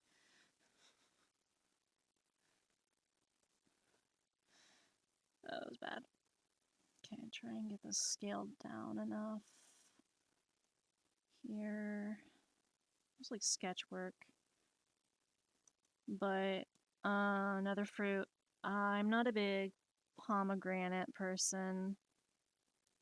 I like pomegranate and dragon fruit in smoothies, but I don't like them by themselves. I also am not the biggest fan of like kiwis. I like coconut. I love coconut. String cheese is good. I actually have to be careful sometimes with the amount of dairy and stuff because my body is very aggressive with dairy and it makes eating things with a lot of cheese hard for me. So my favorite cheese is actually like Swiss, provolone, and Gouda. But not a lot of people like Swiss or provolone because they tend to be more stronger in pungency with their flavors.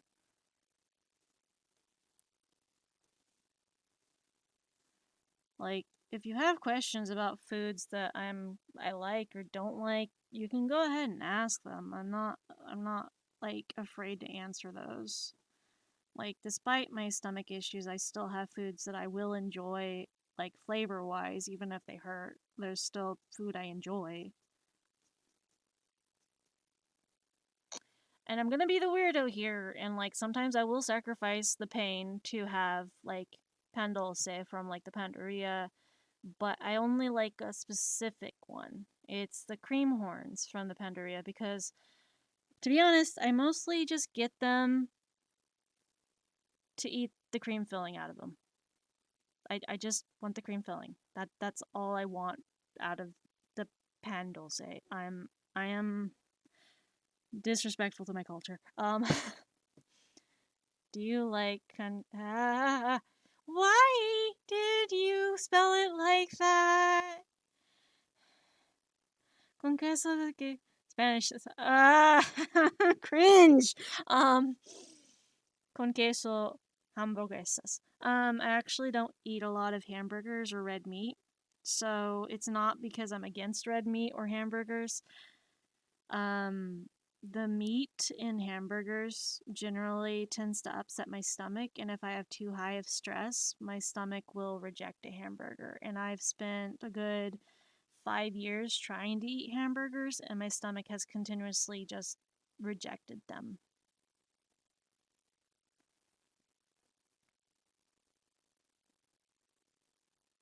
Hombre grilled queso.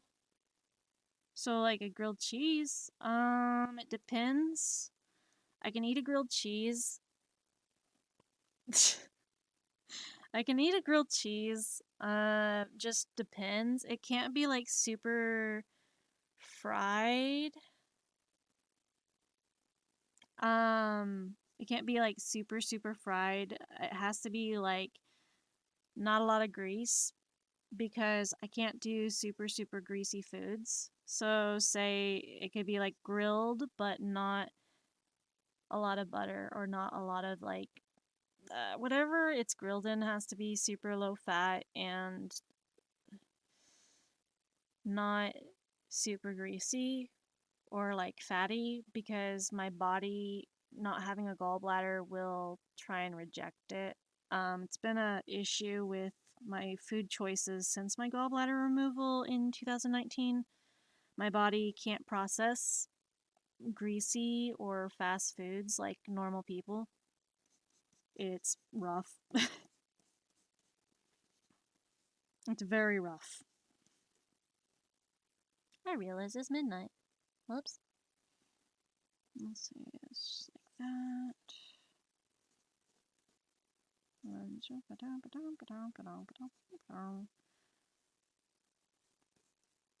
I was trying to put a lot of detail and effort into each character and try and bring out their qualities, but I also remember that you had the Etna character in plus size before, so I tried to replicate that and do that to this one too.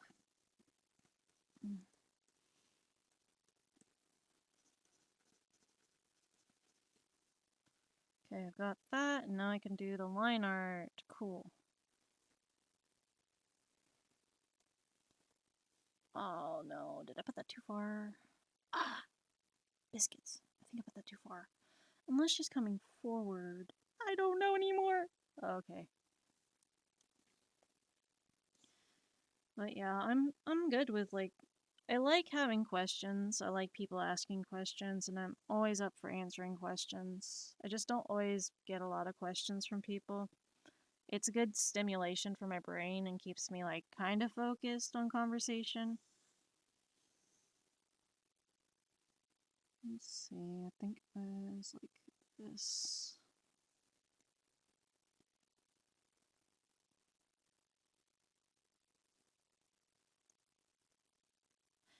My wrist is gonna hurt bad.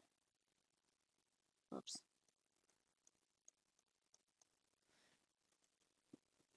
But yeah, I do appreciate all the questions that have been asked.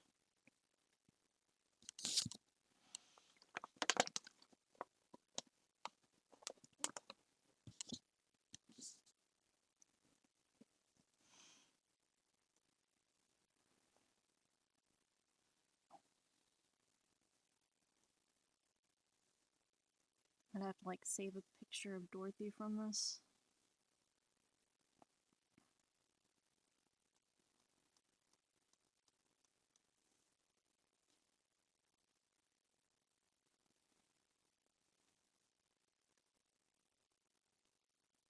Like,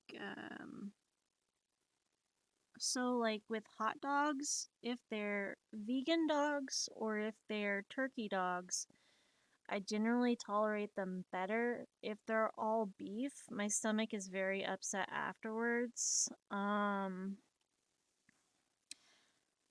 good with potatoes. I like potatoes. Potatoes generally handle well. Granted, my breakfast this past like few weeks has mostly been like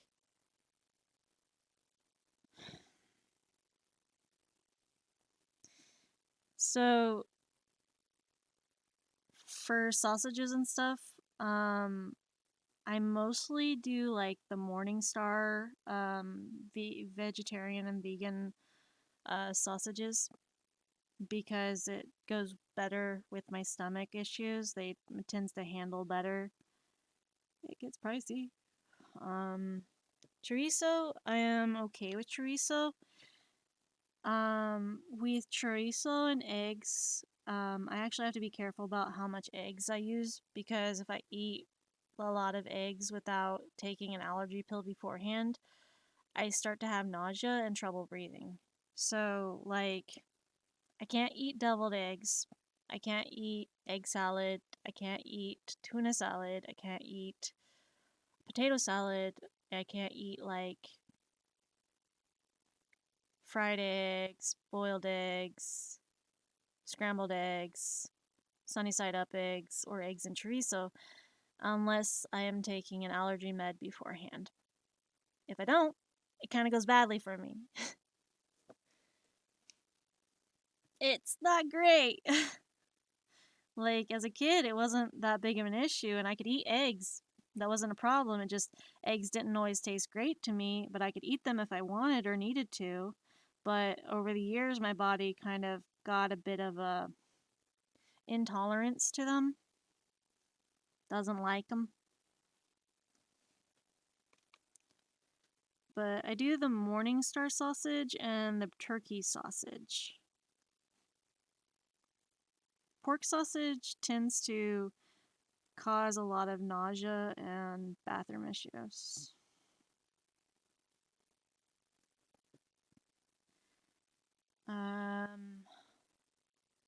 Oh, someone pet Panda again.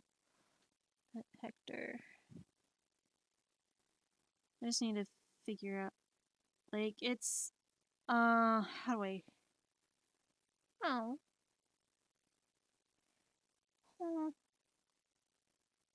oh. But, it gets a bit hard because I've had friends where we'd stay over at their house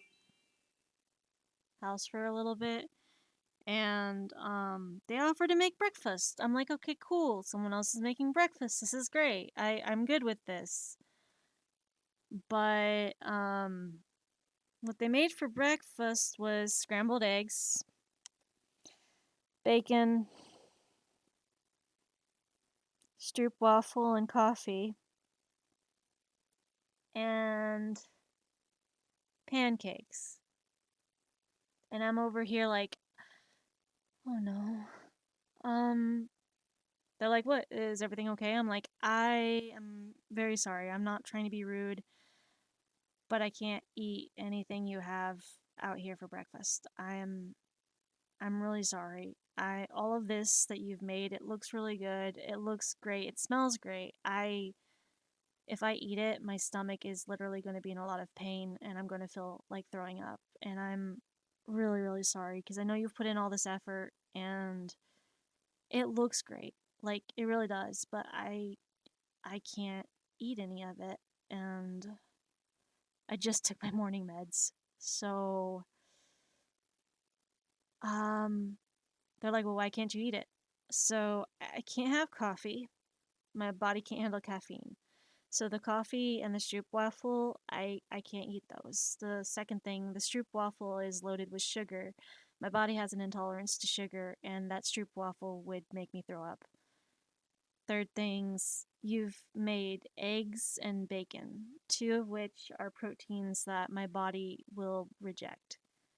Third, you've made pancakes, which are full of gluten and are very thick pancakes, and my body doesn't do thick breads, and I won't be able to eat it. And I know you've put in a lot of effort, and I do appreciate all the effort. Everyone else is going to love the food, everyone else is going to enjoy the food, and that's great. I'm not going to be able to partake in this, and it's nothing against you. I really am not trying to offend you or anything. They're like, well, what can you eat? Damn good question. Next. So, um, when I listed all the things I couldn't eat and that I could eat, they're like, "Holy crap, what do you eat?" And I'm like, "Potato, potato, potato." Yeah, it was rough because I didn't want to be rude, and it makes me nervous if anyone ever makes me breakfast. I am nervous because not a lot of people understand my dietary restrictions and stuff, or the issues I have with stomach issues. So it's hard for me to specify what I can or cannot do sometimes when I don't know what is being cooked. Because it was more of I just woke up. They were like, "All right, I made breakfast." Oh, okay. What'd you make? Oh, lays out all this stuff. Oh boy, great.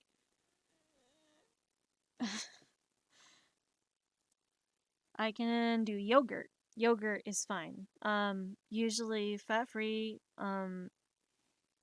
Okay, so it's usually non-fat vanilla Greek yogurt. Um, I do like the like raspberry and strawberry stuff that you pour into the cottage cheese type things. Those are good too. I like cottage cheese. Uh, let's see. F. Eyebrow issues.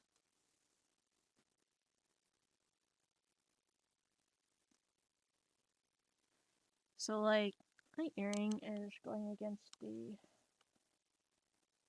headphone, and I'm not a fan of that. Ah, where'd you go? There we go. No, it's not a problem. But like, yeah, I have a lot of food issues, and I'm trying really hard to work on it.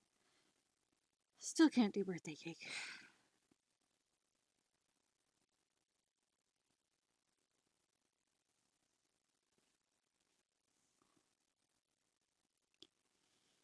Let's see. I love to bake bread, and I love to bake bread for people and bake cinnamon rolls. I like to bake muffins. I like to bake like whole loaves of bread.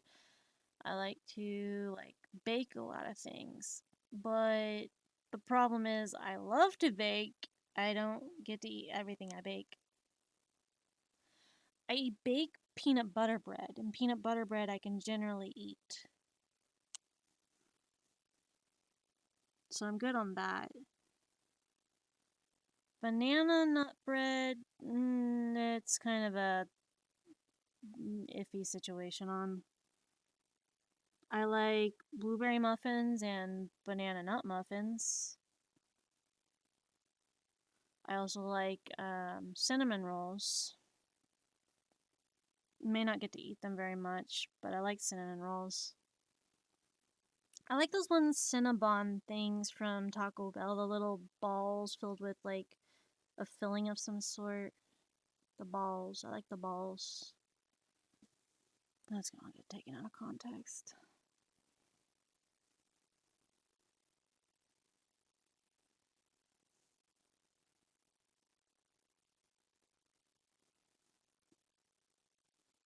What sounds good?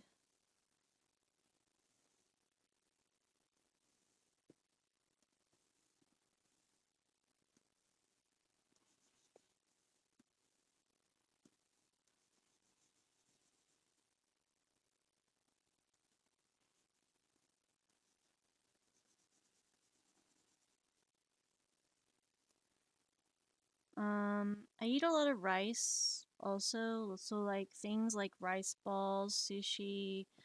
But sushi is one of those things where it's kind of I don't eat the vegetable ones because the vegetables don't go well in my body. I can't digest them very well. But I'm generally a fan of sushi and like Japanese foods. Sushi causes me to be nauseous afterwards, but worth it. That worth it. I'm maybe slightly masochistic in that aspect, but oh god, sushi. Love me some good sushi. Um I tend to not react well to seafood. I'm not like completely allergic. I just my body gets very nauseous. So I love seafood. I love like shrimp and lobster. I love like crab. I love like tuna and salmon and stuff like that. But my stomach, upon eating those things, including octopus, of all things, I like octopus. But upon eating those things, my stomach is like, hey, hold up. What we got here? Um, Seafood Express? Yeah, nobody. No, nobody. Buddy, we gotta hold here. Hold here. Okay. So you're assuming you can pass I-44 and go down the expressway and you're gonna enter the body and you're gonna try and digest. Is that what we're thinking? That's what we're thinking, huh? Yeah? Oh, okay. Look, we'll let you pass, we'll let you slide this time. Well, anything happens, and this causes a bad reaction, this is on you. We're not letting you back in. Yeah, yeah, officer, we got it, we got it. Okay, you may enter. This is like fucking food police in my body. Gonna try and do very, very cute eyes. Like, I feel like a lot of the time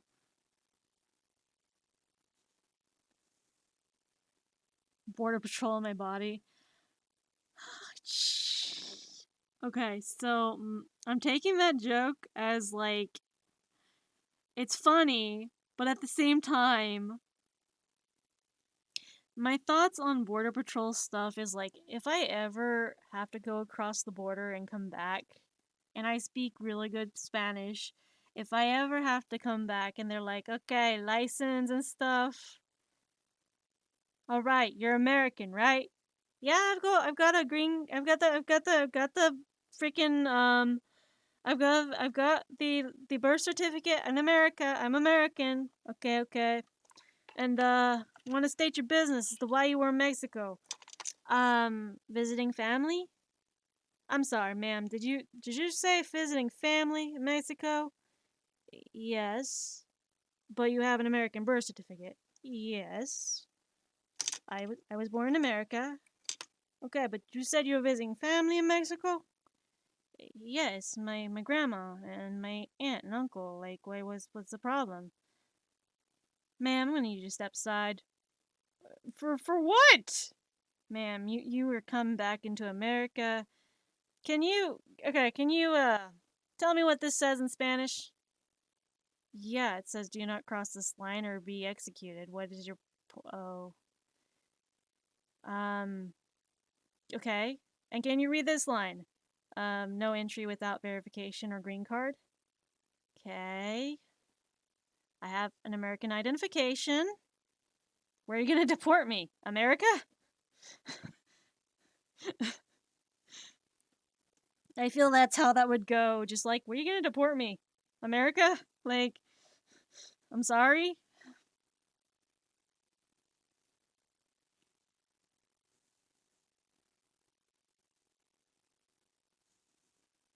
This is actually a really cute Dorothy.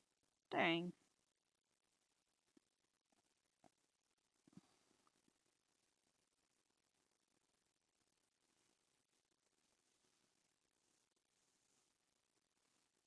I was trying to get the other two like as close to the character designs as I could, but for Dorothy, there's not a lot of like anime references of Dorothy, and it's always the little tiny chibi character icons and the screenshots from various like scenarios that happened in the game.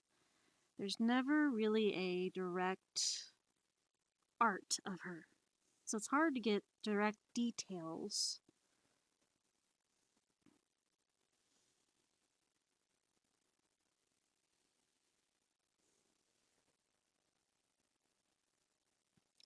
No, no, it's okay. Like I still took it as a joke, but like I was poking fun at it. It's fine.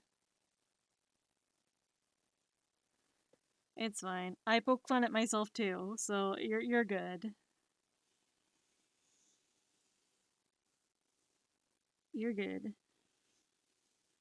You're not in trouble. I'm not offended. I look too white to be offended anyways. I look like the person who shouldn't be speaking Spanish. People take one look at me and go, "Oh no, this white lady no Spanish." I'm like, "Do you want Portuguese? You want Portuguese, yeah? Cala su boca, pendejo."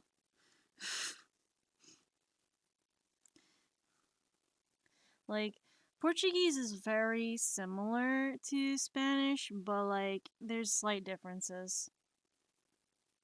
Like, in Portuguese, I only know a few phrases. One is like, shut your mouth, and the other is like, open the door, the pizza's here. So, like, it would be, cala su boca, would be like, shut your mouth. Abre la puerta, torta de carne would be like, open the door, pizza's here, type thing. I believe the bunnies had like a patch there. I don't have a reference image. I'm going off memory. You think I'd play the game enough? Whee. Wait, don't they work at like 4 a.m.? 5 a.m.? 5, 4, 5, 4, 5, 5, 4, 3, 2, 1. Blast off. Okay. Oh no. But it's like 1 in the morning. Are you just choosing not to sleep?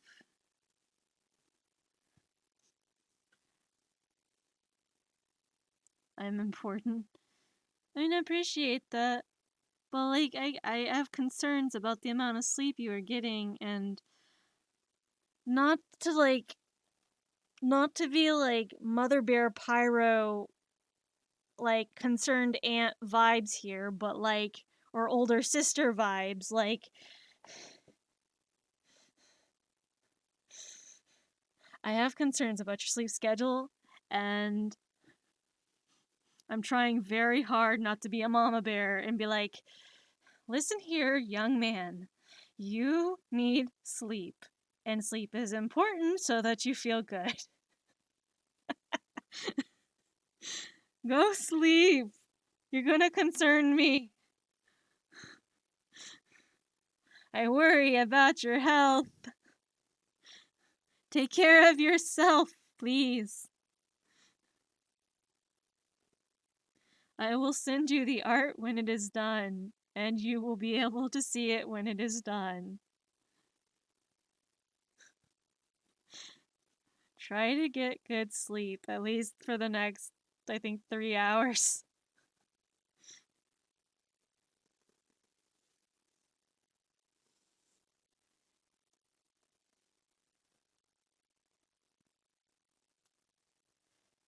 Did I make that arm too small? I think I made that arm too small. No! Biscuits. Oh, I'll like this. Oh, what it is? T-Rex it.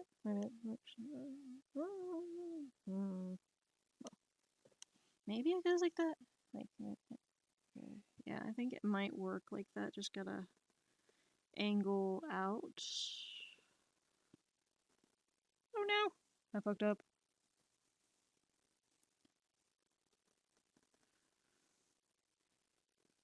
Okay, there, and then out there.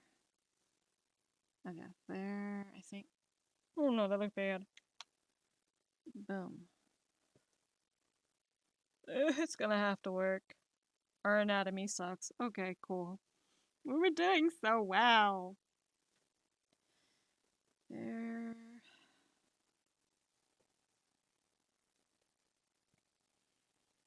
Mm. Oh. I don't think they're concerned at all. Maybe they are. My roommate hasn't checked on me in a bit. What if they took a nap? They might have taken a nap. Oh no, what if they took a nap? They work tomorrow. I mean, Wednesday, so not too bad.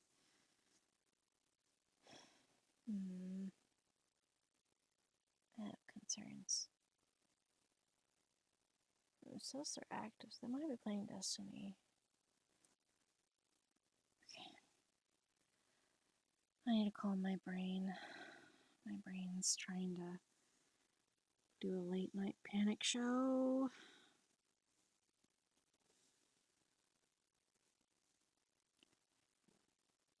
My brain is wanting to panic, and I don't want to panic. Calm yourself. You cannot panic while on stream. Breathe. I get it. You're concerned if they fell asleep. It's okay. They're a grown adult. They're probably fine. It'll be okay. Breathe. You worry too much about people. You are neglecting to worry about your own mental health right now.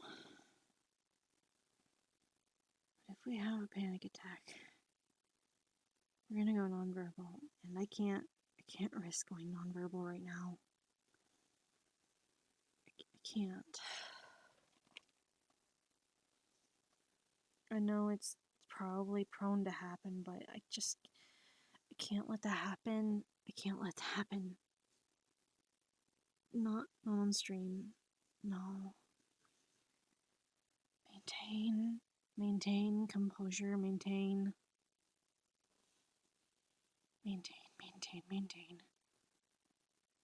Calm. It's okay. Calm down. Breathe. Alright, remember. List 5 colors in the room you can see. Pink, blue, purple, yellow, red. Okay. 4 colors to your left. Pink, gray, black, brown. Okay. 3 colors to your right. Purple, white, blue, green. Okay, good. Okay. Now, list 6 objects you can see around you. Painting, bat magnets, bulletin board, tarot cards, my mandalas, stack of gummy bear highlighters. Okay. Now, important, list 1 object of each color of the rainbow. Okay. Pink bunny squish. Um,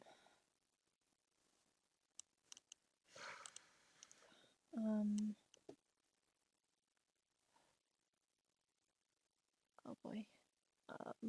Red cake squish. Orange Tigger, yellow highlighter,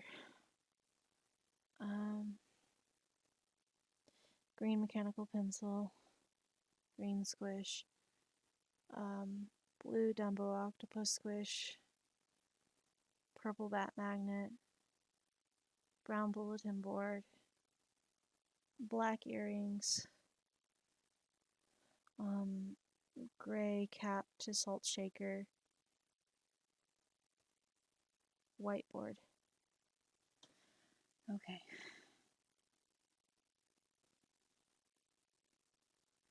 There you go.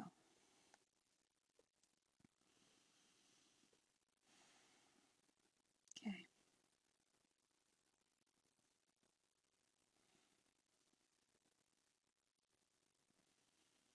Now, even though you feel like panicking, know you are in a safe place.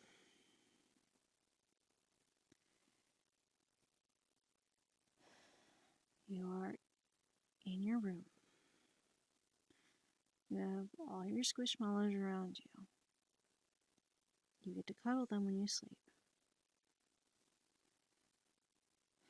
You're doing art, and it's getting close to being done.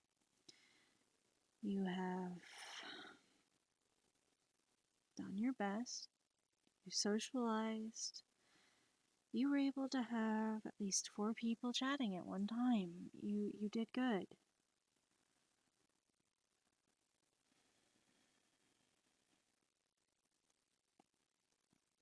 Okay. Now, I know you're not used to that amount of people talking. Okay? That is a normal response. I know you feel overwhelmed because you worry that you worry about a lot of people and a lot of things. I know you're worried about a lot of things right now, but none of that is stuff you can do anything about right now. What can you do right now in this moment? What can you do? You can work on your art. You can possibly finish the art.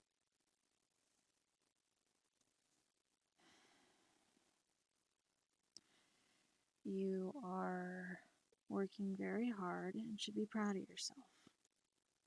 Not a lot of people would stay on an art piece this long during a day. You will be able to rest your wrists after the stream, after you've got it done. You can take time to decompress, try and de-stimulate, and remember, it's okay to get overwhelmed. There are several people who get overwhelmed daily. And just because you get overwhelmed does not make you any less of a person for getting overwhelmed. Sometimes we don't know what all our bodies find overwhelming. Sometimes we don't know that things will be overwhelming for us. And that is okay. Because we learn, we adapt, and we learn that sometimes we need a little space to take a step back and realize maybe it was a bit much. But we learn, we adjust, and we understand we're not perfect. And we're gonna have some panic about some things. This is a normal reaction. This is normal response for neurodivergent brain patterns. Brain patterns. Oh yes, Bane. Batman. Okay. Does he still have a sense of humor? Currently, let yourself realize I get overwhelmed. That much is true. But it does not make me a bad person, and it does not mean I am dumb for it happening. Everyone has different responses to different things. Some people, they are able to handle it a bit better. They've had more years to adapt skills and develop and understand themselves. Some people, they don't have that time or that leniency or that what's the word? That what's the word I'm looking for? Allowance or elasticity? I don't know. Guess I got red, red, red, red, red, red. And then black. Black, black, black, black. Okay. Black. There. Yep. Okay. Bane. Batman, we are here for the Dino Nuggies.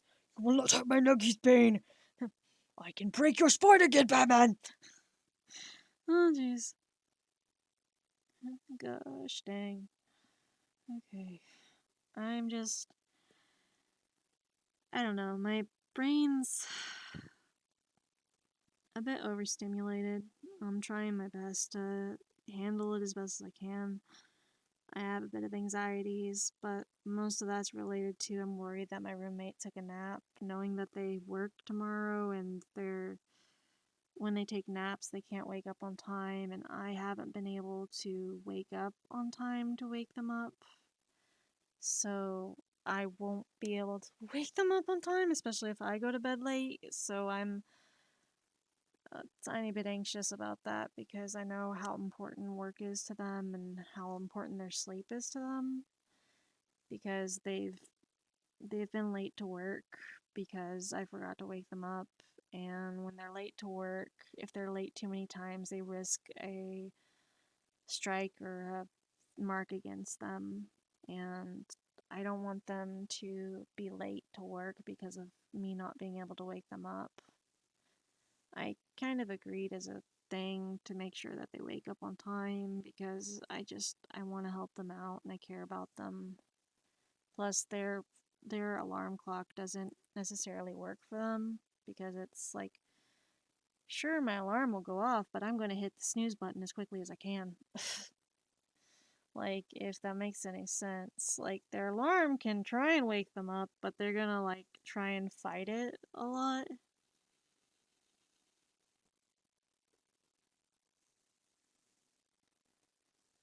Like, I have trouble waking up on my own as well.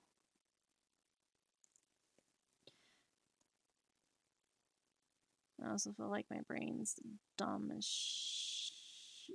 Let's be nice to ourselves. I'm just saying that sometimes I feel dumb. In process. There. Just dumb. I know I get overwhelmed, and I know it's normal for my brain to do that. It's just, it makes me feel bad that I get overwhelmed and that I can't handle my emotions correctly or in a sensible manner. Um, I'd like to just be able to function normally, neurotypically, maybe. But like just in a way that I'm not panicking. Here we go. There, there, there, and there. Okay, doing good, doing good. Okay, white goes in and white goes out, and then there's something there. If you go into the woods tonight, you're sure to see a surprise. 'Cause when the bears come out to play, you'll really fear for life. 'Cause every night and every day there's everyone away. 'Cause that's where every bear has a picnic. I don't think that's the actual words, but like, I'm improvising. I don't know the actual words. If you go out in the woods tonight, you're sure to find a surprise. Not that surprise. No, fuck you. Damn it. Here we go. Jeez. Okay, maybe I got too much overstimulation from flustered embarrassment stuff. I don't know. Maybe the blue, because these freaking doll things are so mismatched pattern-wise. That's an interesting surprise. What's an interesting surprise? If you go out in the woods tonight, you're sure to find a surprise. Okay, there's that one. Let's take a red eye over here. Demonic bunny puppet doll. Okay. Let's go with a nice little yellow belly. There we go. All the patchwork done. She tries her best. Okay. Here.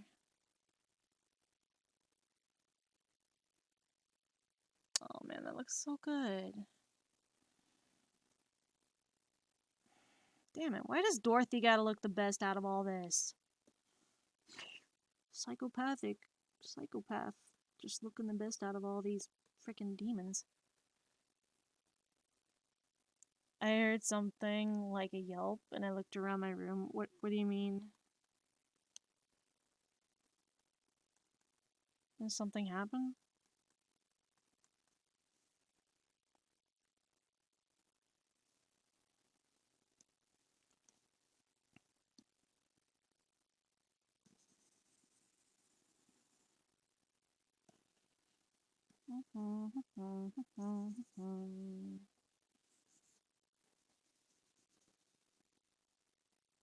Alright, this is like a silver chain, so it's gotta like do that.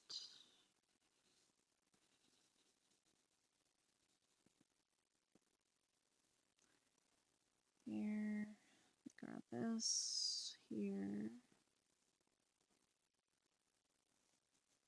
Everything okay? Alright, here.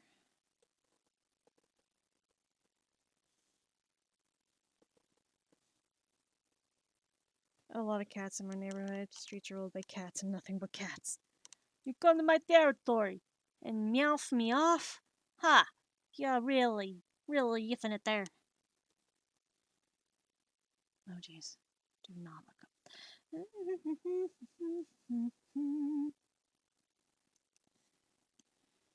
Alright, move those all down.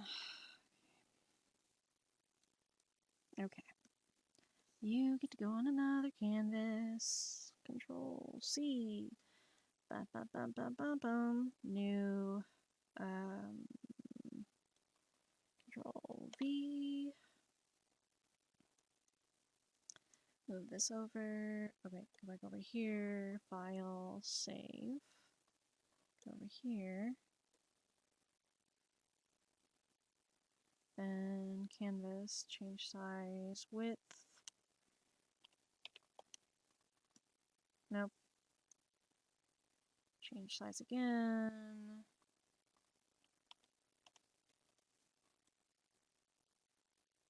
I can work with that.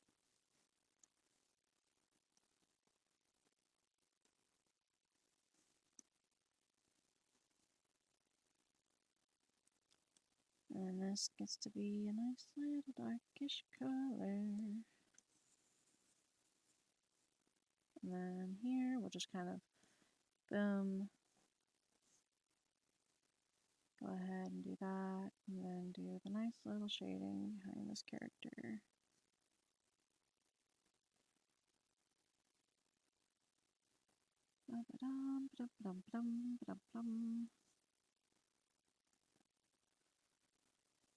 Then here and here.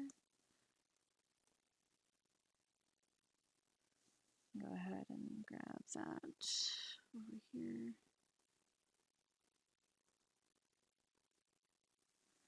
There we go.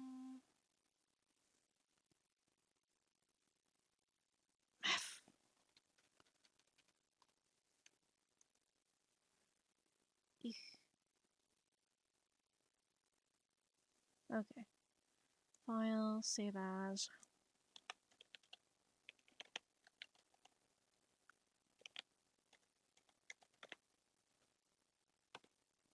There's that. That one's good. Okay. There we go. All right. Cool.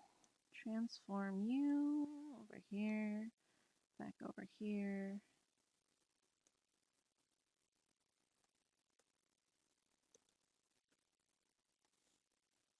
Go to here. Grab that. Line art.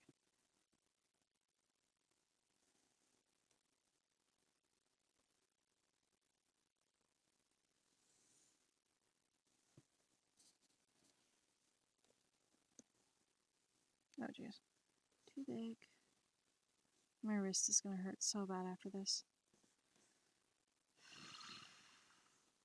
I'm not going to be drawing or playing games for a little bit. Not good.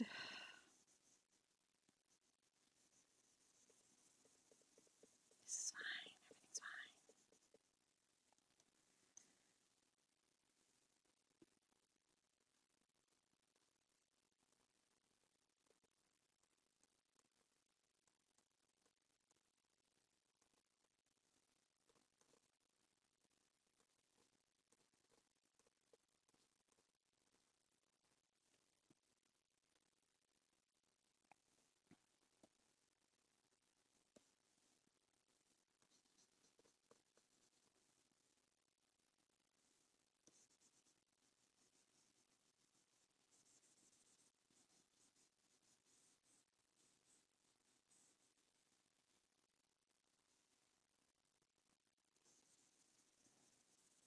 It'll still be safe for work. We're good.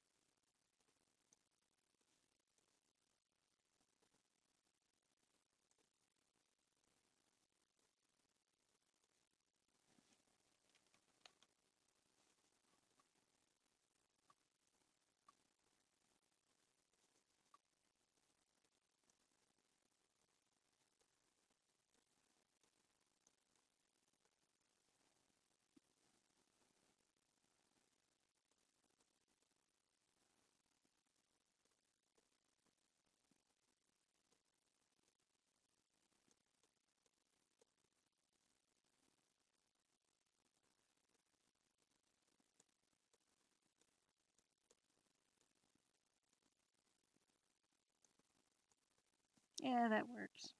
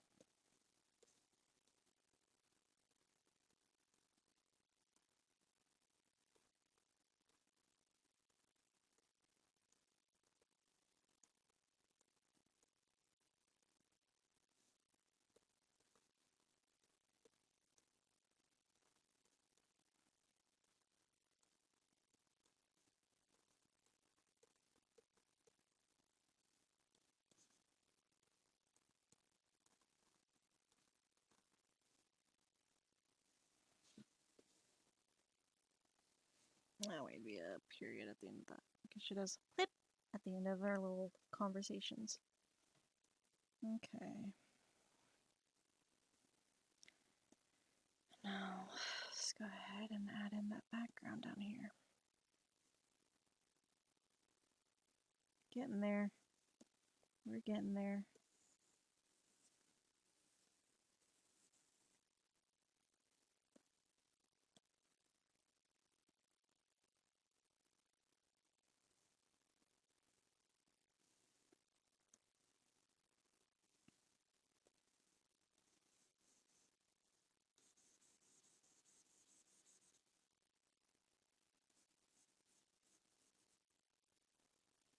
Let's do some blurring.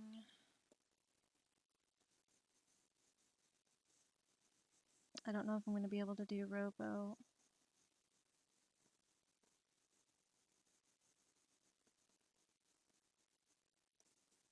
Dang. Okay, maybe it won't turn out the best way.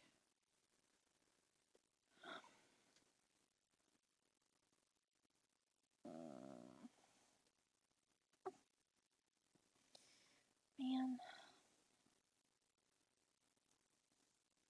First off, I'm going to save this file. Open.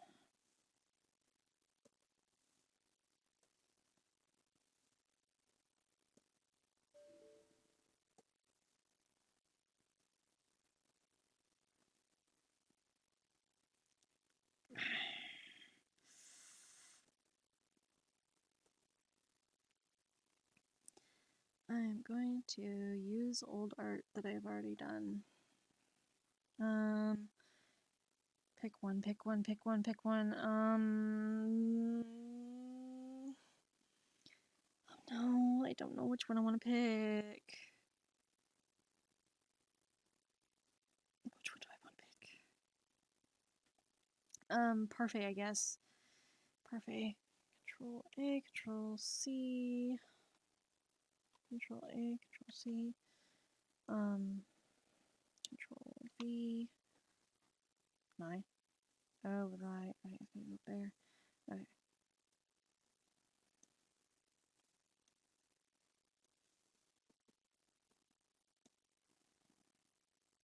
Do I want to put it over here or over here?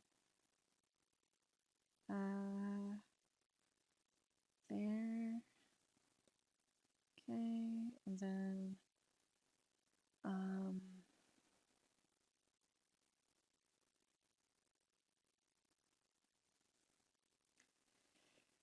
probably this one.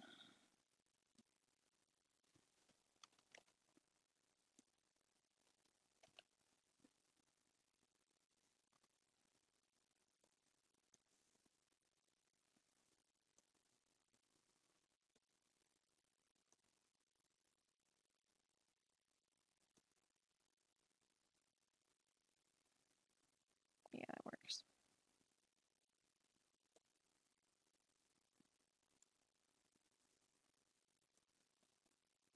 Oh, where's my cheesecake one?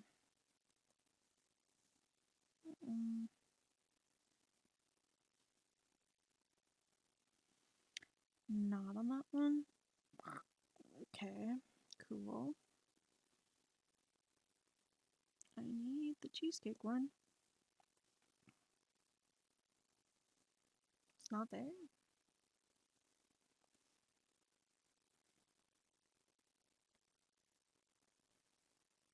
No disco. Okay, there we go. Okay, I'll just like select. Wait, I remember specifically.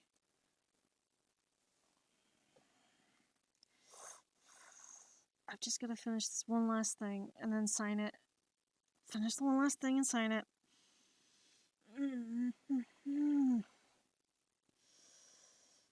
Worth it, they're worth it, they're worth it. I keep telling myself they're worth it.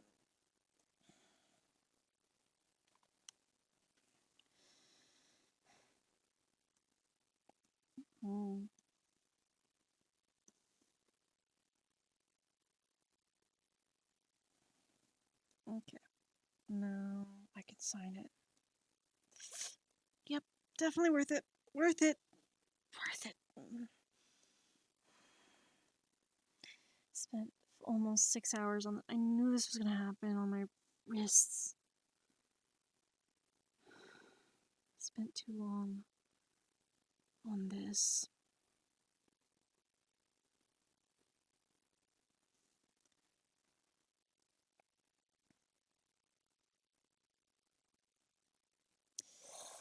Ow, ow, ow, ow, ow. Fritters and cornbread. Make sure it's in pinks and blues. Those are his two favorite colors. Pinks and blues.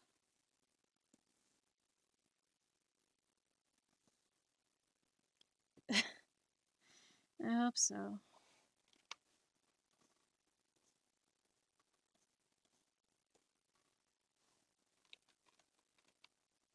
I'm currently trying to hold it together. I'm trying very hard to hold it together. My wrist is very, very angry.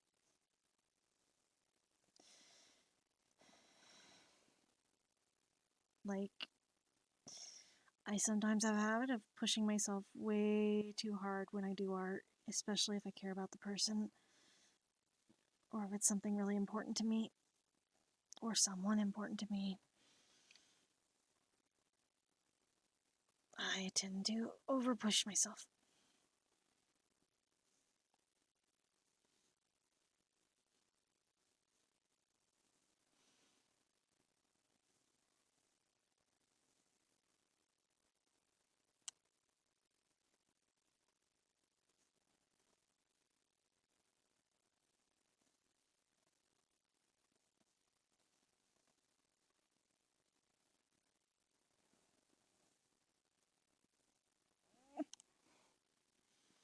It's okay, a little pain never hurt anyone.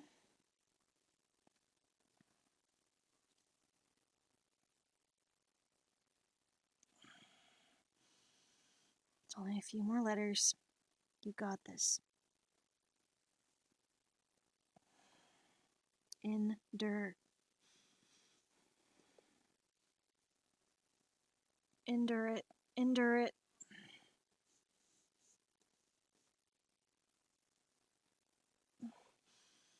Icing my wrist after this. Definitely happening.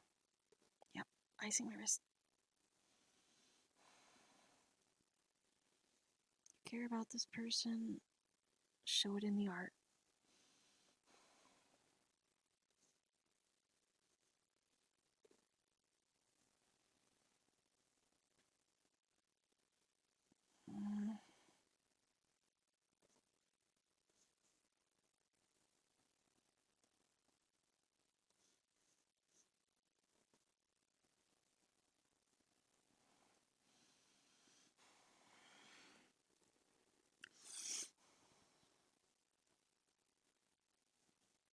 It's fine. Everything's fine.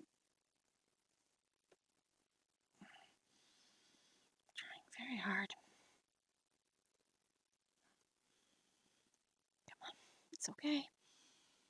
It's only a few small details. Soon. Very soon. You've got this. Just endure.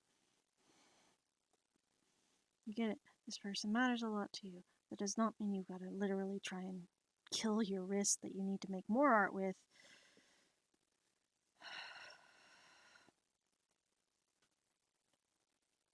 There. Okay. Okay.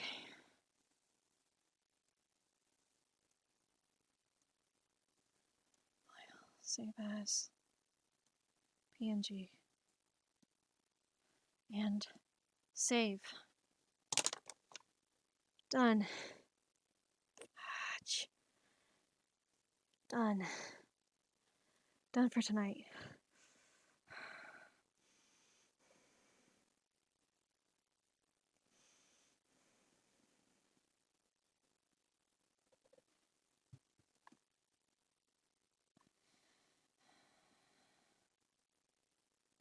Done.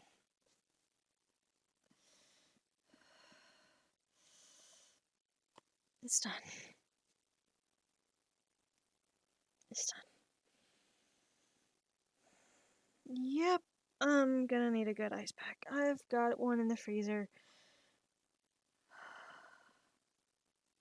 Yeah, I'll be fine.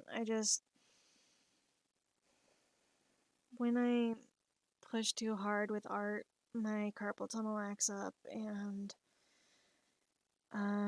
sometimes it can be painful enough to where ice doesn't do much to relieve the pain, and I have to take an art break, rest for a few days, and not get to play any games either. So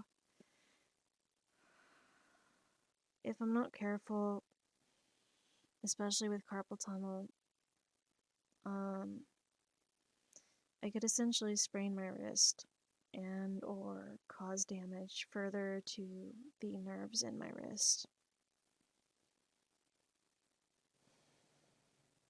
So when I do art for people or when I'm doing art stuff, sometimes I go too hard. And sometimes when I'm really, really focused on something, I neglect the fact that I shouldn't be pushing my wrist super hard.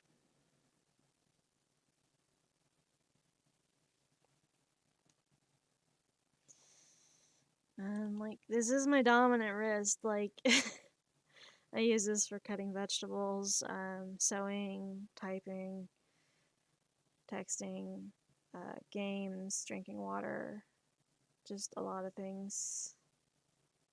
I'm ambidextrous, so I can write with my left hand if needed, but my right hand's kind of my hand I do most of my main stuff with. I'm hoping I'll be okay with a couple days of rest, but I may have pushed myself just a bit tonight.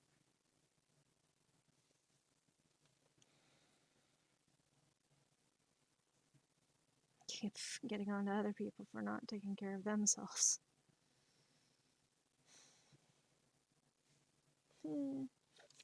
Yay. I just hope that it's not going to cause a problem for the art event Sunday. Or for my future plans on Minecraft. Before this weekend. Okay.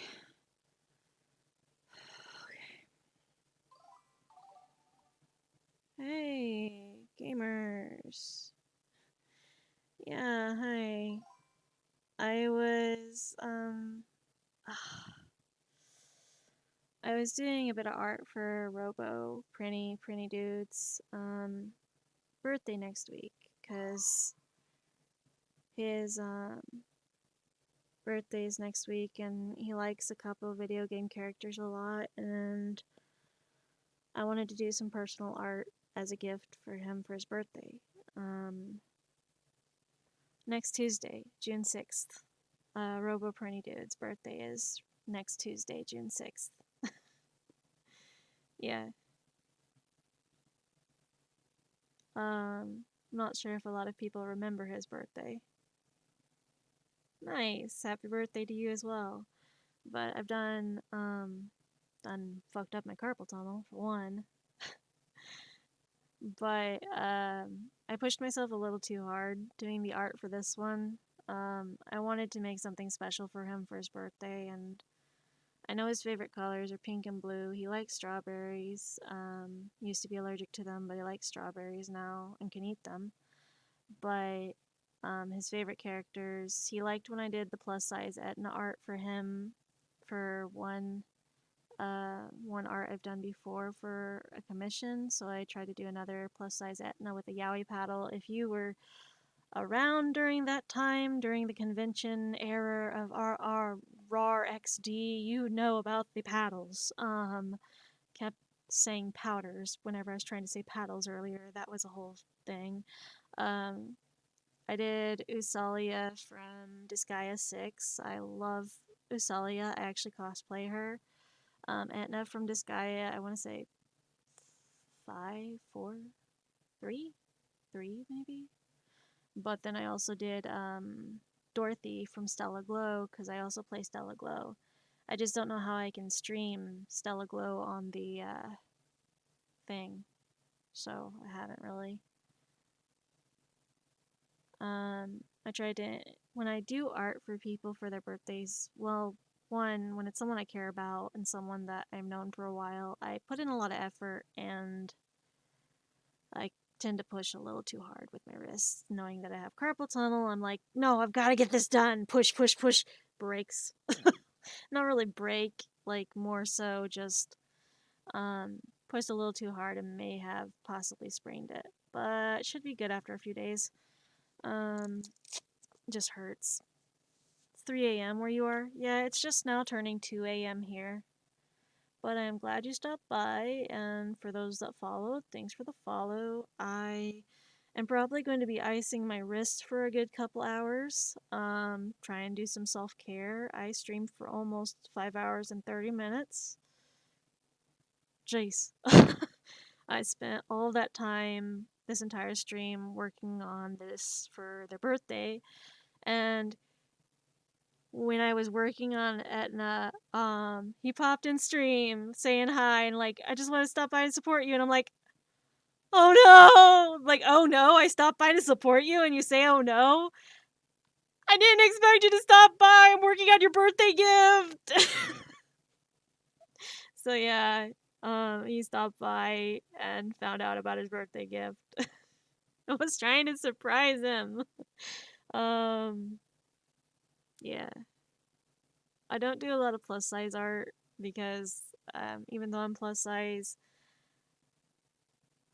stuff doesn't always get met with the most positive reprieve from a lot of the communities. So I don't do it very often. But when a person likes plus size stuff, I'll do plus size art because I know that they'll like it. I need to practice more plus size art, but it's just I'm hesitant. I hope you get good sleep, gamers, and I will try to rest and try to take care of my wrists so that I can do more games and arts later. For now, I am going to go ahead and end my stream, and thank you everyone that did follow tonight. Thanks for stopping by. I appreciated the conversation. I appreciated everyone that decided to come by and support. And I will see you all next stream. And if you haven't already, feel free to follow for more content in the future. Have a good time zone wherever you are, and have good sleep if you have not gone to bed